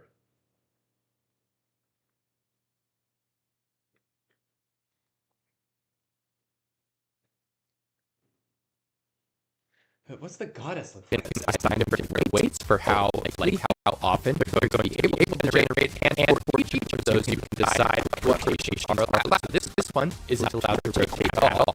This one is able to rotate east or west, but not forward or backward. And this one is only able to rotate forward or backward. It may seem from these very basic examples, but this is an incredibly powerful feature that gives us a huge amount of control over the shapes that we are able to place as part of world generation. Wait a minute. Wait just a freaking minute. The sequence feature wouldn't be an optional wrapper feature that always succeeds regardless of if it places or not. Ooh. Ooh. Create interesting and unique locations. Let me just get back into full screen there for you. Of course, this isn't the first feature that allows us to place structures as features. For this, we have fossil features, which I showed on a recent video to explore how it could be utilized to place things like custom dungeons underground. The fossil feature works in much the same way. It allows you to place a structure template file that you save with structure blocks in your world.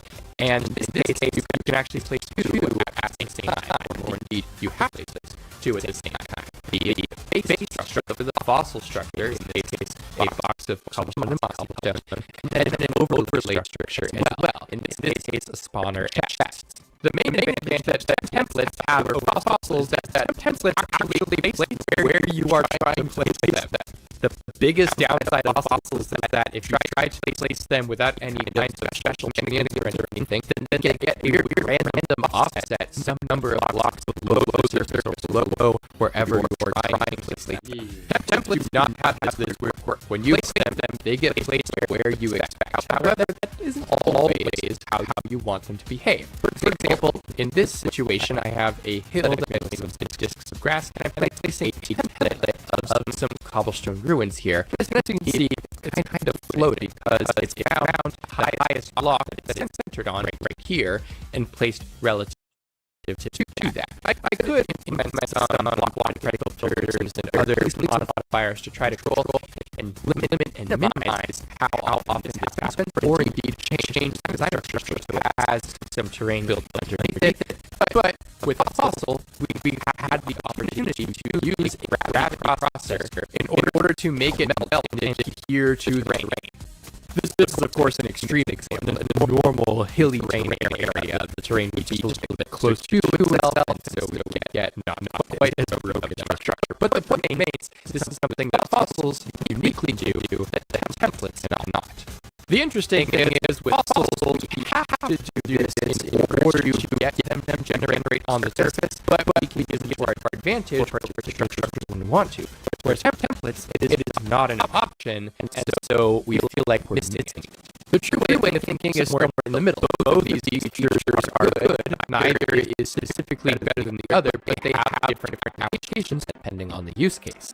So while we can't utilize templates in order to place structures that terrain more easily that are meant to adhere to the terrain, we can still use it more easily place structures on the surface that we want to stay intact. For example, the giant sunflower that could be used to decorate a custom sunflower fields biome.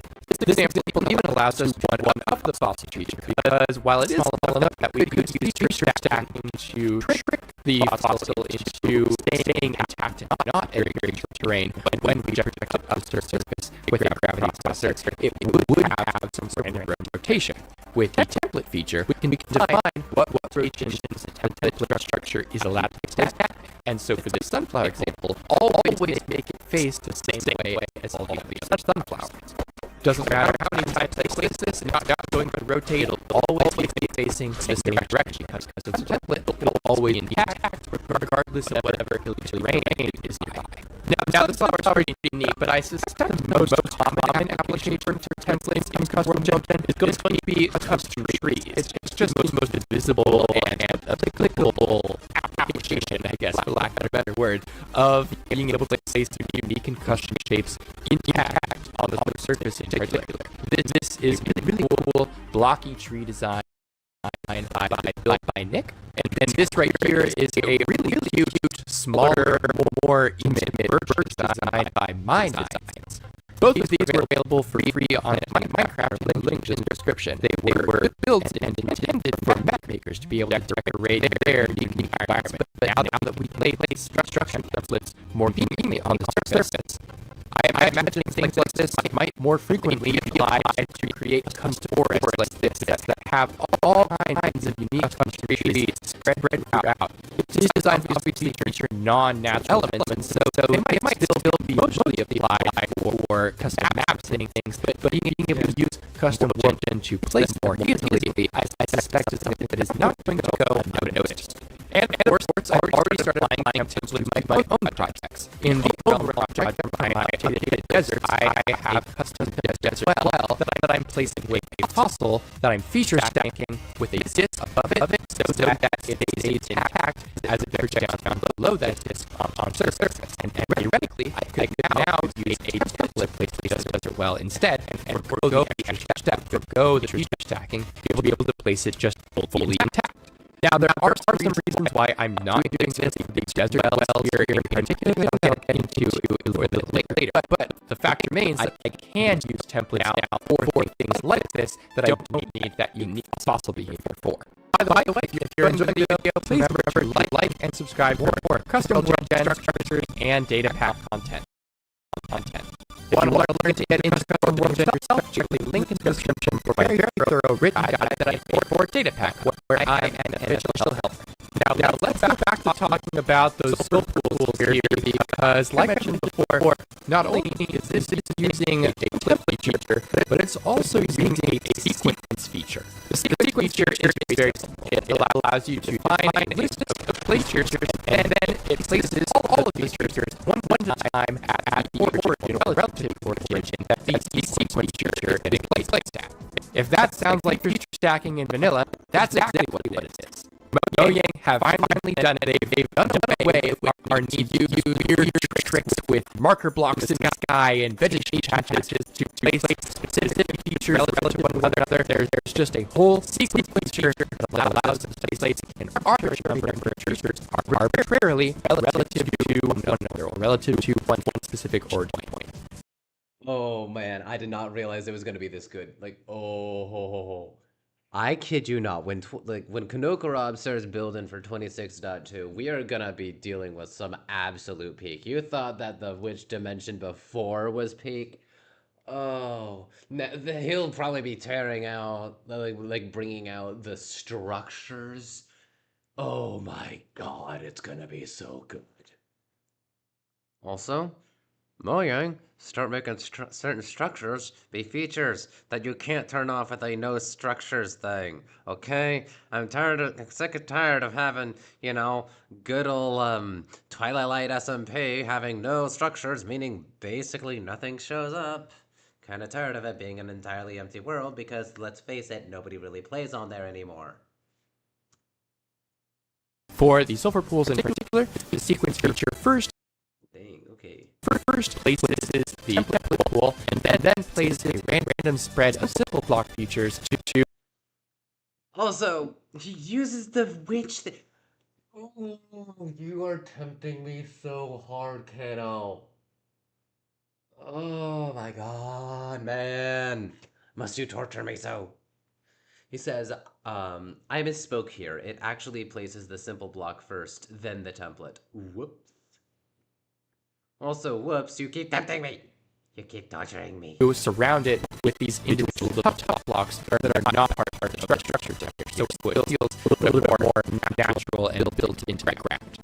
Like I was mentioning before, those lakes in these sulfate caves are using to first place the lake, and then at the origin point happens to be right here. It just scans downward and then places a simple block for the potent sulfur if it finds sulfur that has water. So technically, you can get a lake feature. This is very close try where it generates as two smaller lakes or with a weird kind of rim in the middle, and then there isn't water there, and that total sulfur block will fail to get placed. Here we go. This is an example right here. So because there was no sulfur block that had water of it in this particular lake feature, then it did not place that total sulfur anywhere. This allows us to just completely erase the old method of feature stacking. Like I said, utilizing a marker block somewhere in the sky, and then place a vegetation patch above it, then place a vegetation feature, a new feature, offset and generated and projected to a height map over and over again until you had the entire feature stack, at which point you would place one final feature to remove the marker block. We had to do that so that the marker block was out of the way, and so that we could search and locate at that particular location. Now there's just a single sequence feature that lists all of those individual features in them, gets placed all relative to one another at that height map, and then we can just move everything from there. So it gets this really beautiful tree much more consistently, still made all of the same composite parts, but all so much simpler. Basically, all this does is bring the ability to place multiple features relative to each other to build these custom shapes out of multiple different features to the masses, and open door for anybody to be able to feature stack. And frankly, because of this, it makes certain kinds of feature stacking just that much easier, and therefore probably more likely to show up. As an extreme example, take this geo. You may recognize this as the jump geode from my old geode video, and previously all of the little lands inside was not correct break in. Previously, all of the spore blossoms, cave vines, and azalea bushes and everything were being placed by interface to demonstrate that they get kind of placed everywhere, regardless of whether they have the ability to get there, regardless of whether there is a block to support them, either low for grasses, bushes, and things, or above for the vines and spore blossoms. Now, though, we use this sequence to first place the geode that has no inner placements, and then place another feature that is a block feature that gets randomly spread throughout the entire space of the geode, and actually checks if there is space and support for the particular block in place. So we have a simple block feature that is just checking if there's a block above, and then choosing randomly whether it places a blossom or a cave vine, and same for below. You choose whether it places a bush or grass or moss pit. And we've got one more feature that can place as part of the sequence that tries to place a tree somewhere on that ground, or something that would have been so difficult, probably close to impossible, frankly, with the old method of feature stacking, having to place marker blocks in the sky. If you wanted this underground, getting a tree in a area would have been so performance intensive, if possible at all, and now just one feature away. These jungle geodes are probably one of the coolest examples of things that we can now do with sequence period, or at least more easily with sequences. One other cool thing we can do, you may be familiar with the old ruler that if you find a circle full of clay in a swamp pile or similar, which used to be true but no longer is, you could dig down and find diamonds with relative consistency. This was always just a coincidence, a fluke of world generation, a random number generator that Minecraft uses as places and spreads different features within a given chunk, and it's no longer true anymore. However, now we can make this true intentionally. If we clear that away, we can place a feature using a sequence that is a random spread of stone and copper or things up here on the surface, like a small surface ore deposit. But then dig down below that and see that we find tons of rock copper as part of the same feature that is specifically here because this feature generated on the surface, or that the feature that was on the surface clued the player in that there was something to look for down below. There's just tons and tons of rock copper being replaced by a totally different feature, but all thanks to the sequence feature. Essentially, true feature landmarks that allow the player to keep an eye out things on the surface, clue them in for what is below, without the need for a root system like sulfur caves used to place those sulfur bubbles above the sulfur caves. Now, going back a bit, I mentioned earlier that I would not use the template feature in order to place these desert wells, and I would instead stick with the fossil feature. And the reason for this is the limitation that templates have, which is that they can't have processors like them, like fossils can. Processors are really nice because they allow you to add some random variation to a structure as it gets placed. For example, system sand hidden in the sand of the desert well. I can't do this with a template. I have to do it with a processor. And so I can do it with fossils for this, as well as several of the other structures that I place that are the overrealm. However, that doesn't mean that you can't apply randomness to templates at all. Say we have a structure like this that we want to place as a template, but we want to apply some random variation. Dude. Kano. What the hell? An aether portal with an ice block. Are you serious right now? That has ruined, that has broken the hearts of so many children.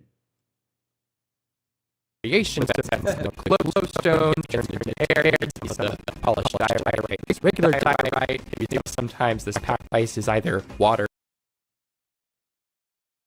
This is either water or air. But we want to place a template so that it stays intact without worrying about fossil stuff, which means we don't have the ability to use a processor.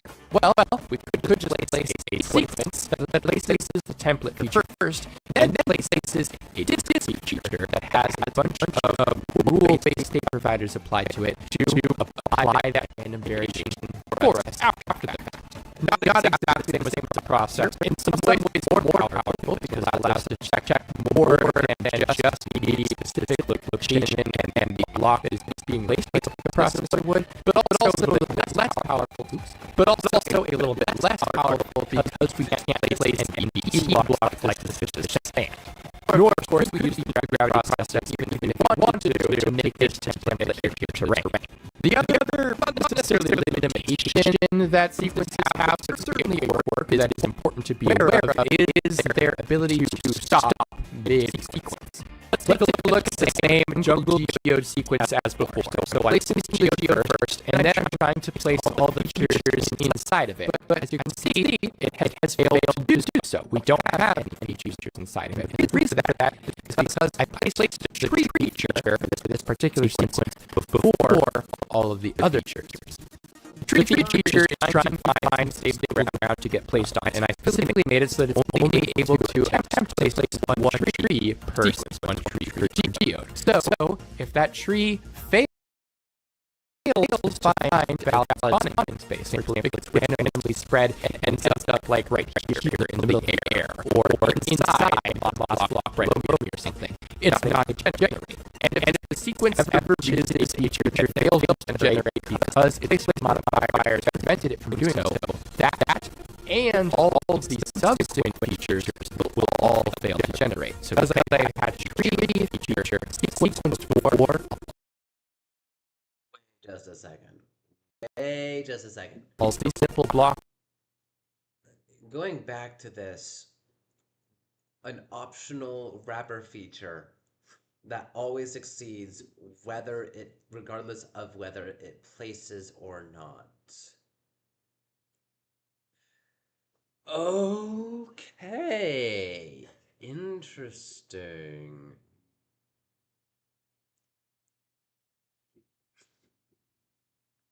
They place spore blossoms and stuff. Those fail to generate because the tree failed. We can go ahead and try again and see if we can get a successful geode generation. Nope, not this time.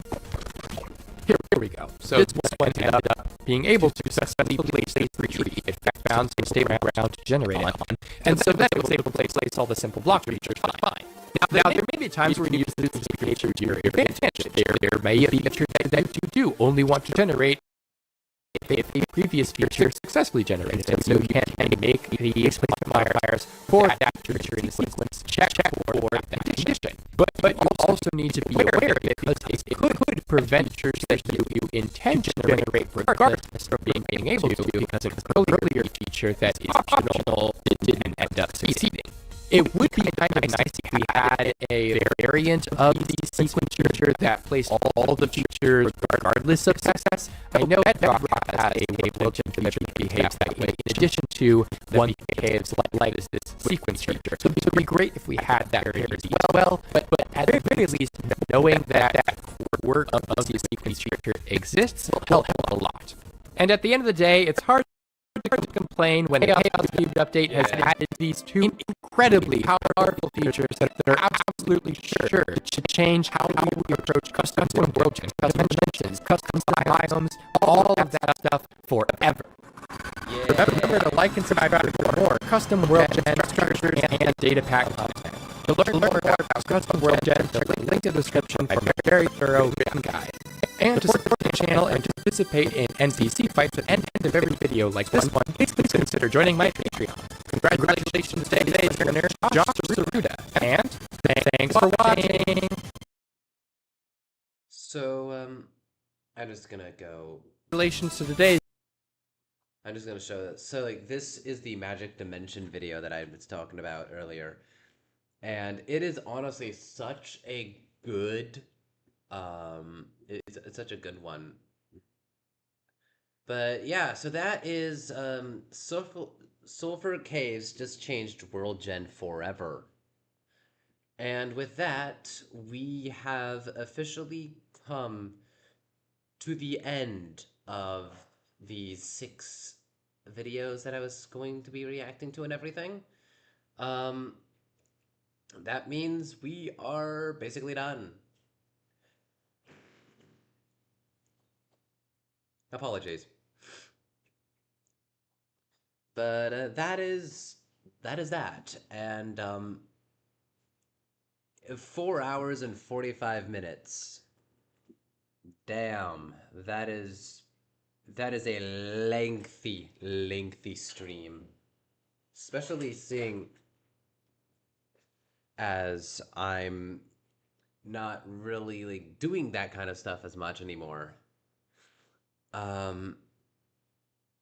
Actually, let me just quickly turn off the webcam. Yes, I want to select it and I want to turn it off.